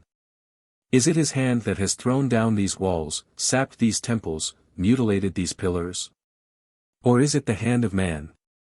Is it the arm of God that has introduced the sword into the city, and set fire to the country, murdered the people, burned the harvests, rooted up the trees, and ravaged the pastures? Or is it the arm of man? And when, after this devastation, famine has started up, is it the vengeance of God that has sent it, or the mad fury of mortals? When, during the famine, the people are fed with unwholesome provisions, and pestilence ensues, is it inflicted by the anger of heaven, or brought about by human imprudence? When war, famine, and pestilence united, have swept away the inhabitants, and the land has become a desert, is it God who has depopulated it? Is it his rapacity that plunders the laborer, ravages the productive fields, and lays waste the country? Or the rapacity of those who govern? It is his pride that creates murderous wars, or the pride of kings and their ministers. Is it the venality of his decisions that overthrows the fortune of families, or the venality of the organs of the law? Are they his passions that, under 1,000 forms, torment individuals and nations, or the passions of human beings? And if in the anguish of their misfortunes they perceive not the remedies, is it the ignorance of God that is in fault, or their own ignorance? Cease, then, to accuse the decrees of fate, or the judgments of heaven. If God is good, will he be the author of your punishment? No, no, the caprice of which man complains, is not the caprice of destiny, the darkness that misleads his reason, is not the darkness of God. The source of his calamities is not in the distant heavens, but near to him upon the earth. It is not concealed in the bosom of the divinity, it resides in himself, man bears it in his heart. You murmur and say, why haven't unbelieving people enjoyed the blessings of heaven and of earth? Why is a holy and chosen race less fortunate than impious generations? Deluded man! Where is the contradiction at which you take offense? Where is the inconsistency in which you suppose the justice of God to be involved? Take the balance of blessings and calamities, of causes and effects, and tell me, when those infidels observed the laws of the earth and the heavens, when they regulated their intelligent labors by the order of the seasons and the course of the stars, ought God to have troubled the equilibrium of the world to defeat their prudence? When they cultivated with care and toil the face of the country around you, ought he to have turned aside the rain to have withheld the fertilizing dews, and caused thorns to spring up? When to render this parched and barren soil productive, their industry constructed aqueducts, dug canals, and brought the distant waters across the deserts, ought he to have blighted the harvests which art had created? To have desolated a country that had been peopled in peace, to have demolished the towns which labor had caused to flourish, in fine, to have deranged and confounded the order established by the wisdom of man. And what is this infidelity, which founded empires by prudence, defended them by courage, and strengthened them by justice? Which raised magnificent cities, formed vast ports, drained pestilential marshes, covered the seas with ships, the earth with inhabitants, and, like the creative spirit, diffused life and motion through the world? If such is impiety, what is true belief? 6. The correct and unprejudiced observer of nature, the genuine moralist, will necessarily accede to the truth of the above remarks, and in all his reasonings he will analyze facts, and attribute events to the real causes which have produced them. He will be under the necessity of rejecting those senseless opinions which have never failed to involve human inquiries in the doleful predicament of endless contradictions and absurdity. There can be no errors more pernicious than those which destroy the uniformity of operation in the physical world, and despoil the Creator of the honor of governing the universe by immutable laws. So long as the belief of special judgments shall obtain, man will forever tremble before a capricious tyrant, who deserves neither gratitude nor admiration. But if the evils of life be attributed to their true sources, he will learn to provide against them, and to found his happiness upon a comprehensive view and knowledge of those principles by which the conservation of all existence is rendered sure and certain to every intelligent being. Prophecies, miracles, special judgments, and divine vengeance, are phrases without meaning, and phantoms without existence, calculated only to disgrace the character of God, and derange the intellectual faculties of man. Philosophy teaches us to seek in nature, and the knowledge of her laws, for the cause of every event, and when this knowledge shall become universal, man will relinquish with elevated satisfaction his attachment to those supernatural schemes of a vindictive theology, which have served only to destroy the harmony of nature, and demoralized the intelligent world. O, man! Return in thy inquiries to the basis of physical existence, develop its principles, cultivate science, love truth, practice justice, and thy life shall be rendered happy. 16. Christian Devil. In the examination of the Christian religion, it would be improper to pass over, in silence, a character of so much power and importance as that of the devil. If accounts are true, he has acted a very conspicuous part upon the theatre of theological delusion. He was the leader of a refractory band of insurgents in the celestial world. A vast and tremendous conflict ensued, in which it became necessary for Jehovah to draw forth all his forces to quell the rioters. It was with difficulty that this grand object was accomplished by the united exertions of the angelic hosts, under the guidance of the most distinguished officers of the upper regions. Milton has described in a terrific manner these heated and resentful combats, and given to the most enthusiastic fictions the character and effect of real existence. His poetic fancy, the extent of his imagination, and brilliancy of conception, have been, and will long continue to be, admired. But his Paradise Lost, in the estimation of sound philosophy, and considered in its relation to philosophical truth, is an object of censure and contempt. He has done more to immortalize the marvelous character of a fictitious being, than even the Bible itself. He has given to airy phantoms a local habitation, and a name. The Christian devil is seen performing very marvelous feats in several different places in the Bible. He has vast powers of modifying his form and appearance, and can exhibit himself in an infinite variety of shapes. He assumes the form of a serpent, and very cunningly introduces himself to the original mother of the human race. It is in this fanciful scene so dexterously played off in the Garden of Eden, that commenced the innumerable troubles, and destructive evils, that have since overwhelmed the life of man, and rendered miserable the fair creation of God. In almost all the cases where the devil has brought his powers into vigorous action, he has succeeded, in despite and defiance even of omnipotence itself. God made the world for his own glory, for the purposes of virtue and felicity, but the devil overturned the scheme, before it had come fairly into operation. And thus, in the very commencement of the business, defeated the wisdom, and disordered the creation of the Most High. It is very extraordinary that a being of perfect wisdom and goodness, whose object must have been to extend the empire of happy and intelligent life, should have made such bad calculation, and so soon have been deranged in the correctness and benevolence of his designs. It is remarkable, that in the sentences of condemnation which were passed upon the several offenders, there is a difficulty and singularity in that which relates to the serpent. And the Lord God said unto the serpent, Because thou hast done this, thou art cursed above all cattle, and above every beast of the field, upon thy belly shalt thou go, and dust shalt thou eat all the days of thy life. It is a question of magnitude, which ought to engage the attention of theological doctors to inform us, in what manner the serpent performed locomotion, previous to his transgression. For which he received the condemnatory sentence of going upon his belly.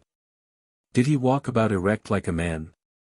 If so, he must have cut a curious figure, travelling about upon the point of his tail, and the condemnation which brought him to a horizontal position, was rather in his favour than against him.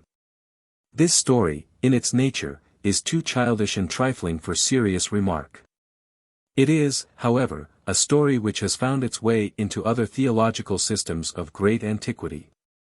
And the followers of Moses have to contend with many of the Eastern nations, such as Egyptians, Persians, and Indians, upon the merit of originality.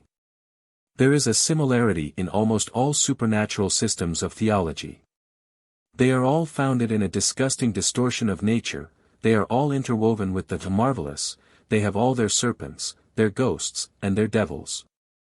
It is not of importance who first invented these theological wonders. They are not the less foolish and injurious, whether they were first propagated by the followers of Moses, or the disciples of Zoroaster, whether they are of Egyptian or Indian origin. They are still the dreams of fanaticism, and have perverted all the pure ideas of God and nature, which man otherwise would have formed. Concerning the invention of the devil, of good and bad spirits, with which all ancient theology is replete, there is, in Volney's Ruins, a most striking passage, which throws much philosophic light upon the subject. In Persia, it was the serpent which, under the name of Ahrimans, formed the basis of the system of Zoroaster, and it is the same, Christians and Jews, that is become your serpent of Eve. The celestial origin, and that of the cross in both cases, the emblem of Satan, the great adversary of the Ancient of Days sung by Daniel. In Syria, it was the hog, or wild boar, enemy of Adonis. Because in that country the office of the northern bear was made to devolve upon the animal whose fondness for mire and dirt emblematical of winter. And it is for this reason that you, children of Moses and Mahomet, hold this animal in abhorrence, in imitation of the priests of Memphis and Baalbek, who detested him as the murderer of their god, the sun. This is likewise, O Indians, the type of your Chi-Ben, which was once the Pluto of your brethren, the Greeks and Romans. Your Brahma also, God the Creator, is only the Persian Ormuzd, and the Osiris of Egypt, whose very name expresses a creative power, producer of forms. And these gods are worshipped in a manner analogous to the real or fictitious attributes, and the worship, on account of the difference of its objects, was divided into two distinct branches. In one, the benign God received a worship of joy and love, whence are derived all religious acts of a gay nature, festivals, dances, banquets, offerings of flowers, milk, honey, perfumes, in a word, of everything that delights the senses and the soul. In the other, the malign, on the contrary, received a worship of fear and pain, whence originated all religious acts of the somber kind, tears, grief, mourning, self-denial, blood offerings, and cruel sacrifices. You now understand, continued the orator, addressing himself to the Indians, Persians, Jews, Christians, and Mussulmen, you now understand the origin of those ideas of combats and rebellions, which equally pervade your respective mythology. It is thus that this beautiful writer has developed the origin of these religious ideas, and it is in this manner that the disordered imagination has operated upon subjects that could not be reduced to certitude. There is not, however, perhaps one malignant character amongst all those which theology has created, who has acted a more conspicuous part than the Christian devil, or Satan. He comes forth under this latter name in the book of Job, and there assumes to himself the right of keeping the best of company, and carrying on vast projects of ruin, mischief, and rascality. He introduces himself among the sons of God, and holds a familiar and social conversation with the Creator himself. God, according to the story, condescends to indulge him in this kind of intimacy, and they unite in forming a scheme to torment and ruin the unfortunate Job. The coalition and the project so effectually disgraced the character of the deity, that no genuine theist can read the story without emotions of disgust and resentment against its foolish fabricators. Satan is here put upon a par with God himself, and they mutually coalesce in a scheme to torment and destroy an upright and honest man. Such representations of God annihilate at once the validity of any book in which they are found. Another extraordinary story concerning the devil is told in the New Testament, which describes him as having fallen into much worse company than he had been accustomed to keep, according to the accounts in the book of Job. There he was found among the sons of God, but in the latter case, amongst a herd of swine. This passage must be quoted, because it is worthy of comment. It shows how miserably inconsistent is the Christian system of religion. It shows the extent of fanatic credulity, and the impositions which priestcraft has laid upon uninstructed man. And there was a good way off from them an herd of many swine feeding. So the devils besought him, saying, If thou cast us out, suffer us to go away into the herd of swine. And he said unto them, Go. And when they were come out, they went into the herd of swine. And behold, the whole herd of swine ran violently down a steep place, and perished in the waters. Matthew chapter 8. It appears by this passage, that these devils had a desire to change their residence, which was granted to them, and they forthwith entered the swine, and took up their abode there. But it seems that these brute animals, by some unknown impulse, probably of a devilish kind, since it is clear that the devil was in them, plunged into the water, and were instantly drowned. Now the morality and utility of the business must be settled by Christian theologists. Whether were the devils in this case drowned with the hogs, or did they make their escape the moment that they were immersed in water?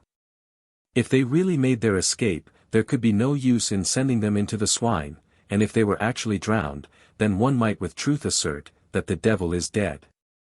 In the 5th chapter of Mark, this same story is related, and it is said, that the swine, into which the devils entered, were about 2,000 in number, and that they all ran violently down a steep place, and were drowned in the sea. To have given this impulse to the whole herd, it is necessary that each one should have been possessed with a devil. It follows, therefore, that 2,000 devils must have been drowned, or, if they made their escape, that 2,000 hogs must have perished for valuable purpose whatever. In any view of the story it is marked with injustice and inhumanity.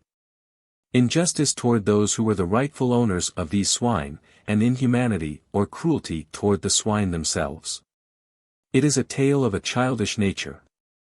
But it shows what strange conceptions theology has formed concerning devils, and many other airy phantoms.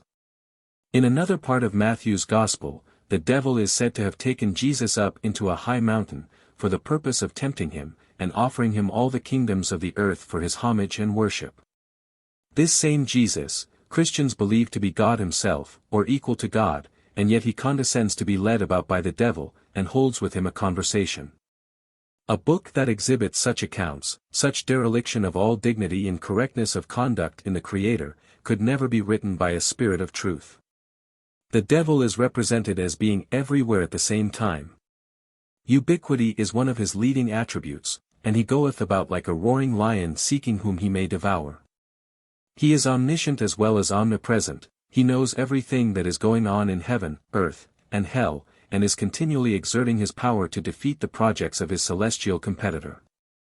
Such is the description which Christian theology gives of that malignant devil, which it has created to answer the purposes of interest and terror. This being is so essential to the clerical scheme and its advocates, that a certain writer observes, that they could not do without him. But it will perhaps be said, that the devil has a powerful effect in restraining men from vice. His existence, combined with the idea of hell, is necessary to deter the multitude from the commission of enormous crimes. In this point of view, the subject assumes a more serious character, and merits attention. An appeal to the nature of the case, and to facts, will furnish, in some measure, the satisfactory solution of any supposed difficulty upon the present subject. It is a well-known truth, that an immediate and certain evil of a much less severe nature, of much less weight and magnitude, has much greater effect upon the human mind, than those that are distant and uncertain. Even when their size and terrific appearance become extended in an infinite degree. Show to a man the certain and sudden consequences of an action.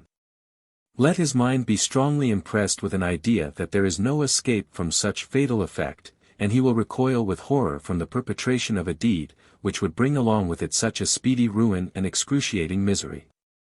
In the apprehension which relates to distant punishment, there is a great drawback upon its acuteness and severity, arising from the single consideration that it may never happen, or that intervening causes may diminish the malignity of its nature, or the fury of its operation. When, for instance, a man is about to take feloniously his neighbor's goods, he does not look behind him to see whether the devil is watching his motions, no, but he keeps a vigilant eye upon the owner of the property, or the bystanders in general. If these can be evaded, the devil is set at defiance. The account can be settled with him at a future day, but with the owner of the goods there can be no postponement of the business. With the civil law, the settlement must be instant, and the compensation adequate and complete. There is a corporal, moral, and pecuniary punishment, which has a powerful effect in restraining man from vice, and without these, all the hells of fanaticism would never be able to hold him to the point of substantial virtue, he would fly off in a moral tangent, from the great circle of human happiness, and sow the seeds of disorder in the very bosom of society. Take away from man these restraints, justly imposed by the civil law, take away the love of reputation, which is a strong and active sentiment of the human heart, take away that internal idea of discrimination in the character of human actions. The idea that one class is useful and amiable, and that another is injurious and detestable. Take from the constitution of man these powerful motives in the cause of virtue, and you will strip him of the most influential considerations by which he is bound to the faithful performance of his duty. Let him loose under these circumstances, and neither the devil, nor the fear of hell, would be sufficient to fasten his attention upon the practice of an exalted morality. In support of this assertion, we may safely appeal to the evidence of facts. For many hundred years past the Christian religion, and its powerful advocates, the clergy, have combined to restrain a wicked world from acts of degrading and destructive criminality. They have portrayed the subject in all the frightful and impressive points of view, of which it was susceptible. They have represented hell with all its horrors, the devil in all his malignity, and, combined with these, an angry God, not less terrific in his character. Notwithstanding all this, these pious men are continually crying out that the world is growing worse and worse. That infidelity is increasing, and that we are treasuring up wrath against the day of wrath, and the righteous display of the awful vengeance of God. If such be the fact, these boasted restraints have not answered the purpose. If such be the fact, they might as well have been without a devil, for he appears to have answered them no purpose. Men who do not believe in this immoral monster, are frequently more virtuous, and never more vicious, than many who declare that they would not for all the world renounce the belief of a devil. Among those nations, where the reign of terror has been the most complete, there has been the least virtue, the least morality, the least attention to the rights and dignity of human nature. Spain, Portugal, and Italy, have been eminent for their attachment to the Christian religion. For their pious zeal and unshaken faith in the gospel, and yet there is scarcely a spot upon the globe where moral principle is less understood, or more universally abandoned in practice, than it is in these wretched and superstitious countries. If the machinery of the Christian religion could have answered the purpose of moral restraint, a fair opportunity has been given among many Christian nations for proving, in this respect, the efficacy of this religion. It has not, however, been proved, and the fact is, that the most religious countries have been the most immoral. The horrors of the Inquisition, the cruelties of Spain and other countries of Europe, upon the peaceable and unoffending inhabitants of America, are not yet forgotten. They are still fresh in the mind, and evince with indubitable certainty, that the spirit of Christianity is ferocious cruelty, and not a generous and exalted benevolence toward the human race. Facts are therefore in pointed opposition to the opinion, that the terrific part of revealed religion has aided the cause of moral virtue. The condition of man in nature impels him to virtue. But superstition has perverted his heart, and deranged the operations of his understanding. It is the business and the duty of reason to restore him to intellectual sanity, to exalt the feelings of his heart, and give to his energies a new impulse productive of universal happiness. 17. Death, or the disorganization of intelligent beings. Painful sensations are often the consequences of surveying the history of man. The means of ingenious torture are everywhere discovered, and the imagination gives an accumulating impulse to the development of their operations. The ingenuity and the fury of fanaticism are continually busied in manufacturing misery for unfortunate mortals. The natural and unavoidable evils which are connected with the condition of human life are not sufficient. The disordered fancy of man seeks in the distant heavens, or in futurity, the causes calculated to produce by anticipation, a new modification of distress, and, in this respect, enthusiasm has been extremely successful. It has awakened all the fears of weak and ignorant mortals, and taken special care to convert this to its own profit and advantage. Death, which is as natural as life, has been converted into a fruitful source of revenue, and clerical avarice has been satiated through the channel of human frailty and destruction. It is not sufficient that man is everywhere subjected to the natural and unavoidable influence of the elementary world. To pain, sickness, and inevitable calamities of every sort, without being alarmed by the terrors which superstition has connected with his ultimate dissolution. Must this final event of our temporary existence become the cause of perpetual torture during our life? Must the mind of man be forever on the rack, in consequence of an anticipated evil, which no prudence or foresight can possibly prevent? Must the unpleasant sensations, which result from the capacity of our natures, be increased by the artificial ingenuities of a blind and fanatic zeal? Is there no source from whence to draw consolation and mental tranquility? No fundamental principles of repose and happiness, no primary objects, of delight, calculated to dissipate the mist of ignorance and general wretchedness? Yes, and they are to be found in the established order of nature. My object, therefore, in this chapter, is to reconcile man to his fate, to tranquilize his mind, and raise it above the superstitious fears of death. To call into action his fortitude and his reason, and by a justifiable exhibition of the general and uniform operation of the laws of nature, to increase the quantity of human happiness. To do this with success, it is necessary to destroy the prejudices and the evils which are connected with the belief of ancient systems. It is universally agreed and verified by the experience of all past ages, that death is the inevitable fate of every sensitive and intelligent agent, but it is denied by philosophy. That this death is the consequence of any primary apostasy of the supposed first parents of the human race. But since a contrary belief has obtained throughout all the Christian world, it becomes our duty to make the necessary inquiry respecting this strange and unnatural doctrine, and develop the true causes of ultimate disorganization in the human species. In doing this, we shall examine the threefold death of the Christians. First, spiritual death. Secondly, temporal death. Thirdly, eternal death. These three kinds of death have been foolishly attributed to the sin of Adam, when, in fact, the first and the last are not true, and neither of them bears any relation to the supposed violation of moral law. By spiritual death, Christians understand a total corruption and debasement of the moral qualities of our nature, by which man is rendered incapable of the performance of any virtuous action. And this, they say, has been the fatal consequence of the primitive defection of Adam, who violated the command of heaven, by eating of the forbidden fruit. Let us examine this doctrine on the principle of nature, reason, and justice. The moral qualities of our nature are capable of being drawn into action, in perfect coincidence with the fundamental principles of an exalted virtue, but it is also conceded, that they are capable of being vitiated. In every intelligent agent, actions of the most opposite nature will sometimes obtain. Man is not wholly virtuous, nor is he wholly vicious, but he consists of a compound of these two different kinds of action. But whether virtuous or vicious, it is the result of his own choice, and the use of the moral energies of his nature. His virtue is always personal, and his vices are to be attributed to a source which entitles them to a similar denomination.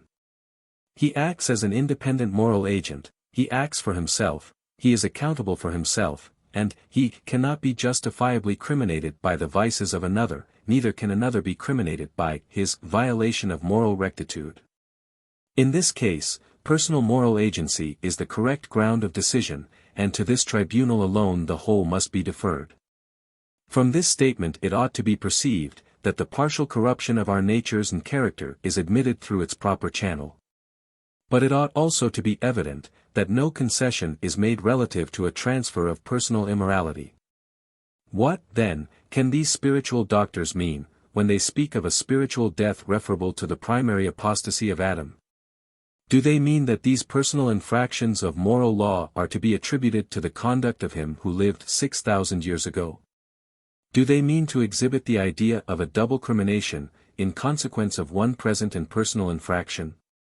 Do they mean to charge Adam with the sins of the whole world, and afterward each individual with his portion of the national debt of iniquity? Would they procure two judgments, two payments, and then remain unsatisfied? Yes, and after all, the whole debt must be eventually cancelled by the death and sufferings of Jesus Christ. Christians, can you examine seriously the nature of human actions, and still contend for the propriety of such unnatural doctrines? Will you never give to man his due degree of merit, and reward him for his real virtue? Is there nothing tender, nothing sympathetic, nothing moral in the heart of an intelligent being? Is there no justice for the benefit of society, no benevolence to brighten the character of man, no humanity for the relief of distressed objects? Is the heart wholly corrupted, and the mental qualities of our nature totally vitiated? Are there no principles preserved in operation, honorable to the character of the human species? It is in vain to attempt, at this enlightened day, to impose a religion upon the world, which tortures all the social faculties of our nature, and reduces man to the condition of a brute.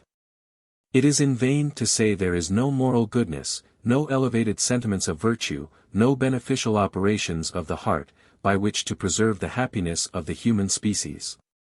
Society could never exist without the influence of moral principles, and the practice of real virtue.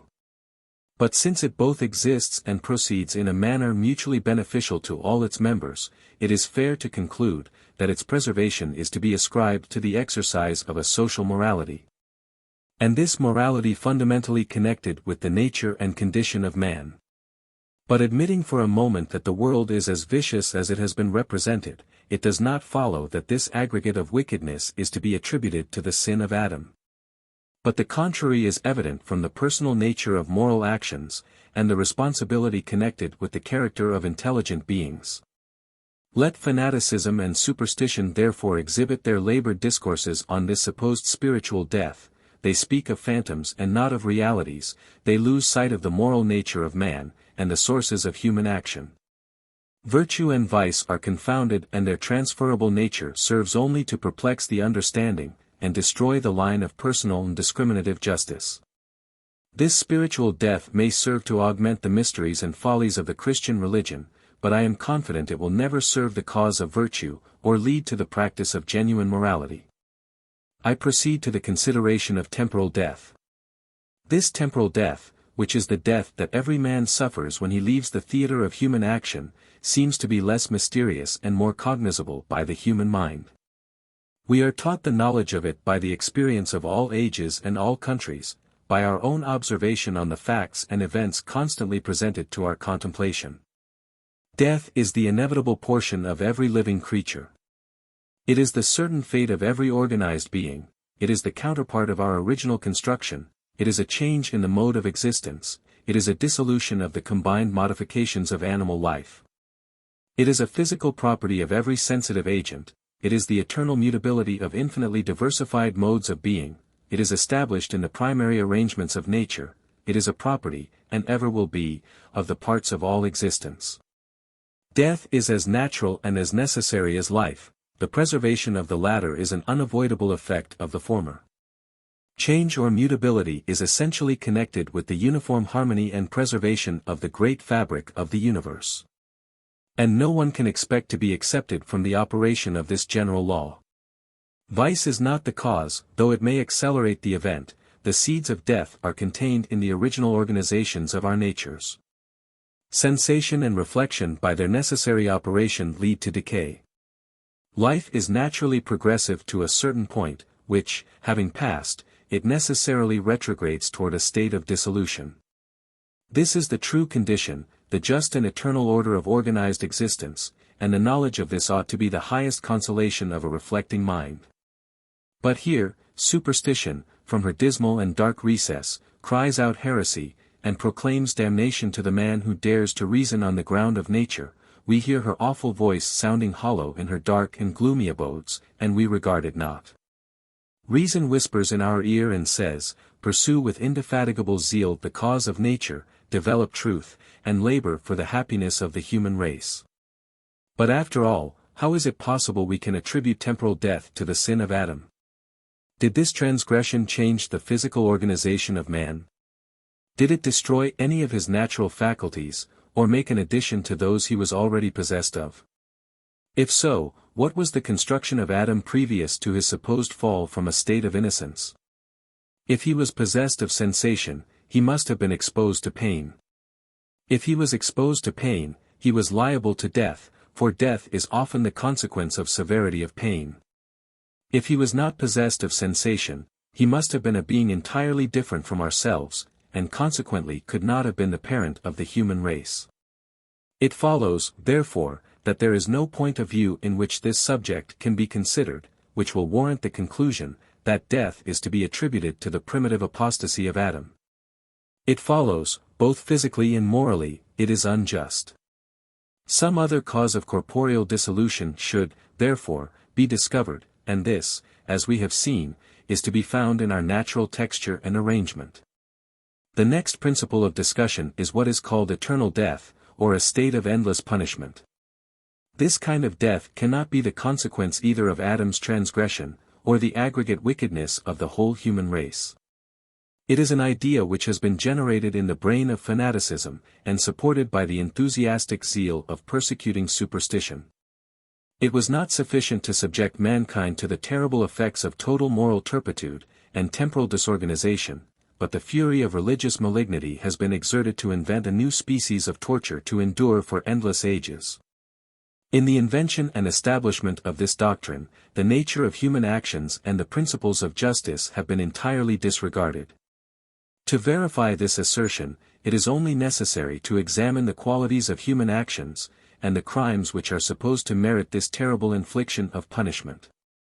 Man is a being possessed of certain powers and faculties, of certain passions and propensities to actions, and these, by a primary law of nature, are subjected to control of reason, and are to be directed by conscience, or an internal moral sense of right and wrong.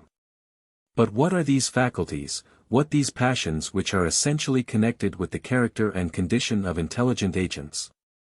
Our existence and all the properties of it are of a limited and finite nature.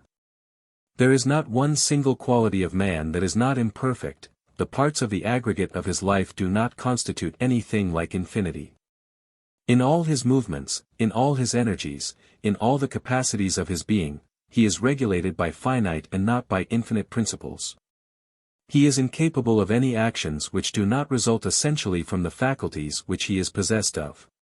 All his conduct must have a strict reference to the causes which have produced it, and every effect must bear a proportion to its productive cause. If the cause be limited and imperfect, the effect must also be imperfect, for the effect can never rise superior to the cause which has given it birth. Before we speak, therefore, of an infinite sin, or an infinite evil, we should consider the capacity of those beings to whom this evil is attributed. If the acting agents are infinite in their nature and character, the effects of their operations may be so too, but if they are finite, their actions can lay no claim to an infinite effect. Sin is the consequence of the infraction of moral law. If this infraction be made by an infinite being, the criminality would be like the being who made it, that is of an infinite quality. But if the infraction be made by an imperfect being, the criminality is finite, and limited in its essential nature. It follows, of course, as man is a finite and imperfect agent. If he cannot do an infinite act, he is incapable of an infinite evil, and does not deserve an infinite punishment. Consequently, the idea of eternal death is unjust and unreasonable. But further, if every sin were an infinite evil, which is the Christian doctrine, it would merit an infinite punishment, but if one sin deserves an infinite punishment, what must be the punishment of him who is guilty of 10,000 sins? According to this doctrine he must be liable to 10,000 infinite punishments, which is a physical and moral absurdity. This doctrine of eternal death or infinite punishment disregards the nature of human actions, and every principle of distributive justice. It inflicts on the smallest offender as great extent and severity of punishment as on the most abandoned criminal. It goes to the destruction of all moral virtue, by inducing man to believe, that the commission of one vicious action is as odious in the sight of God, and deserves as much punishment as 1,000 violations of moral rectitude. It destroys all relation between the actions of men and the beneficial arrangements of corrective improvement. It makes man infinite, and the deity unjust, both of which are inconsistent with the nature of things and the principles of eternal truth. It is impossible that there should be more than one infinite being in existence, and this being is the God of nature, the intelligent organizer of the universe. Possessed of all possible perfection and excellence, and directing the vast concerns of nature with the greatest harmony, and the most divine benevolence. This being is incapable of any infraction of moral law, and this excludes from the system of nature the possibility of an infinite evil, and consequently the justice of an infinite punishment is also excluded. And with it the principle of eternal death. Thus the belief of an eternal hell is essentially erroneous, and can claim no justifiable foundation in nature or nature's God. This doctrine of endless punishment tortures the whole system of distributive justice, is pernicious to the well-being of society, is virtually destructive of the moral energies of man, and degrades the dignity and perfections of the divine creator of the universe. The Christian doctrine of death, spiritual, temporal, and eternal, has now been considered, and the whole proved to bear no relation to the sin of Adam, or the primitive apostasy of the reputed parents of the human race. It has been shown that spiritual death is nothing more than a partial corruption of the moral qualities of our nature, and even this partial corruption has resulted from personal violation of moral law. It has been shown also, that temporal death is the physical property of our existence, and has been unphilosophically attributed to the sin of Adam. It has also been proved, that eternal death or endless punishment, is inconsistent with the nature of human actions, and the qualities and properties of finite agents. In short, the Christian idea of death is inconsistent with reason, bears no affinity to truth or nature, and violates the primitive order of the world established by God himself. Some observations, therefore, deduced from the reason and nature of things, shall conclude this chapter. In examining the vast machinery of the universe, presented for our contemplation by the great Creator, the human mind is lost in a labyrinth of reflection, and swallowed up in the most profound meditations. We behold on every side the most ineffable beauties and the most astonishing wonders. The most splendid exhibitions of eternal wisdom, the most unbounded displays of infinite benevolence, and the most perfect testimonies of an incomprehensible power. In this vast system, there are many things inexplicable to man. Many events beyond the power of human solution, and many arrangements incomprehensible by the most scrutinizing efforts of human wisdom. But man should consider himself as a unit in the totality of existence. As a part of a widely extended whole, bearing a relation to every other part, and every other part bearing a relation to his own modification of life. He should reflect that the world is governed by general and immutable laws, and that the immutable operation of these laws produces perpetual mutability in the infinitely diversified parts and portions of the great fabric of nature. He ought to learn that change is the eternal order in the established arrangements of the world, and he ought not to expect to be excluded from the general influence of fundamental laws established by eternal wisdom. He should learn to be reconciled to his fate, and consider death as a necessary and justifiable appendage of the present modification of existence. He should be taught to love and practice virtue, but not through the fear of an eternal hell, but because it is useful to society, and contributes to his individual happiness. He should be taught to revere the power which animates and enlivens the great system of nature, but not to fear God on the one hand, nor flatter him on the other, with an expectation of obtaining his favor. He should disregard all ideas of ghosts, demons, and malignant spirits, and reason on the cognizable properties of real existence. The mind of man should be elevated above the practice of vice, above the frowns of fortune, and the fears of death. He ought to be the strong advocate of nature, and have confidence in his own energies. His principles should be just and correct, his actions strictly moral, and his sentiment in coincidence with the system of benevolence and utility. No bugbears of superstition, no ghosts of fanaticism, no demons of hell should be permitted to disturb his brain. But, rising above all vice and all prejudice, he should consider himself as an associated being, and live for the benefit of himself and his fellow creatures. 18. Proposition, that the want of universality of the Christian religion demonstrates that it is not of divine origin. Every production must of necessity bear a strict relation to its cause. If the cause be imperfect, it is to be expected that the production will exhibit some strong feature of imperfection. If, on the contrary, the cause be perfect, the effect will carry along with it the unequivocal proofs of that perfection. If these assertions be applied to a system of religion, it would not be difficult to ascertain the source and origin of such religion. A religion, therefore, claiming divine origin, ought, by the nature of its doctrines and principles, to produce conviction in the mind, that it is really supernatural and divine. It ought to exhibit the proof of this celestial birth in so clear and striking a manner, as to be capable of being embraced by every capacity interested in a knowledge of its nature and consequences. It is unreasonable and unjust in the advocates of any system to announce divinity of origin where the internal evidence derived from the scheme itself is sufficient to demonstrate imperfection. A supernatural code of theological principles should be incapable of being charged with any of those defects which are unavoidably connected with all human productions. Contradictions, inconsistencies, and immorality, can never be found in the mandates of a being infinitely perfect. Infinite perfection precludes the possibility of such effect, and wherever the defect is discovered, the evidence growing out of such defect is abundant against the admission of divine origin. Keeping these principles constantly in view, as marks by which to direct our inquiries, we shall be able to ascertain what degree of respect we ought to bestow upon a system of theology, which has heretofore demanded the unqualified credence of every living creature to whom it has been presented.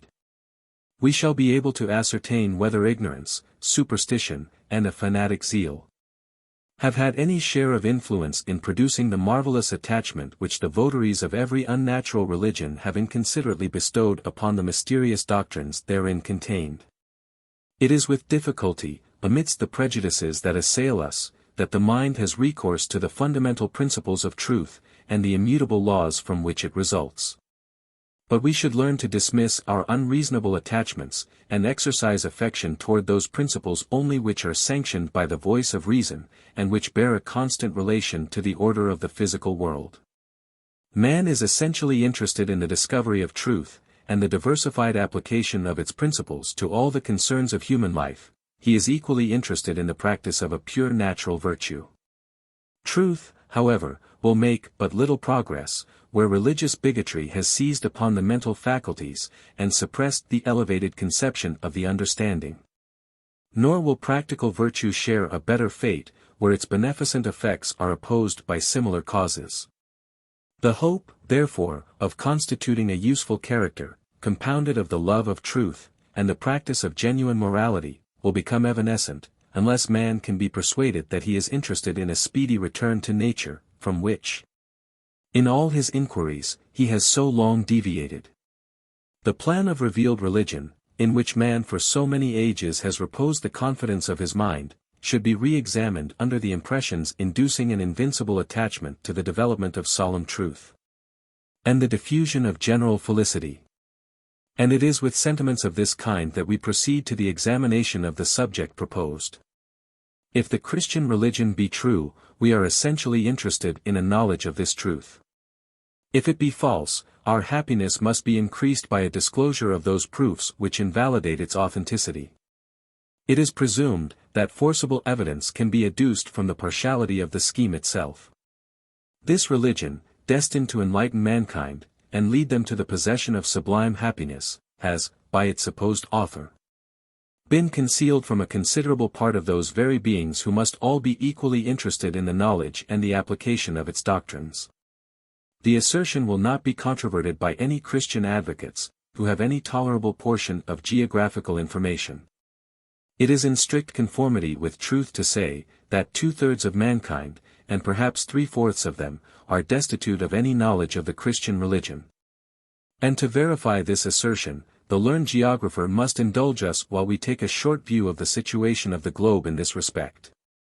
In America, it is true, that the Christian religion has been disseminated among all its civilized inhabitants, but there is a large portion of an opposite description, that have not been thus highly favored by the divinity. Almost all the aborigines of this country are entirely destitute of any knowledge of supernatural religion. They grovel in their native darkness, abandoned in this respect, by the divine power that produced them, and left to form a variety of conjectures relative to a subject so essentially interesting to their present and their future welfare. In traveling to the Old World, and including the aggregate of population, the feelings of the Christian heart will not be better consoled.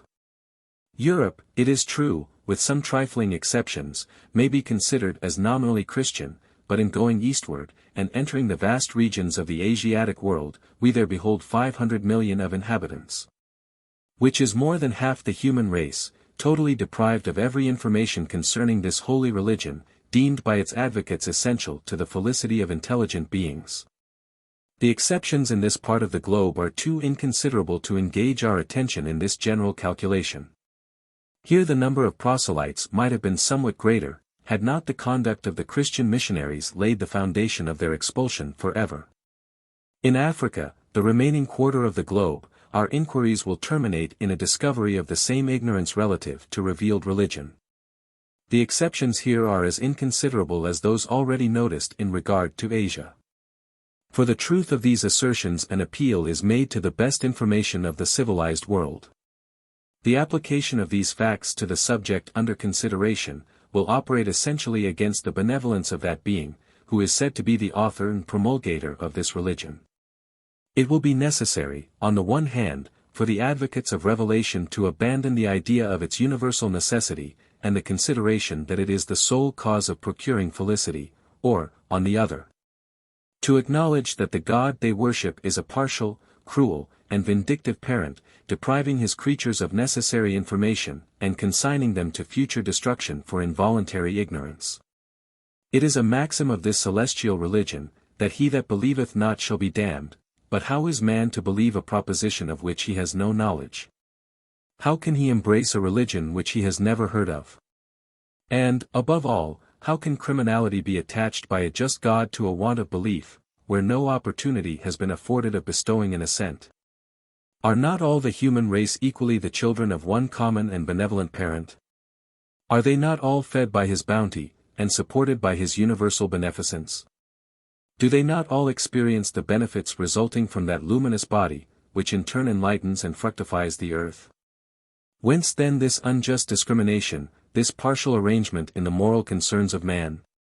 But the advocates of the Christian religion will perhaps retort and say, do you believe that God is the author of the system of nature? Yes.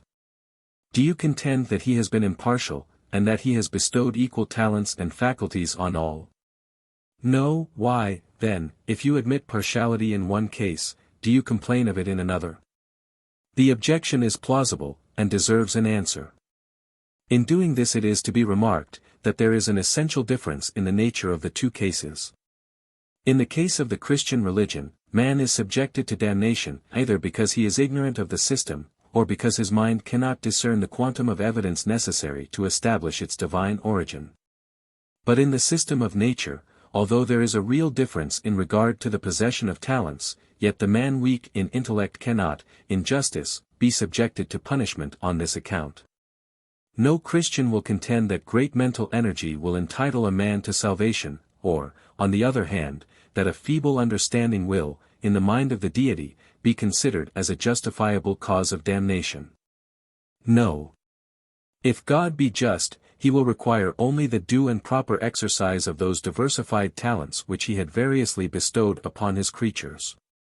If one be weak and another strong, one foolish and another discerning, the justice of God demands a mode of treatment exactly adjusted to these different powers and faculties. The Christian religion, therefore, in order to accord with the system of nature, should have annexed no penalty to unbelief, whether that belief resulted from total ignorance, or an honest dissent of mind, after a due examination of the evidence. The evidence of any system of religion ought to be equal to all, where equal credence is demanded of all. By what rules of moral justice does the deity demand the unqualified belief of the present generation upon a less degree of evidence than he is said to have formerly exhibited? If miracles be necessary in one age to establish the truth of Christianity, they are equally necessary in every age. If one country be favored with supernatural proofs, all other countries are equally entitled to the same unequivocal, convincing, and demonstrative testimony. If impartiality be considered as an attribute of God, this impartiality should at all times and in all places be preserved with an undeviating uniformity. But in every case where merit is attributed to the human assent, on the ground of supernatural proof, and in every other case where demerit is attached to unbelief, when the evidence in quantity and quality is of an inferior nature, this principle is notoriously abandoned. Again, if the Christian religion be true, the proofs ought not only to be universally exhibited, but they ought also to be universally convincing. And this results essentially from the nature of that evidence which is employed to substantiate the system. It is not strange that man should often doubt, where human testimony is the only ground of conviction, but when the proof rises higher and claims a divine origin. One would suppose that the mind must necessarily yield to the force of such divine testimony, otherwise the means made use of by divine power for the accomplishment of the end, are inadequate and deficient. But as no such imbecility can justly be attributed to a being possessing infinite wisdom, it is to be presumed, that the exhibition of evidence in the present case ought to be complete and satisfactory, universal, and everywhere convincing. If human projects miscarry, this failure is to be ascribed to the imperfection of human nature. And the believer ought to perceive that he does virtually ascribe to his God the same kind of imperfection, whenever he acknowledges a defeat in the completion of any object, the producing of which was deemed important in the mind of the Supreme Being. It were less pernicious for man to believe in no God, than to believe in one that is wicked and imperfect, partial and vindictive, establishing his systems upon no principle of distributive justice, and acting upon principles neither correct, beneficial, nor universally understood. Those immoral monsters to whom men in all ages have paid adoration, have served only to corrupt the morality of the human heart, and exhibit examples destructive to the cause of virtue. Such, however, is the character of all those beings who have been made the authors of supernatural schemes of religion. It is time that man should abandon his errors, and return to nature. It is time that he should elevate his conceptions above the prejudices resulting from a partial religion, and attribute to the benevolent parent of universal existence, those attributes only which can possibly adorn his character. The barbarous divinity of the Christian religion has marked all his arrangements with a partiality and vindictive cruelty, which strip him of every amiable property, and subject the mind to the terrific impressions which naturally flow from anger and revenge. When believers shall prove their God to be just and impartial, they may solicit with confidence the gratitude of the human heart. But the rational mind beholds in the arrangements of supernatural religion the most unequivocal injustice, and the abandonment of every principle by which the preserver of nature ought ever to be influenced. Show us a religion universally promulgated and universally proved, and man will soon discover both its truth and utility, and that its revelation is worthy of the being whom he adores. This religion is the religion of nature, it is the practice of justice, it consists in acts of extensive beneficence, it is not confined to any age or country, it is established over the face of the whole earth, it is complete and universal. It is comprehensible by every mind, it is useful to every creature, it is the indestructible cement of intelligent nature in every part of the universe. 19. That moral principles are not founded upon theological ideas, nor upon any sectarian modification of these ideas, but upon a basis as immortal and indestructible as human existence itself. The different religious sectaries, which have prevailed in the world, have furnished innumerable proofs of the bigoted tenacity so strikingly characteristic of supernatural theology. It is not only in regard to their doctrines that this disposition has appeared, but each sect has laid claim to a preeminent preservation of morals, and to the power of rendering good and happy a wicked and apostate race of men.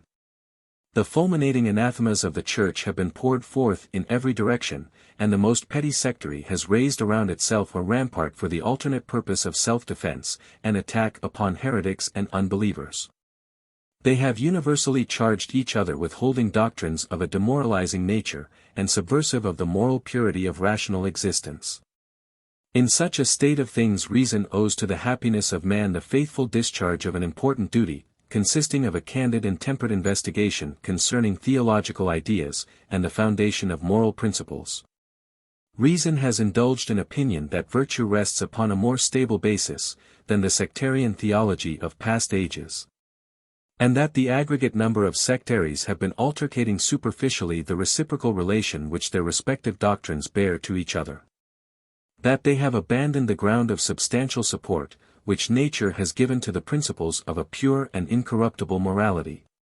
And that their acrimonious strictures and recriminations have served only to perplex the mind and vitiate the heart. The Jewish, the Christian, and the Mahometan theology furnishes the most incontrovertible facts, and presents the most convincing evidence respecting an ultimate decision of the present subject. But the internal and essential character of the inquiry first merits attention, before the collateral and subsequent consideration of sectarianism can lay any just claim to a share of influence in the final determination. The mind of man, in every age of the world, has given diversified specimens of its ideas concerning supernatural powers. The physical universe is a grand and impressive spectacle, whose phenomena alarmed the terror-struck beholder, generating at one and the same time 1,000 hopes and fears in the agitated and uninstructed intellect of man. The physical world was the grand reservoir. It was the common source of theological adductions, and every species of fanaticism drew from this fountain beings of such form and character as would best answer the various purposes for which they were intended. The characteristic differences and the moral or immoral shades of each deified object were regulated by 1,000 different causes existing in the passions and properties of intelligent life. The aggregate of nature was a terrible spectacle in the view of ignorance, and the parts of this grand whole being necessarily subjected to a more scrutinizing inspection of intellect, were discovered to be capable of producing various conjectures concerning spiritual substances and concealed agents of a benevolent or malignant kind.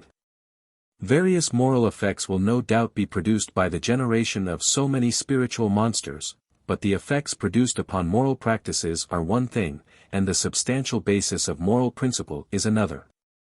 They are quite different in their essential characters. It is an old maxim, that evil communications corrupt good manners.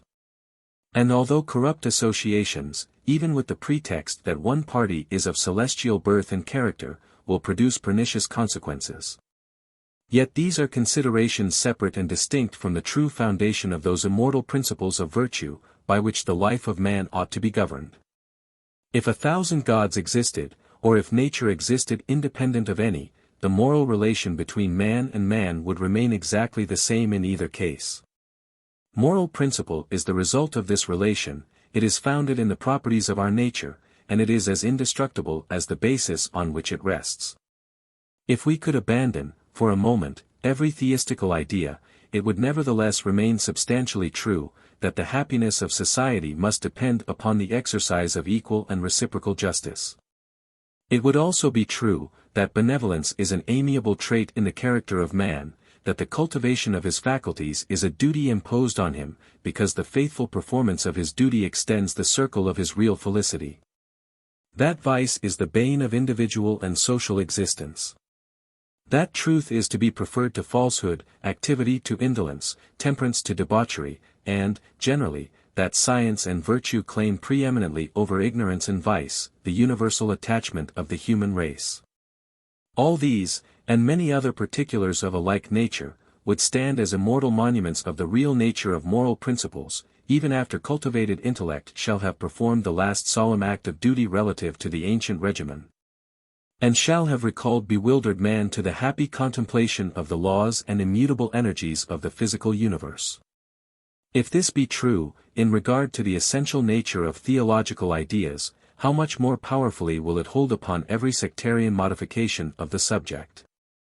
If pure theism be independent of morality, and morality independent of that, because it rests upon the relations and the properties of human life, then it will be easy to conceive that the subordinate descriptions of sectarian theology must be still more unconnected with the present subject. The character, however, of all the gods of antiquity, is, of itself, a sufficient consideration to exclude them from any participation in the concerns of an exalted virtue. The Jewish God commands theft and murder. He puts a lying spirit into the mouth of his prophets, he repents and grieves for his past conduct, he is a God of fury, wrath, and vengeance. These actions and qualities are all attributed to him in the Old Testament. Is it possible that any man of common sense can believe, that moral principles which are so important to the best interests of human society, should be placed upon such an immoral and vindictive foundation? Can any one imagine that a being, so destitute of moral justice and benevolence himself, could serve as a solid basis on which to rest these qualities in human nature? No, this sectarian God, this malignant phantom of former ages, this compound of weakness and wickedness, is calculated to subvert all moral principle, both in theory and practice, and present the moral world in the full exercise of the most detestable passions. The wrathful and unrelenting character of the Christian divinity is not less hostile to the immaculate principles of a sound and excellent morality. Embittered in anger, and infuriate in his vengeance, he lays his hand upon his innocent son, and offers him up a living sacrifice for the purposes which reason abhors, and justice utterly disclaims. Under the modification, name, and character of the Holy Ghost, this being introduces himself to a woman, and violates those correct and delicate sentiments which ought to guide an intelligent being in cases of this kind. Under the name and character of Jesus Christ, he exhibits the most flagrant departures from the purity of moral sentiment and moral practice. In proof of this, the reader is referred to the 9th chapter of this work. The sectarian divinity, which Christianity presents to us, is represented as a consuming fire, as a being possessing fiery indignation and an uncontrollable vengeance. As a being who disregards all just discrimination upon the subject of moral principle. He declares in some parts of the New Testament, that everything shall be regulated by his arbitrary will without regard to the nature or character of the case. He will have mercy on whom he will have mercy, and whom he will he hardeneth. See Rom chapter 9. And is it possible that even a Christian believer can suppose, for a single moment, that the principles of genuine morality can rest upon such an arbitrary basis? No, a divinity of a moral description is the bane of moral virtue. The purest theism is independent of morality, and morality is independent of that. Much less then can the corrupt and vitiated conceptions of barbarous ages be produced in support of a principle which could not exist without the intellectual faculties of man and which cannot be destroyed while these faculties exist. The principle and the practice of immortal virtue will long remain, after the plundering and bloody theology of Moses, Jesus, and Mahomet, has ceased to afflict the human race. The essential principles of morality are founded in the nature of man. They cannot be annihilated, they are as indestructible as human existence itself. XX, Universal Benevolence. The sentiment which includes the whole sensitive and intelligent world, within the sphere of its benignant operations, is justly denominated universal benevolence. Every organized being, whether of a high or low station in animal existence, is susceptible of pleasure and pain. They are all alternately affected by the wishes, the passions, and the conduct of each other, and this influence is extended much further than at first view would strike the mind of the most correct and accurate observer. The universe is a vast assemblage of living creatures, whose relations are reciprocal and reciprocated under 1,000 different forms, and supported by 1,000 different ligaments of an imperceptible nature. The parts are interested in the whole, and the whole is interested in the preservation and diversified modification of the parts. Nothing is foreign or irrelative in the vast fabric to which we belong. Union is most intimate, and the intellectual destiny which awaits the human race will ultimately disclose the consoling secret, that man's highest happiness consists in perspicuously discovering his true connection with nature. And the eternal duration of this connection. The circumscribed condition of man's existence, his wants, his social duties, his appetites, and his passions, constitute a considerable drawback upon the comprehensive conceptions which he would otherwise have been capable of forming concerning his relationship with nature, and the ultimate destination to which the powers of nature have devoted the component and immortal parts of his existence. The intellectual properties of man are, however, capable of being expanded so far as to indulge an opinion subversive of those narrow views, which have excited sentiments of hostility between individuals and nations whose interests were the same, and whose duties ought to have been universally reciprocated. It is, no doubt, extremely natural, and even absolutely necessary, that each individual should feel an anxiety extremely impulsive respecting the preservation of his own existence, and the means by which it is to be rendered tranquil and comfortable. But this sensation, the first which is experienced by a sensitive creature, does not preclude that expansion of mind which would benevolently extend the circle of man's moral affections and duties, and which also prepares for himself an additional portion of exalted enjoyment. Sensation alone, or, in other words, mere animal existence, must be deprived in a high degree of the power and the pleasure of reciprocating those sentiments of moral sympathy, to which intelligent man is indebted for his highest happiness. The gradual increase of the capacity of sensation constitutes a continual approach toward the possession of those properties on which the sublimity of thought depends, and by which human reason recognizes the benefit of benevolent reciprocation.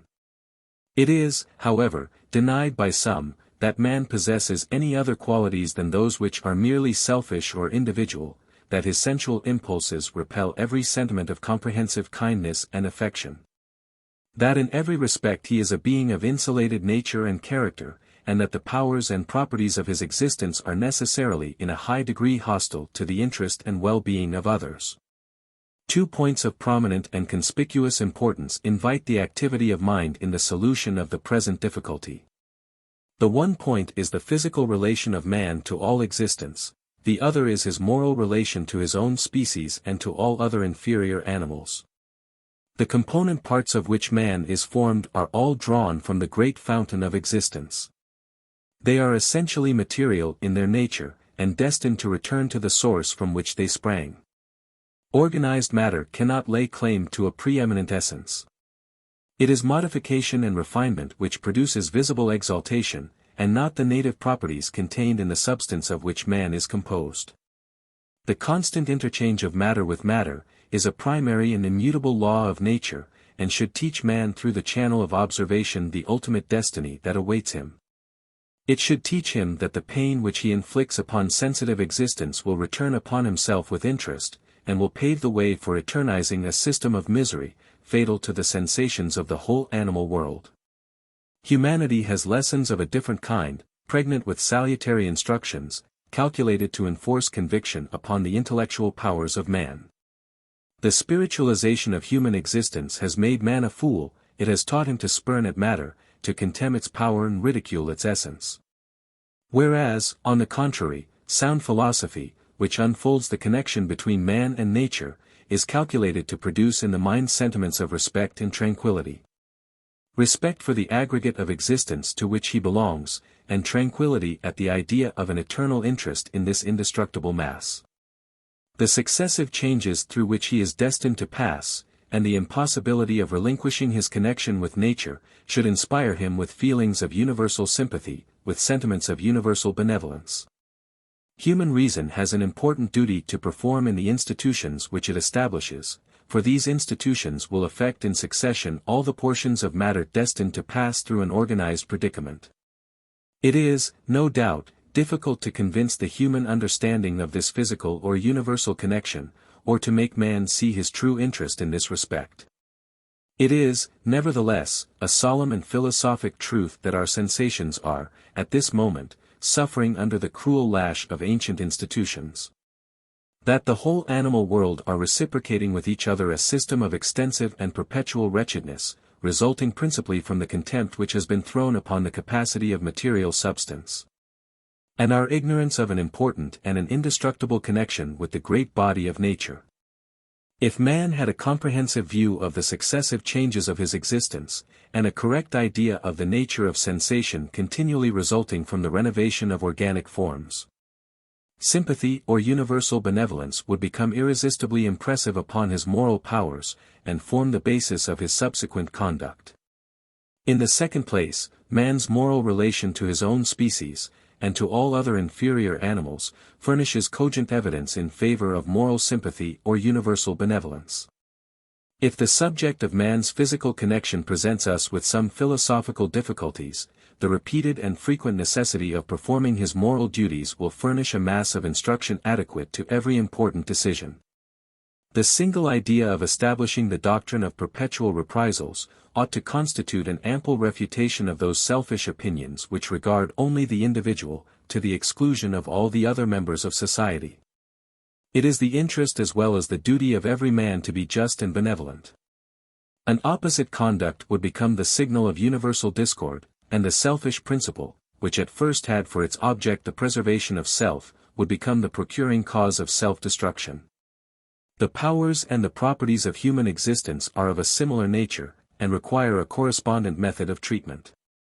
Beside, the intimate connection which subsists between us in this respect, our enjoyments and our capacity of enjoying, are augmented by every effort which the mind makes in a comprehensive system of philanthropy. The narrow prejudice which makes one man the enemy of another and one country the enemy of another, is not only disgraceful, but subversive of the best interests of human society. Political governments, and the prejudices which have been created and nurtured by these governments, have set individuals and nations in battle array against each other, without any good or substantial reason whatever. What is there in the nature of the case which should make a Frenchman and an Englishman hostile to each other? Are they not both men, possessed of similar faculties, equally indebted to nature for the resources of their felicity, and capable of being made happy or miserable by the operation of the same causes? Yes, and it is the iniquity of corrupt government which has perverted those sentiments of the human heart, by which one human being is bound to another in a general system of interest, sympathy, and universal benevolence. This principle should also be extended to the whole animal world, so as to exclude acts of cruelty, and annihilate every species of injustice. The child that is permitted in early life to run a pin through a fly, is already half prepared to run dagger through the heart of his fellow creature. It is the duty of parents in the business of instruction, to correct the ferocious errors of former ages, and inspire society with sentiments of sympathy and universal goodness. But to do this with effect, our political institutions must be changed, and placed upon the broad basis of universal liberty and universal justice. This would be a work of time, but it is as certain in the ultimate issue of things, as the progress of the earth around the sun, or the general revolution of the planetary system. The individual that withholds his intellectual contribution in this respect, is either grossly ignorant, or a wicked traitor in the great cause of human existence. XXIII, Moses, Jesus, and Mahomet. The causes which have produced personal celebrity are numerous, and diversified by 1,000 indescribable shades in their modes of operation.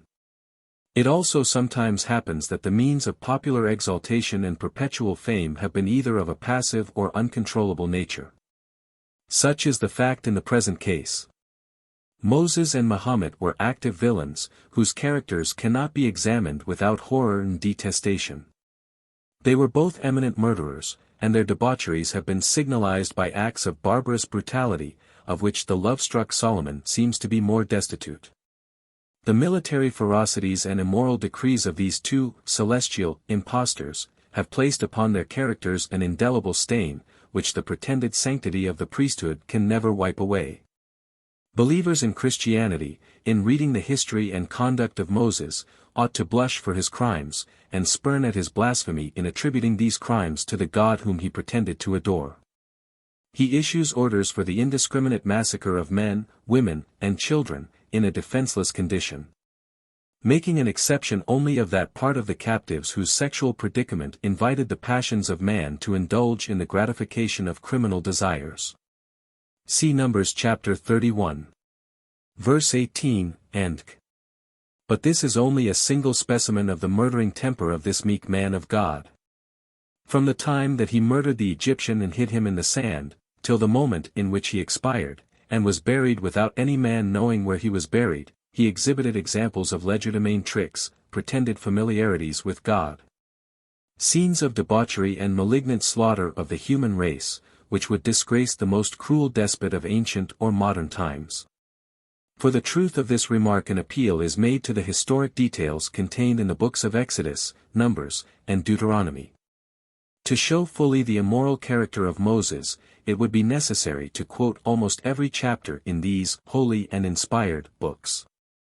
Believers in revealed religion, who still believe that Moses was a pious and meek man, ought, once more, to pass in review the conduct and transactions which the Bible has attributed to him, especially those details which are contained in the books already mentioned. If there be any member of the Christian Church who can believe that God and Moses ever united in the execution of those barbarous decrees and immoral sentiments stated in these books, he must be lost to all clear ideas of justice, and must have abandoned every principle of humanity by which the life of man is to be rendered comfortable and happy.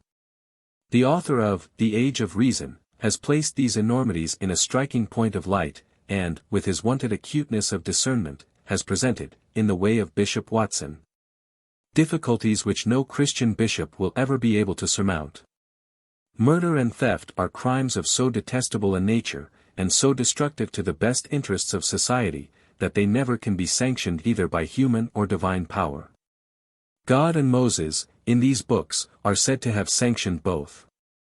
It follows, therefore, that God and Moses are both bad characters, or else the books are not true. The latter, however, is the fact, and the character of the real God of nature remains unimpeached. The character of Mahomet is of a savage, military, and tyrannical caste, but he speaks in the name of heaven, and, like Moses, pretends that his murders, cruelties, and assassinations have been sanctioned by the divinity which he adores. He frequently begins his chapters in the name of the most merciful God, but, in the course of the chapter, is sure to consign to damnation those who do not accede to the system of revelation which he has received from God. The chosen people of the Most High, under the Jewish dispensation, took the liberty of exercising a principle of indiscriminate extirpation toward all heathen nations.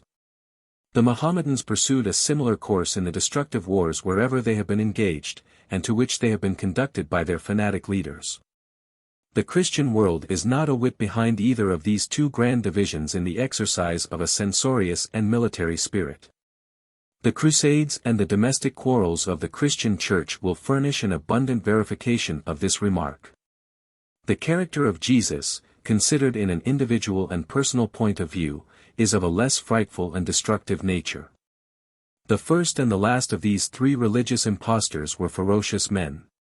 It was necessary, therefore, to present them conjointly, reserving the character and conduct of Jesus a matter of distinct inquiry. It will not be necessary, however, to say much upon this part of the subject.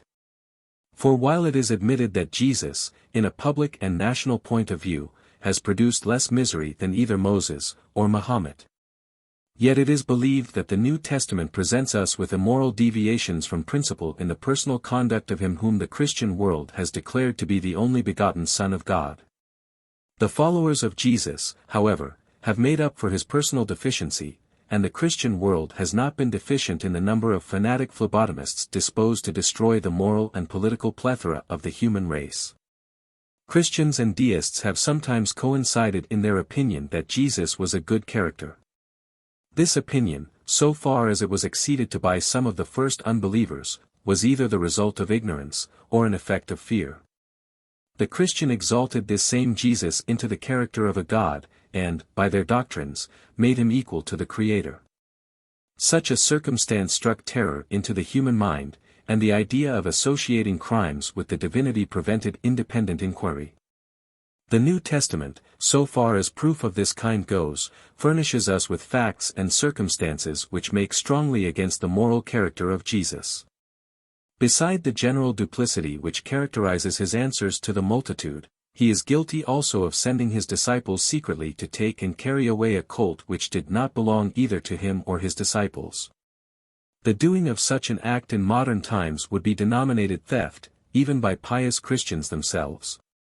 He is guilty of sowing the seeds of domestic and national warfare, and declaring that no man could be his disciple without hating his father and his mother, and also that he came not to send peace but a sword. If any man at the present day were to enter society with actions and avowed intentions of this kind, he would be considered as an enemy to moral virtue, and deserving of that punishment which domestic justice and public tranquility required. It is in vain to applaud the conduct and opinions of Jesus, when the same conduct and opinions applied to another being would be considered as criminal, and hostile to the best interests of human existence. In the first edition of this work, and in the chapter concerning the immoralities of the Scriptures, ideas and arguments were advanced that supersede the necessity of prosecuting farther the present subject. Moses, Mahomet, and Jesus can lay as little claim to moral merit, or to the character of the benefactors of mankind, as any three men that ever lived upon the face of the earth. They were all of them impostors. Two of them notorious murderers in practice, and the other a murderer in principle, and their existence united has, perhaps, cost the human race more blood, and produced more substantial misery, than all the other fanatics of the world. XXII, Prejudices. The discovery and the development of truth, as it really exists in the system of nature, is of the highest importance to the true interests of mankind. But how to present this truth to the view of the mind in a manner calculated to attract its attention, is difficult to say. For although the uncorrupted faculties of man cannot be opposed to the attractive charms of truth, or the brilliant beauties of her native appearance, yet so numerous are the causes, and so powerful their operation which serve to mislead the mind and produce injurious impressions upon it, that perspicuity and regularity of thought are essentially deranged. And the clearness of scientific deductions are swallowed up in the gulf of error and deception. This process, prejudicial to our mental operations, commences in the early stages of our existence, and proceeds with a regularity of mischievous consequences, to the period when man assumes the dignity of intellectual independence. And fortunate indeed is that individual who arrives to this elevated predicament of mental existence. The energy of thought, when applied to the discovery of truth, is naturally calculated to sweep away the rubbish of error, and cut up those deep-rooted prejudices which have so long retarded the useful improvement of our species. The grand object of philosophic philanthropists should be, to extend the sphere of mental energy, to enlarge the circle of its influence, and to oppose a persevering activity of mind to the fallen rancor of superstition, and the destroying fury of fanaticism. Religious enthusiasm, bigotry, and superstition, conjoined with the strong arm of political despotism, have rendered man in the past ages of the world the degraded instrument of their own pernicious and destructive purposes. It is here we must seek for the source of any human misfortunes, and the perpetuation of those prejudices by which the body and mind are both enslaved. It is true that the natural imbecility and imperfection of our faculties, and the extensive nature and variety of those moral and physical combinations, from which science is to be deduced, evince the strong probability that man may frequently be erroneous in the conclusions which he draws from certain premises. Because the force of his faculties is not adequate to a full and complete investigation of the compounded and diversified relations of existence. But these natural obstacles to the clear deductions of science, are neither of a discouraging or an insurmountable nature. The energy of the human mind is prodigious in the disclosure of natural principles, and its activity must be measured on a scale of endless progression. Nature is correct and righteous in all her operations. Man is wrong only when he deviates from her laws. Our errors, our prejudices, and our vices, are so many instances of a departure from the beneficial laws of moral and physical existence, and our education is calculated to favor this unfortunate dereliction. The idle and foolish stories of nurses, and the still more ruinous tales and doctrines of priests, are calculated only to corrupt the heart, and bury the human mind in the gulf of the most destructive prejudices. How is it possible that man should have any clear conceptions of natural truth, when his understanding is constantly insulted with 1,000 incongruous and non-existent relations, such as ghosts, witches, and devils, which perpetually disturb the imagination, and draw the rational faculties into the vortex of fancy and fanaticism? And this will ever be the case so long as superstition, or, which is the same thing, a religion claiming a supernatural birth, shall spread its bloody and baneful influence among intelligent beings. The faculties of man ought to be circumscribed only by that extensive circle which embraces the full extent of their native and accumulated activity. When religious prejudices are permitted to mingle their gloomy effects with the exalted conceptions of enlightened reason, the important cause of truth and the dearest interests of humanity become perceptibly retrograde. And darkness instead of light pervades the moral world. When Moses, by authority pretendedly divine, diffused light over the world previous to the creation of the sun, superstition greedily swallowed the holy absurdity. But when Galileo asserted the sphericity of the earth, they cried heresy, and armed against science and philosophy, and yet the latter was an important truth in the system of nature, the former, a stupid blunder of ignorance and fanaticism. Such, O superstition, are thy pious efforts to blind the human mind, the better to subjugate its powers, and rob man of the fruits of his industry. There is no system either of education, politics, or religion, which ought to be accepted from the severest scrutiny of the human mind, or the closest examination which the human faculties can bestow upon it. Yet habit and custom of long duration have so strongly attached man to his errors, that he reluctantly relinquishes those tenets which serve only to disturb his peace, and destroy his happiness.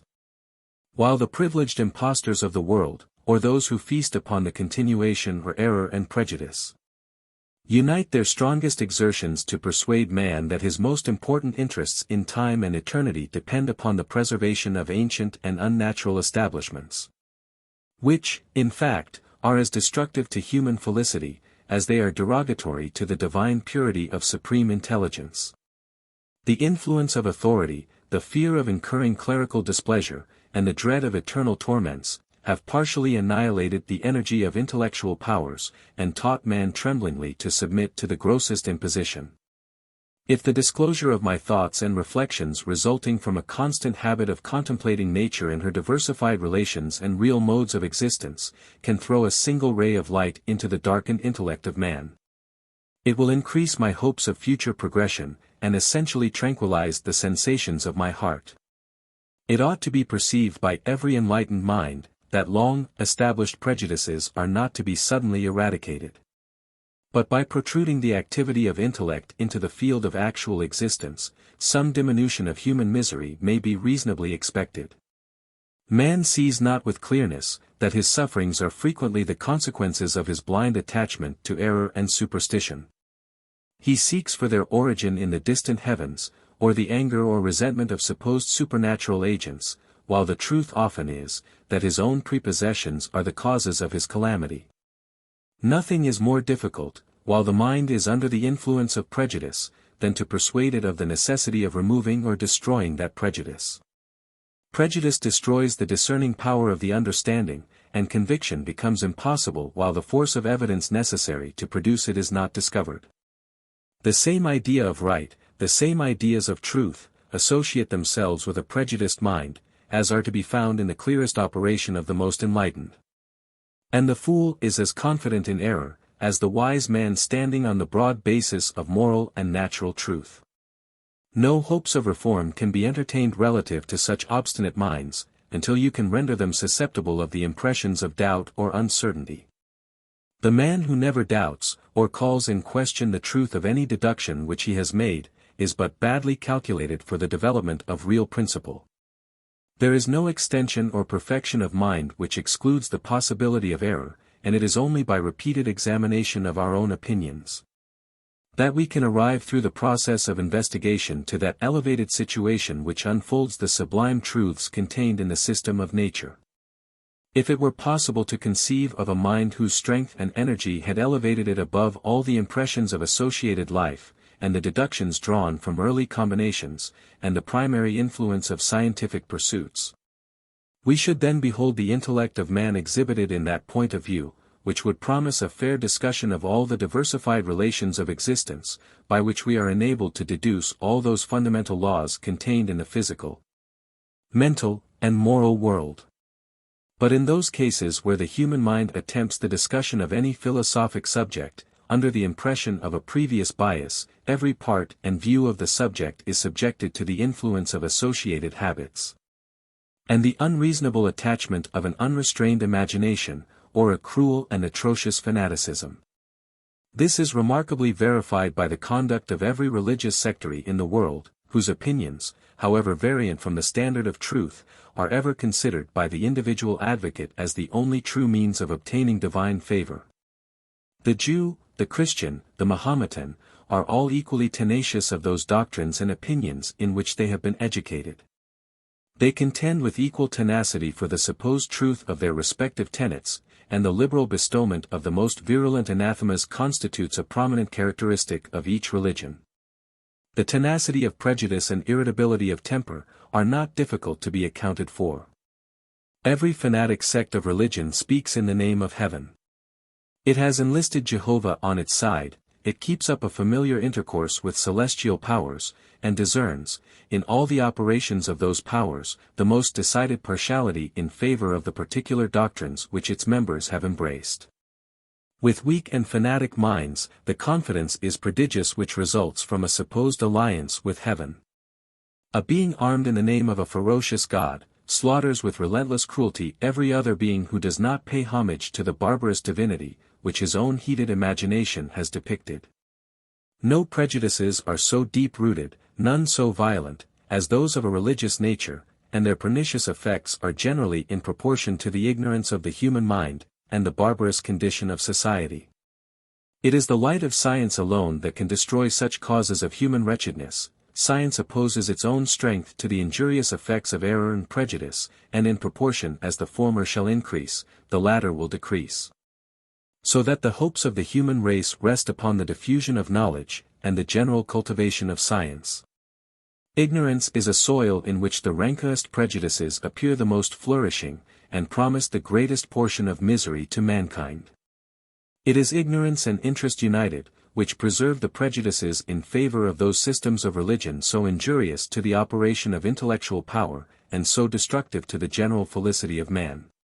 It is to be remarked, that the prejudices existing between different nations or individuals, are frequently destroyed by an extension of acquaintance, and the farther knowledge of those facts, from which righteous conclusions can be drawn. The same may be said in regard to systems, subjects, or principles. A partial or imperfect view leads to wrong attachments or erroneous deductions. While a comprehensive examination may teach the mind to suspend, alter, or rectify its final determinations. The different religious sectaries all reject each other's doctrines, and too frequently hate and detest each other on account of difference in opinions. While the scientific mind, rising above early prejudices, perceives the errors of all parties, and pities the ignorance, which binds man to such stupid and senseless doctrines. But it is more lamentable, that such ignorance and error of mind should be found united with the grossest perversion of moral principle. A difference of opinion is followed by a most rancorous spirit of malevolence, and the exercise of the most glaring and destructive vices. It is to be presumed, however, that there is in nature a substantial foundation for moral principle. That the source of this principle is to be sought for in the organic construction of human existence.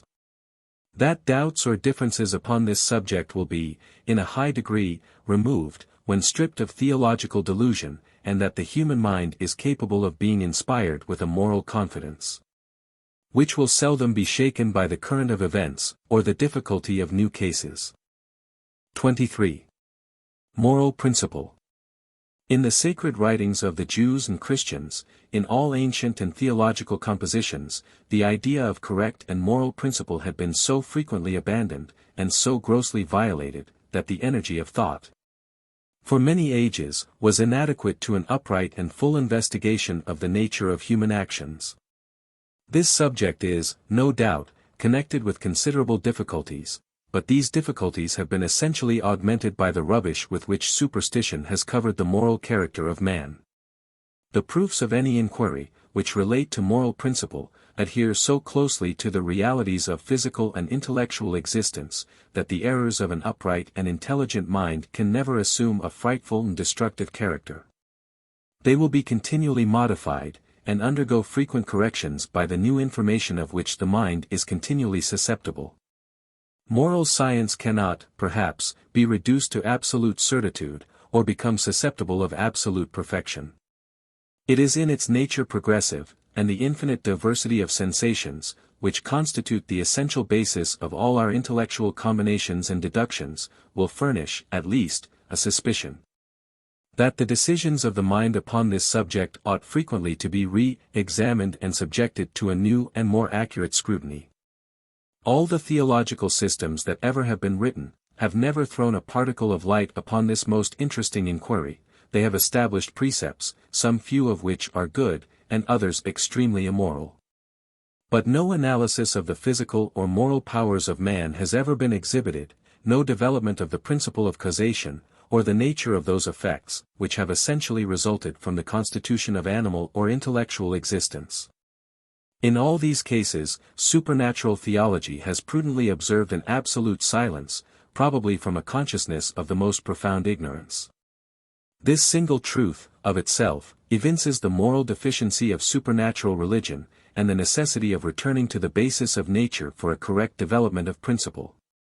Everything that is discordant to this has been established by the force of authority, and the reasonableness of such establishment has never been a ground of serious inquiry. If it should be objected, that it is impossible, even upon the basis of nature, to find a universal standard of morality, it will nevertheless appear that a continual approach toward such a standard must be far preferable to those arbitrary decisions which theology has made upon this subject. There can be no internal force or excellence connected with a system established solely by external power, without reference to the essence or character of the principles which constitute the body of such a system. The internal excellence of the principle itself, together with capacity of mental discernment, is essential to the ultimate benefit which may be expected from the natural operation of legal codes. But there is no better method of rendering a principle intelligible than by showing that it is consistent with nature, that it has resulted from her laws, that it is useful in its effect, that it is capable of being reduced to practice. In a word, that it is suited to the powers, condition, and character of the human species. There is another previous consideration also, which ought to be taken into the account before we shall be able to comprehend the essence of moral principle, or to understand the nature of those duties which result from our original constitutions. That intellectual part of man, which supernatural theology has denominated a soul, has been viewed separate and distinct from the body, as a kind of spiritual and celestial inhabitant of a mean and material tenement. That their union would be of short duration, and that their final destination was extremely different. This led to reasonings and conjectures that were erroneous. For as the corporeal sensations were entirely excluded from a participation in the cause, by which moral influence was produced, an accurate knowledge of the sources of action was necessarily excluded. And spiritual mystery was substituted for philosophic demonstration. The human mind is incapable of forming any conception of that which is not material. Man is a being whose composition is purely physical, and moral properties or intellect are the necessary results of organic construction. To ascertain, therefore, the foundation of moral principle, it is necessary to revert to the physical constitution of human nature, it is necessary to go to the source of sensation, to the cause of impressions. And the diversity of these impressions. To the universality of the fact, that all human nature possesses the same or similar sensations, together with all the other additional circumstances resulting from the subsequent intellectual combinations of our existence. All human beings are susceptible of pain, they are also all susceptible of pleasure, they are all possessed of the same senses, subjected to the same wants, exhibit the same desires, and are satisfied with the same enjoyments.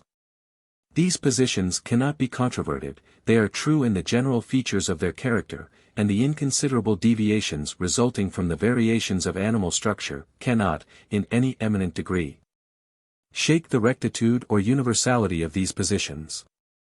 The modification of the principle of animal structure in intelligent existence is, no doubt, diversified by a nice and inscrutable gradation, but the aggregate amount of organic result must be nearly the same.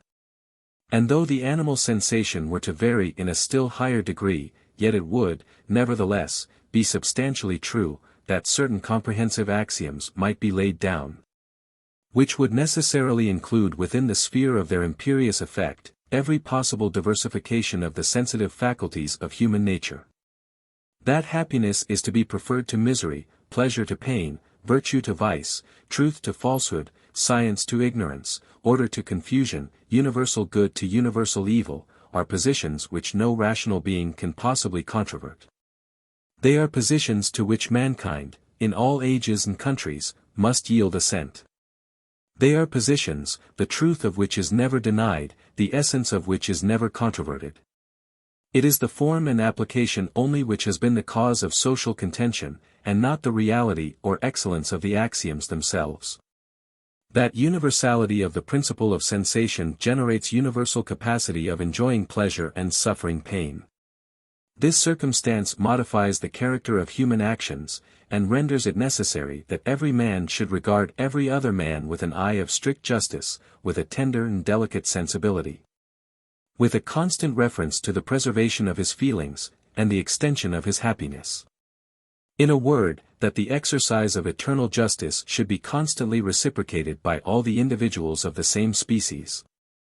If I assume to myself the pretended right of injuring the sensations, the moral sentiments, or general happiness of my neighbor, he has, undoubtedly, an equal right to commit the same violence upon me.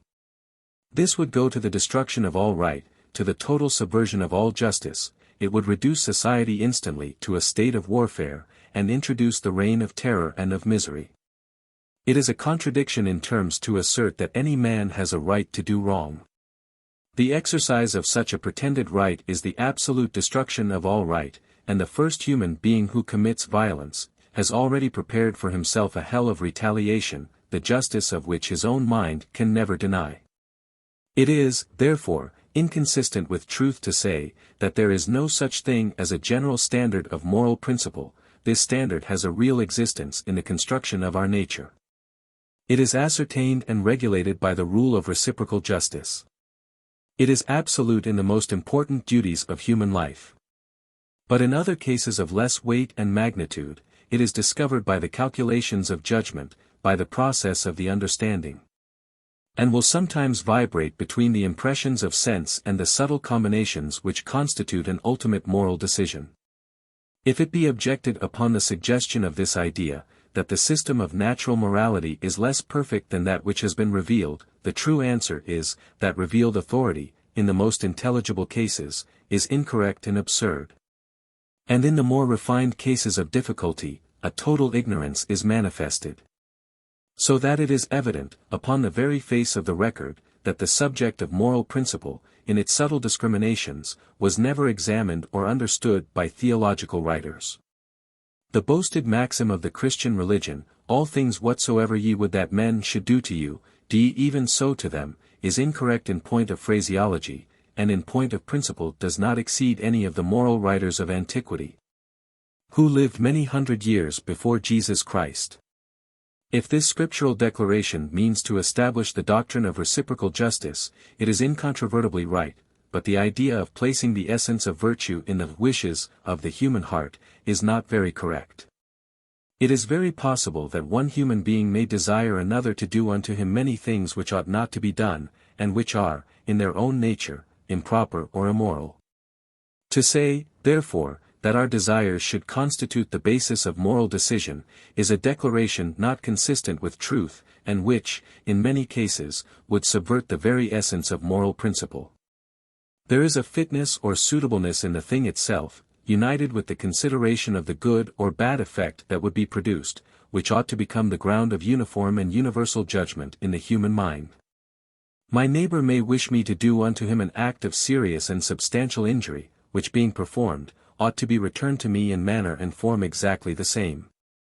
And thus, by an adherence to this maxim as it is now stated, a double injury would be produced, and the foundation of virtue shaken to the center. But waiving any criticism of this kind, and giving to this scripture declaration the full extent of what is contended for, it is, nevertheless, no more than a plain maxim of justice, which had been known and practiced, in a greater or less degree, at all times and in all countries. All the local and unjust institutions of mankind in former ages have not destroyed the essential relation which man bears to man, nor have they been able wholly to efface a knowledge of those duties which result from these relations, and from the powers and principles of human existence. The more the subject of moral principle is examined, the more it will appear that there are certain general features in it which the experience of man has partially recognized, and being fully developed and reduced to practice, would constitute a solid foundation for human felicity. The approach to such a standard of perfection will be gradual and slow, but it must, nevertheless, from the very nature of man, be constant and certain. The following, says Volney, is conceived to be the primordial basis and physical origin of all justice and right. Whatever be the active power, the moving cause that directs the universe, this power having given to all men the same organs, the same sensations, and the same wants, has thereby declared that it has also given them the same rights to the use of its benefits, and that in the order of nature all men are equal. Secondly, inasmuch as this power has given to every man the ability of preserving and maintaining his own existence, it clearly follows, that all men are constituted independent of each other, that they are created free, that no man can be subject, and no man sovereign, but that all men are the unlimited proprietors of their own persons. Equality, therefore, and liberty, are two essential attributes of man, two laws of the divinity, not less essential and immutable than the physical properties of inanimate nature. Again, from the principle that every man is the unlimited master of his own person, it follows that one inseparable condition in every contract and engagement is the free and voluntary consent of all the persons therein bound. Further, because every individual is equal to every other individual, it follows that the balance of receipts and payments in political society ought to be rigorously in equilibrium with each other. So that from the idea of equality, immediately flows that other idea, equity and justice. Again, the same author observes, that there existed in the order of the universe, and in the physical constitution of man, eternal and immutable laws, which waited only his observance to render him happy. O men of different climes! Look to the heavens that give you light, to the earth that nourishes you, since they present to you all the same gifts.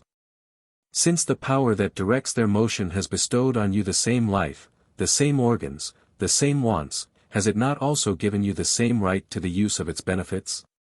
Has it not hereby declared you to be all equal and free? What mortal then shall dare refuse to his fellow creature that which is granted him by nature? O nations, let us banish all tyranny and discord. Let us form one society, one vast family. And since mankind are all constituted alike, let there henceforth exist but one law, that of nature, one code, that of reason, one throne, that of justice, one altar, that of union. The foregoing impressive sentiments of this celebrated writer disclose with clearness to the view of the human mind, the nature of moral principle and the foundation of all right and of all virtue. It is the reciprocation of sensation, the mutuality of condition, of powers and wants, that constitute the immortal basis of justice, and lead to the establishment of rules, whose operation must ever be in strict coincidence with the happiness of the human species. The exceptions to those fundamental principles are so few, and so unimportant, as to form no strong objection against the general assertion that there exist in the constitution of human nature those essential properties which confer upon man the character of moral agent. To controvert, therefore, the existence of these moral principles, or the idea of a general standard in the morality of human actions, is to fly in the face of all experience, to oppose the universal consciousness of the human understanding, and deny the most conspicuous facts connected with the life of man. XIV. Matter and power, origin of motion, liberty and necessity. The universe is composed of an infinite mass of matter, 7 or at least, to the human mind, it is infinite, because to this mass no assignable boundary can be affixed. Space is unlimited or infinite, and in this vast expanse, innumerable bodies of matter, of different magnitudes, are continually performing variegated revolutions.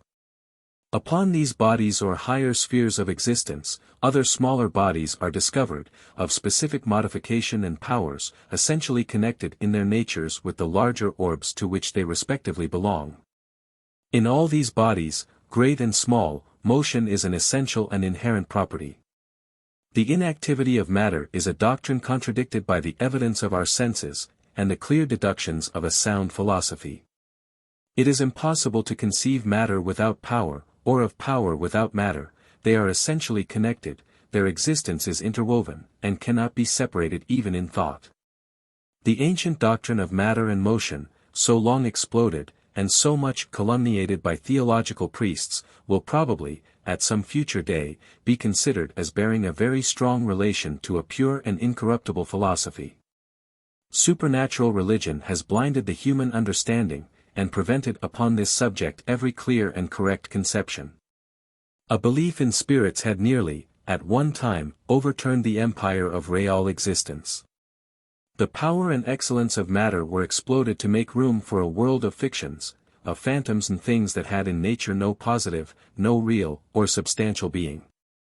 Filled with this idea, the dreams of theology were substituted for philosophic truth, and fanaticism usurped the domination of reason.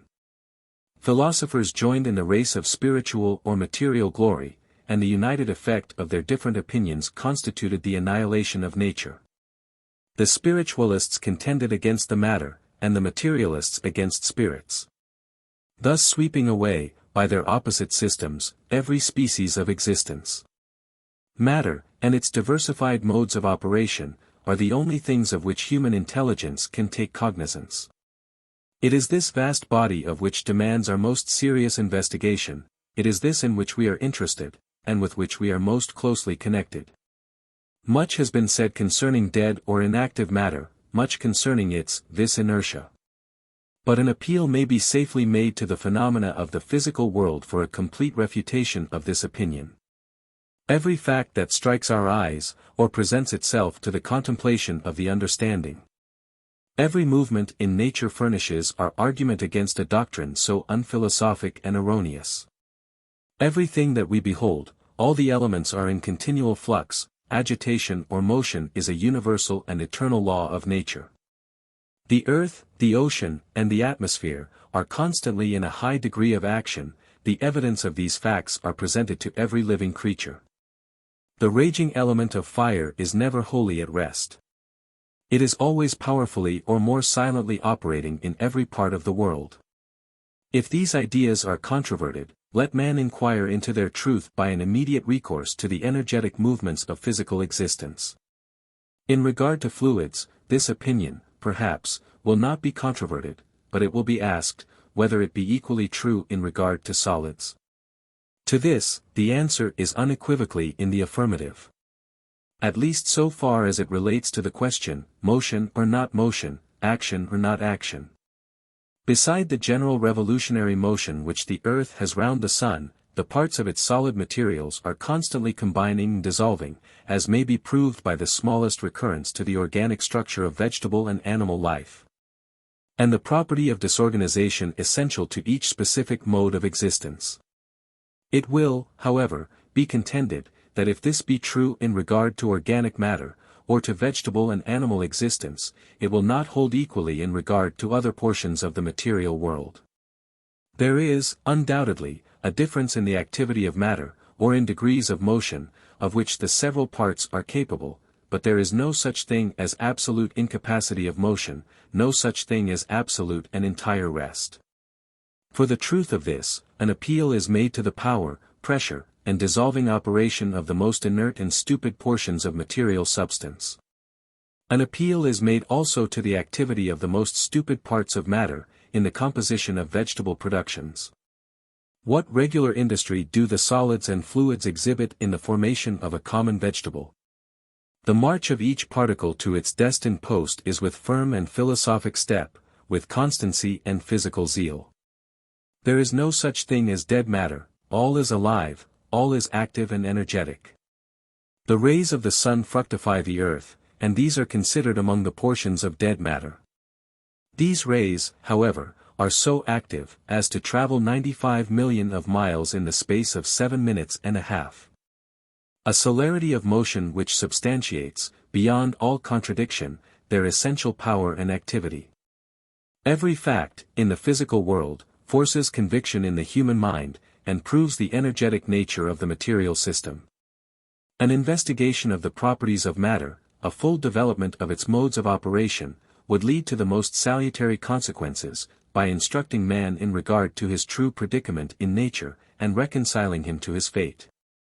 To corroborate the ideas which have already been suggested upon this subject, the following strong and philosophic reflections are taken from an anonymous pamphlet, entitled, An Essay on Matter.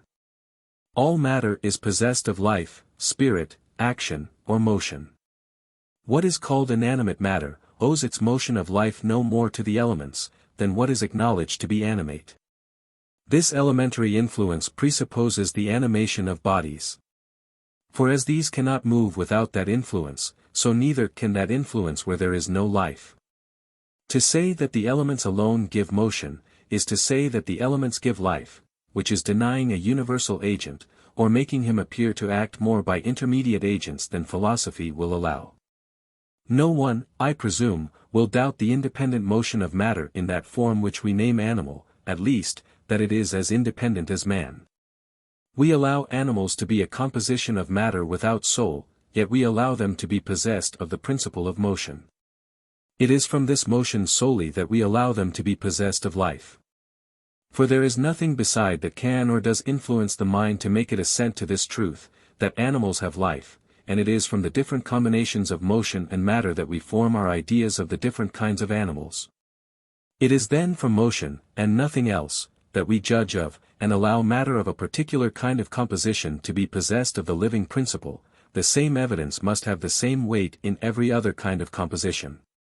Wherever motion is discoverable in matter, be the form of it what it may, we must acknowledge it to entertain the living principle. But it may be said, that though motion be an evidence of life in matter in certain forms, and where the motion is of certain kinds, yet motion of every kind will not prove the existence of life in matter of every form. This absurdity of supposing a caput mortuum must appear to every one who considers the connection and dependence which exists in all bodies upon each other, the motion which this connection supposes, and life which motion evidences. There is a perpetual exchange of matter with matter of every form. The animal creation, for instance, is constantly exchanging parts with the earth and its atmosphere. If the matter composing animals be animate, and that of the earth inanimate, how can these be united?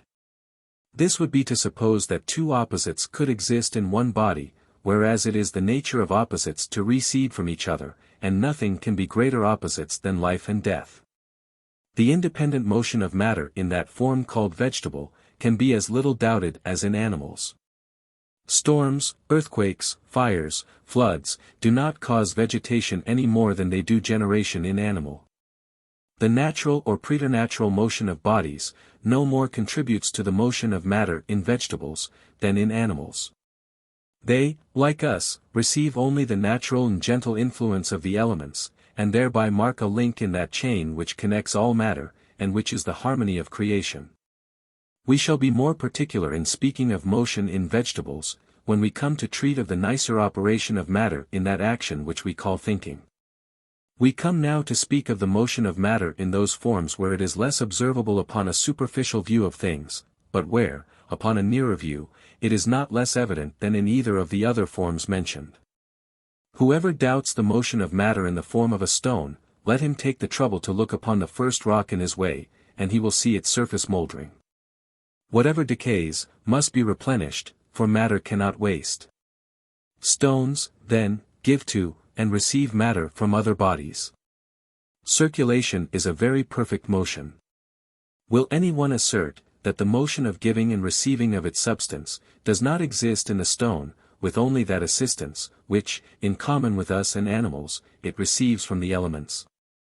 The motion of matter in the various forms of minerals is more observable, as it is more lively. There is a constant fluctuation of matter in all mineral bodies. When miners open a mine, and do not find the ore they are in pursuit of, in the quantity which they expected, they say the mine is not ripe, and close it up again, that the metal may have time to grow. If matter have not the vital principle, then I have the power of creating. The bulk of my form is increased by the matter which in the action of eating, inspiration, and absorption, I add to myself. If this matter have not the principle of life, how can I make it partake of me, and thereby partake of life? Can I unite dead and living things, or can they be united in me? Chemists tell us that the union of bodies depends upon the affinity, i.e., the likeness which matter in one form has to matter in another form, and tell us no further. We have before mentioned the different kinds of union produced by affinity, the perfect and imperfect. But what gives the quality of union, and preserves the existence of the compound? It is the living principle in one body, inclining it to associate with the living principle in another body. Without this living principle, that inclination which supposes motion could not exist. The above observations exhibit, with philosophic clearness, the nature and property of matter. It is by a constant recurrence to the operations of the material world, that man will be able to discover those solemn and important truths on which his happiness is founded. Our bodies are composed of the elements, compounded and organized by the skill and energy of nature. From this organization, certain consequences necessarily result. Composition, decomposition, and recomposition, are established in the order, and supported by the laws of physical existence. The materials which are employed in any specific composition possess inherent and indestructible qualities, but the result may be augmented and power increased by organic construction. Thus, for instance, matter in its most simple form, may, perhaps, be destitute of intelligence, but when combined and modified in the form of a man, intellect is a uniform consequence.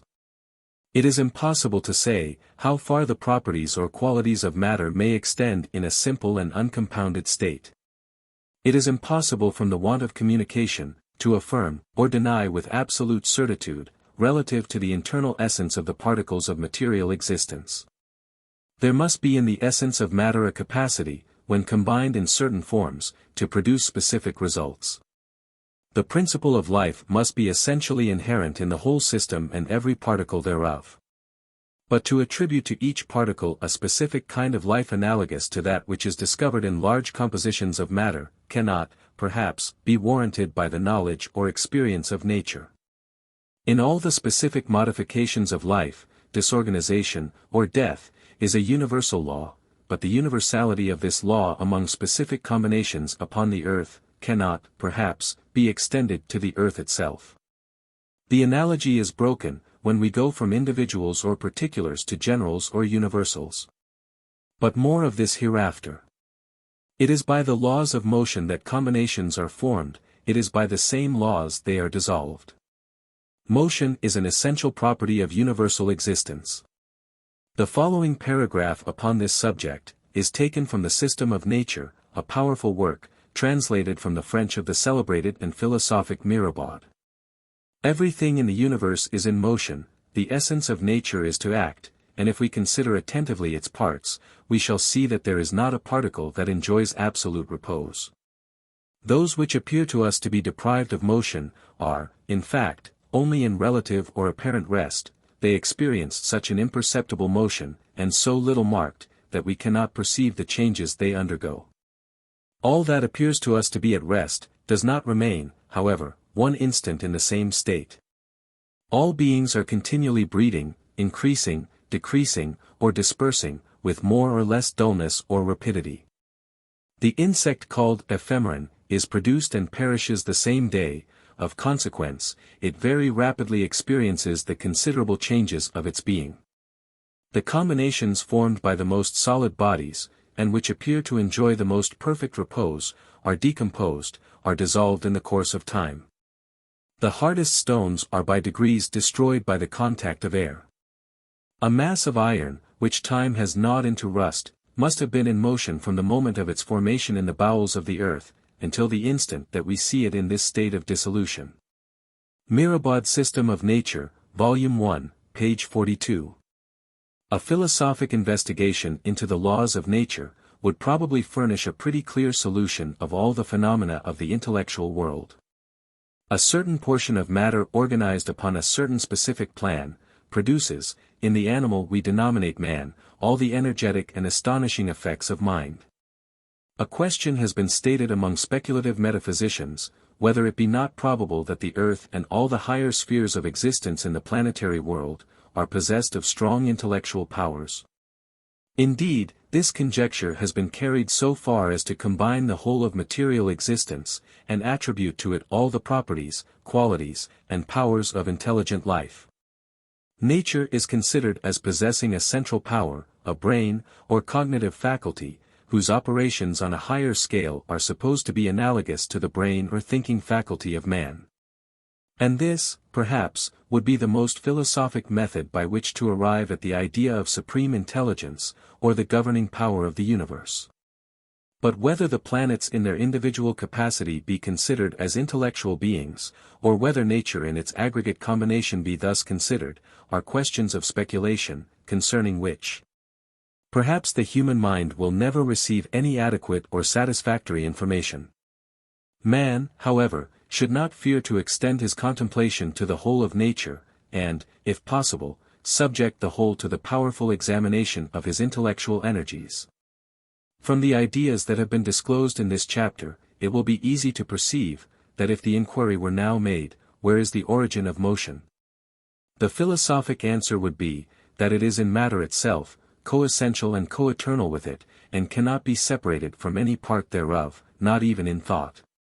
A further question, in some measure connected with the present subject, is that which relates to the principle of action in the mind of man, or the opinions relative to liberty and necessity. Moralists and metaphysicians have for a long time been in a state of altercation on this subject, nor is the point of discussion between them yet completely settled. Perhaps the preceding reflections may furnish us with some information and aid in the solution of a problem so difficult. The principle of motion and action must exist essentially somewhere.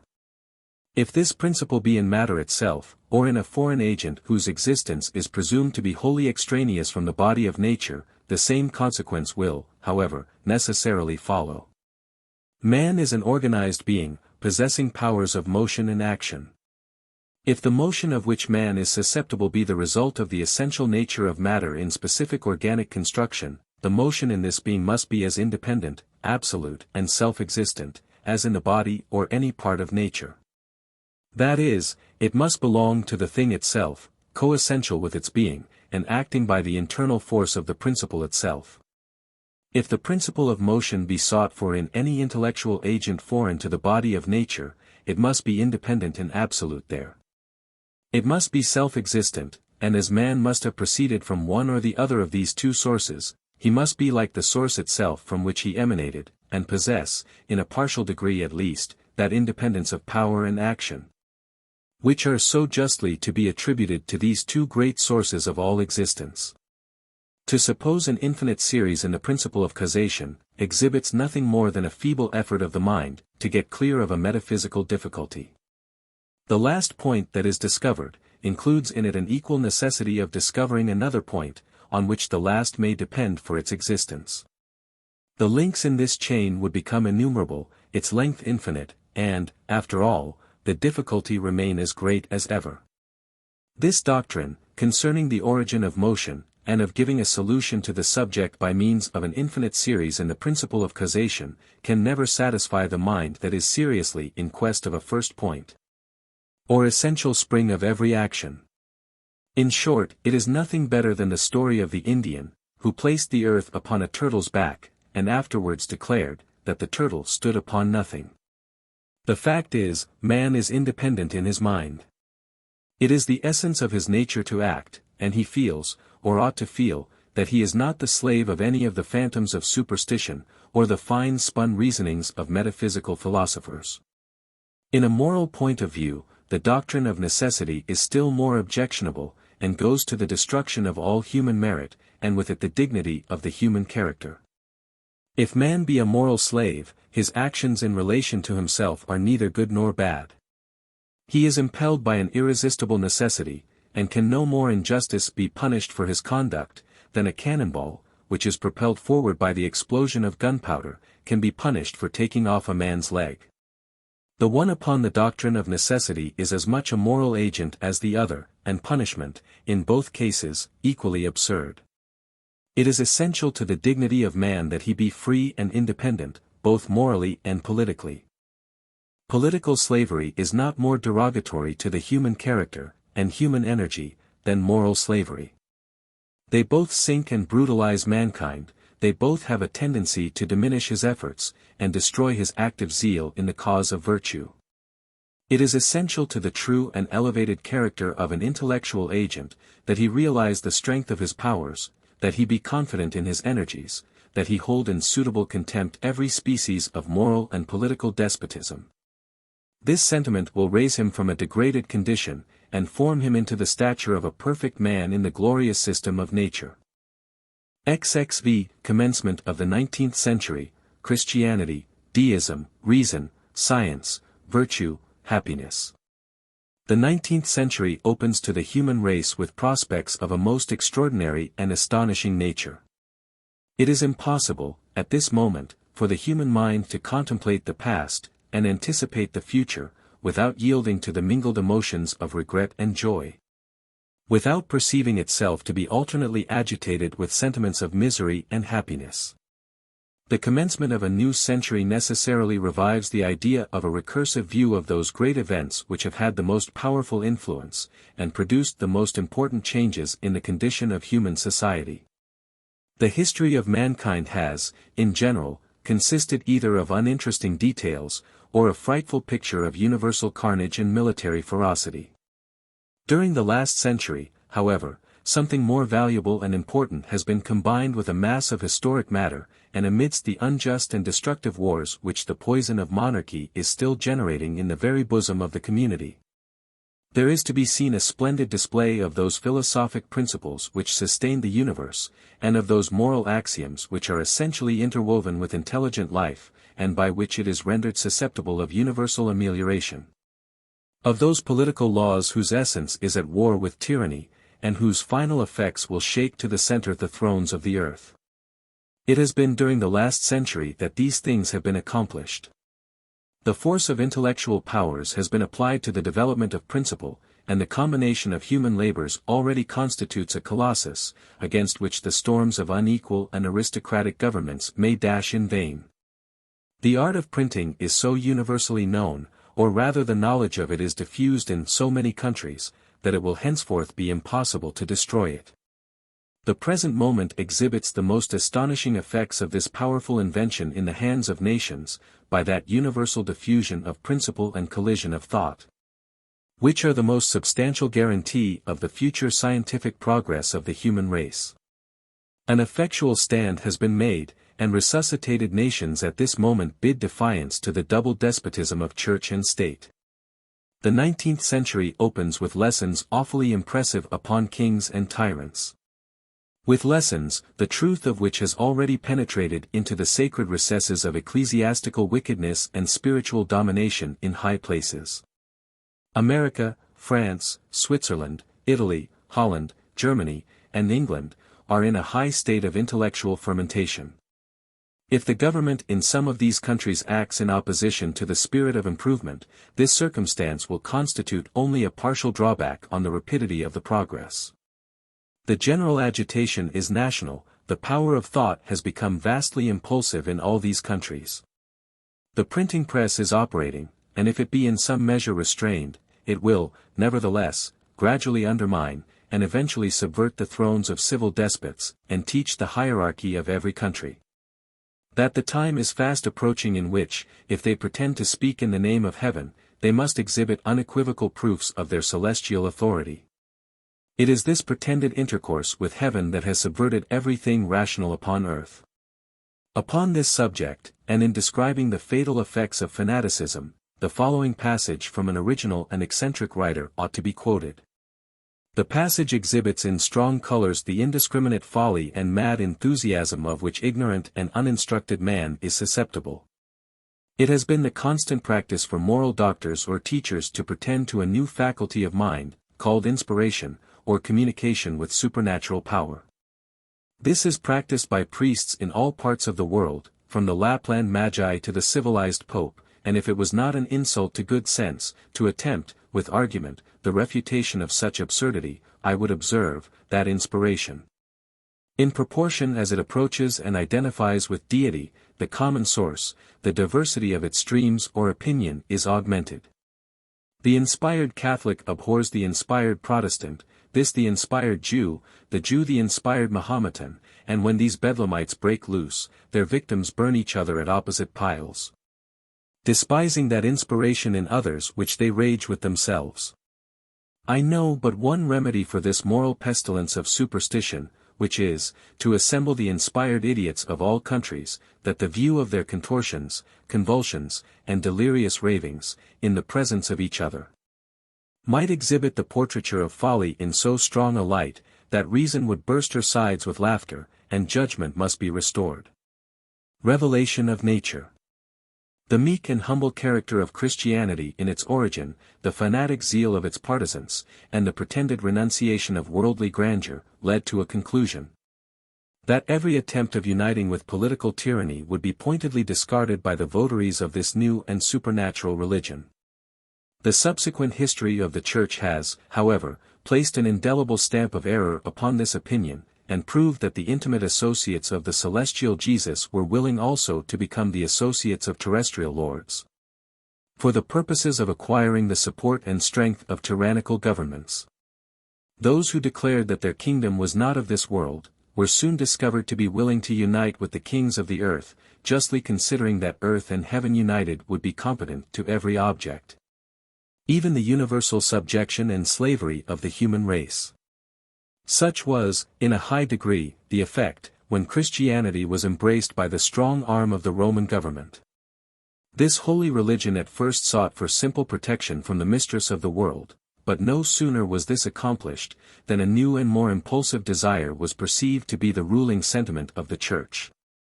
And it claimed from the civil power toleration in all religious and ecclesiastical concerns.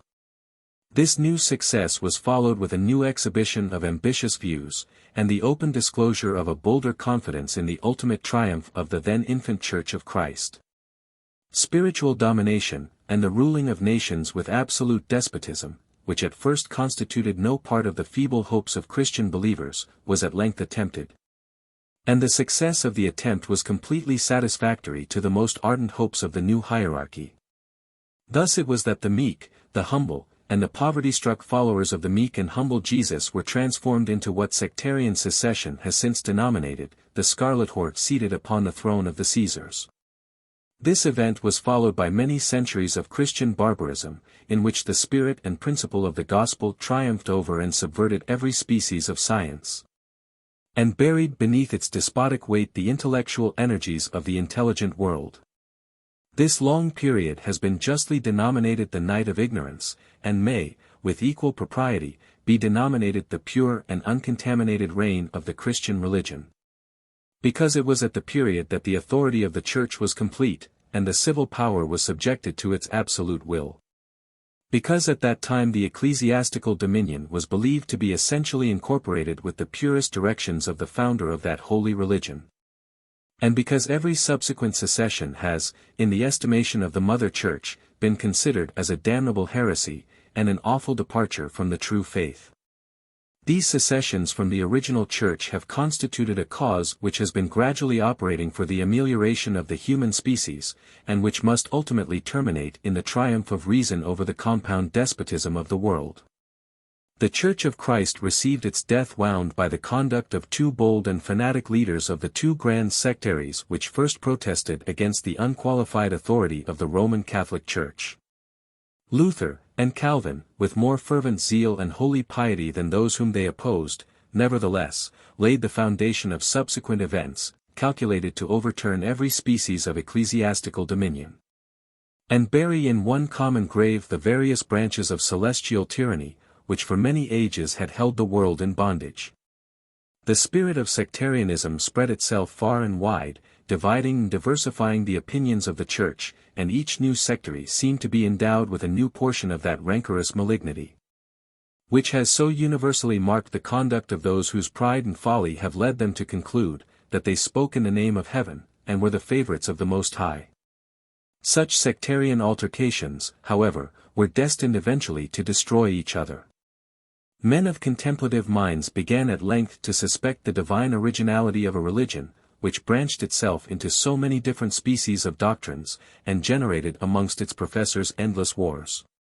Another consideration still more powerful, accelerated the progress of moral improvement, and constantly diminished the force of attachment toward the Christian system.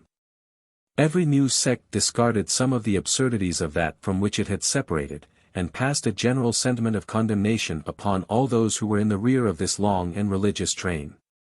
Luther and Calvin hurled their religious thunderbolts against the power and absurd tenets of the Church of Rome, and especially against the Pope, by whom this Church was governed.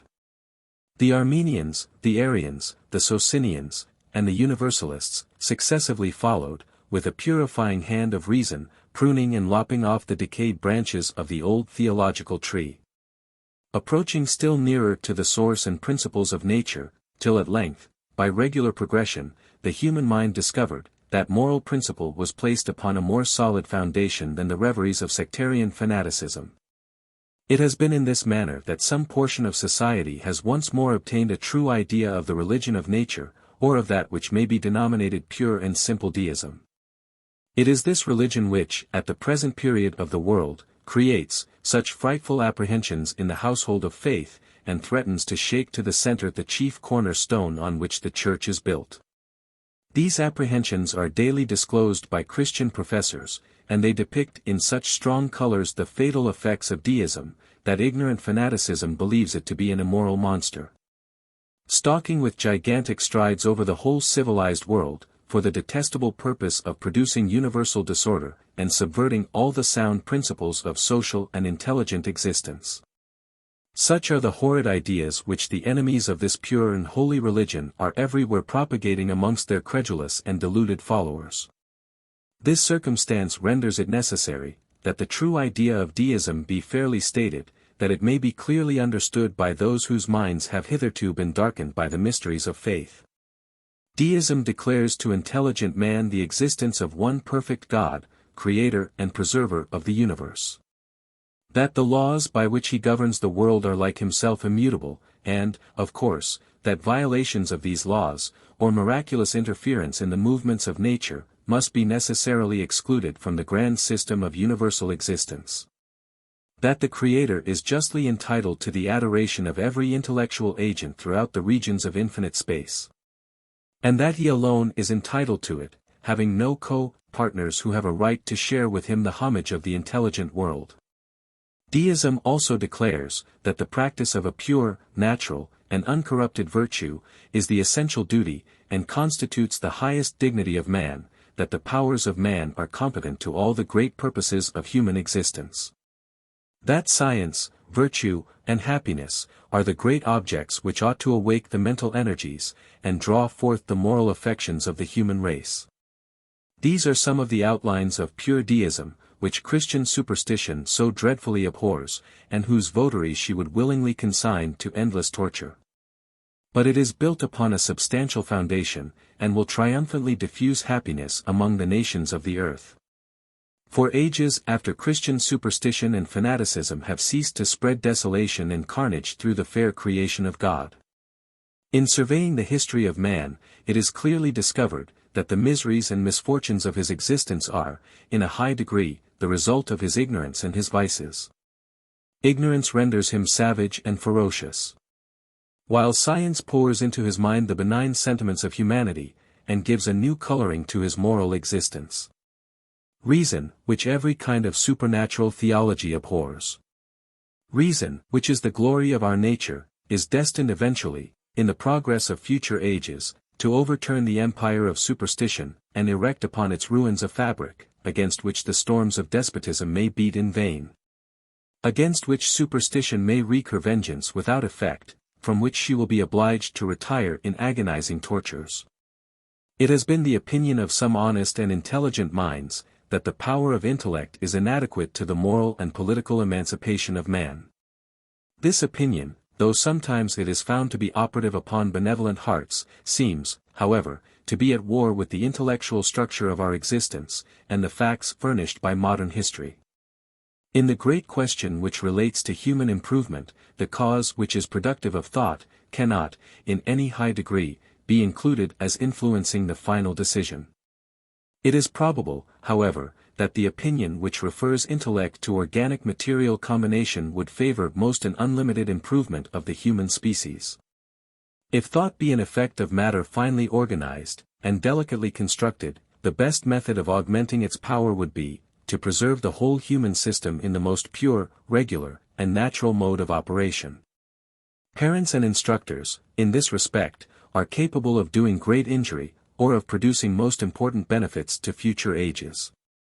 The science of the world has been, in some measure, diminished by the propagation of an opinion, that there are only a few human beings who are possessed of what is called genius, to the exclusion of all the rest. This looks too much like mystery, and seems to include in it the idea that man is sent from heaven, to occupy for a short time a miserable and material tenement, and then return to its native home. It ought to be recollected that earth is the abode of man, and that of this the materials of his existence are composed, all are confined to this place of residence. And to the amelioration of sensitive and intelligent life all his labors ought to be directed. He should learn to respect, and not despise his reason. He should learn to consider moral virtue as the greatest good, as the most substantial joy of his existence.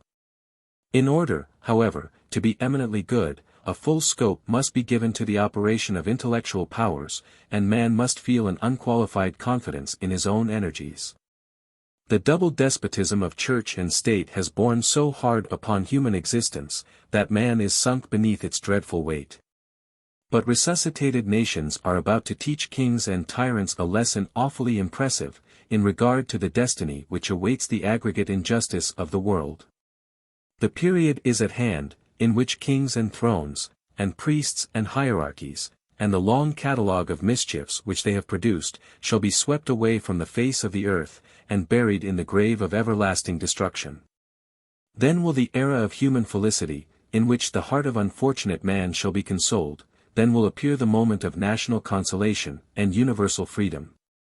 Then the empire of reason, of science, and of virtue, will extend over the whole earth, and man, emancipated from the barbarous despotism of antiquity, will assume to himself his true predicament in nature, and become a standing evidence of the divinity of thought and the unlimited power of human reason.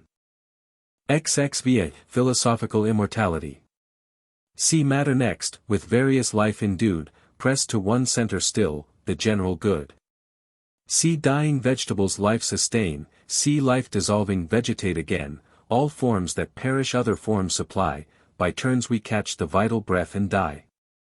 Like bubbles on the sea of matter born, they rise, they break, and to that sea return. Pope's Essay on Man. The subject of a future life, has, in every age and country, in a greater or less degree, engaged the attention of man. That strong sentiment by which we are attached to life, has given to human sensations a most powerful impulse, and induced us to overleap the boundaries of the visible world, and seek in unknown or non-existent countries the continuation of that existence which experience taught us it was necessary to abandon here. The diversity of opinion which has prevailed upon this subject shows the difficulties which in some measure are essentially connected with the nature of the inquiry. The strong and active impulse which binds man to his personal identity has led to extravagant conceptions concerning the means of his preservation, and the new modes of existence, which, in the succession of ages, he imagined XVIII was destined to experience. Religious fanaticism has indulged itself in the most unguarded manner, and enlisted heaven, earth, and hell, on its side, the better to accomplish its purposes. While philosophy, disgusted with the wild vagaries which religious imposture everywhere presented, seemed to incline to the opposite extreme. A contest commenced which has not yet terminated, and which presented alternately to the hopes and fears of man, the means of satisfying the one, and of destroying the other. Real consolation, however, was not furnished to the human mind by the virulence of their diversified discussions. It was to be expected in a case embarrassed with so many difficulties, that speculations would be endless, and decisions extremely variant.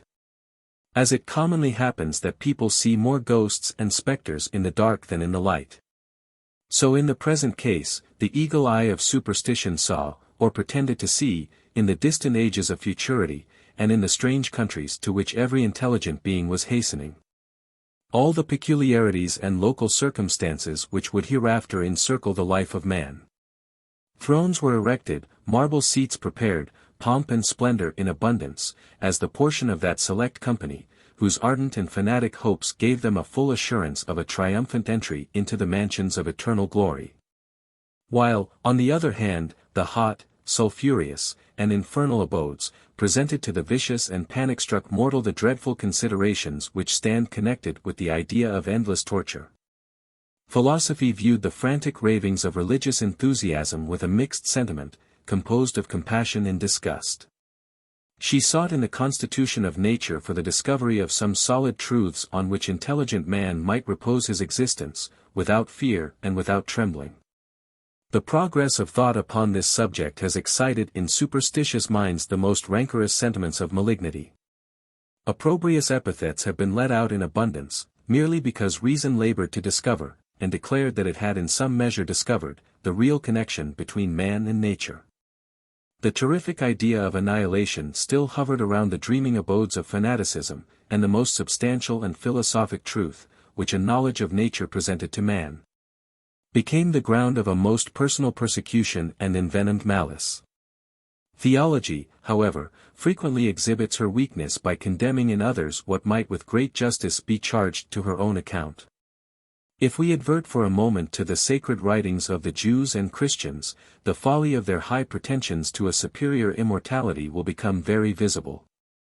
The Old Testament furnishes no information relative to the subject of a future life. Dust thou art, and unto dust thou shalt return. Man has no preeminence above a beast, as the one dieth so dieth the other, are phrases contained in the Old Testament, and are sweeping clauses against every hope of a future life, so far as such hope is founded upon this part of revealed religion. But it will be said, that the gospel has brought life and immortality to light, and on this account rises in its claims to respect above the contemptible materialism of modern philosophy. It is true that the New Testament speaks of a future life, of heaven and hell, of the resurrection of the dead, and but it is necessary first to prove the truth of this part of the system before substantial deductions can be drawn in favor of any species of immortality. It is very easy to make naked and unsupported assertions, but unless the reason and evidence of the thing accompany these assertions, they are good for nothing. Paul, speaking of the human body, and of the resurrection of the dead, says, "It is sown a natural body, and it is raised a spiritual body." By what kind of chemical process it is that matter is to become spirit, must be left to Paul and other spiritual chemists to determine. The physical universe presents to the human understanding a grand and important spectacle of contemplation, in which the whole and the parts are essentially and indestructibly connected. There is no such thing as flying off in a spiritual or metaphysical tangent. Everything is bound by eternal laws to pass through the routine of its successive modes of existence, through the processive changes to which the laws of matter and motion have destined it. There are two species of philosophical immortality. First, the immortality of matter, in its essential nature and character, and, secondly, the immortality of sensation in the aggregate mass of sensitive and intelligent life. These two perceptions must form the basis of everything comprehensible upon this subject. The first needs no particular explanation, as the truth of the axiom, that something can never become nothing, is now generally admitted to be true. But the second idea ought to be rendered more intelligible.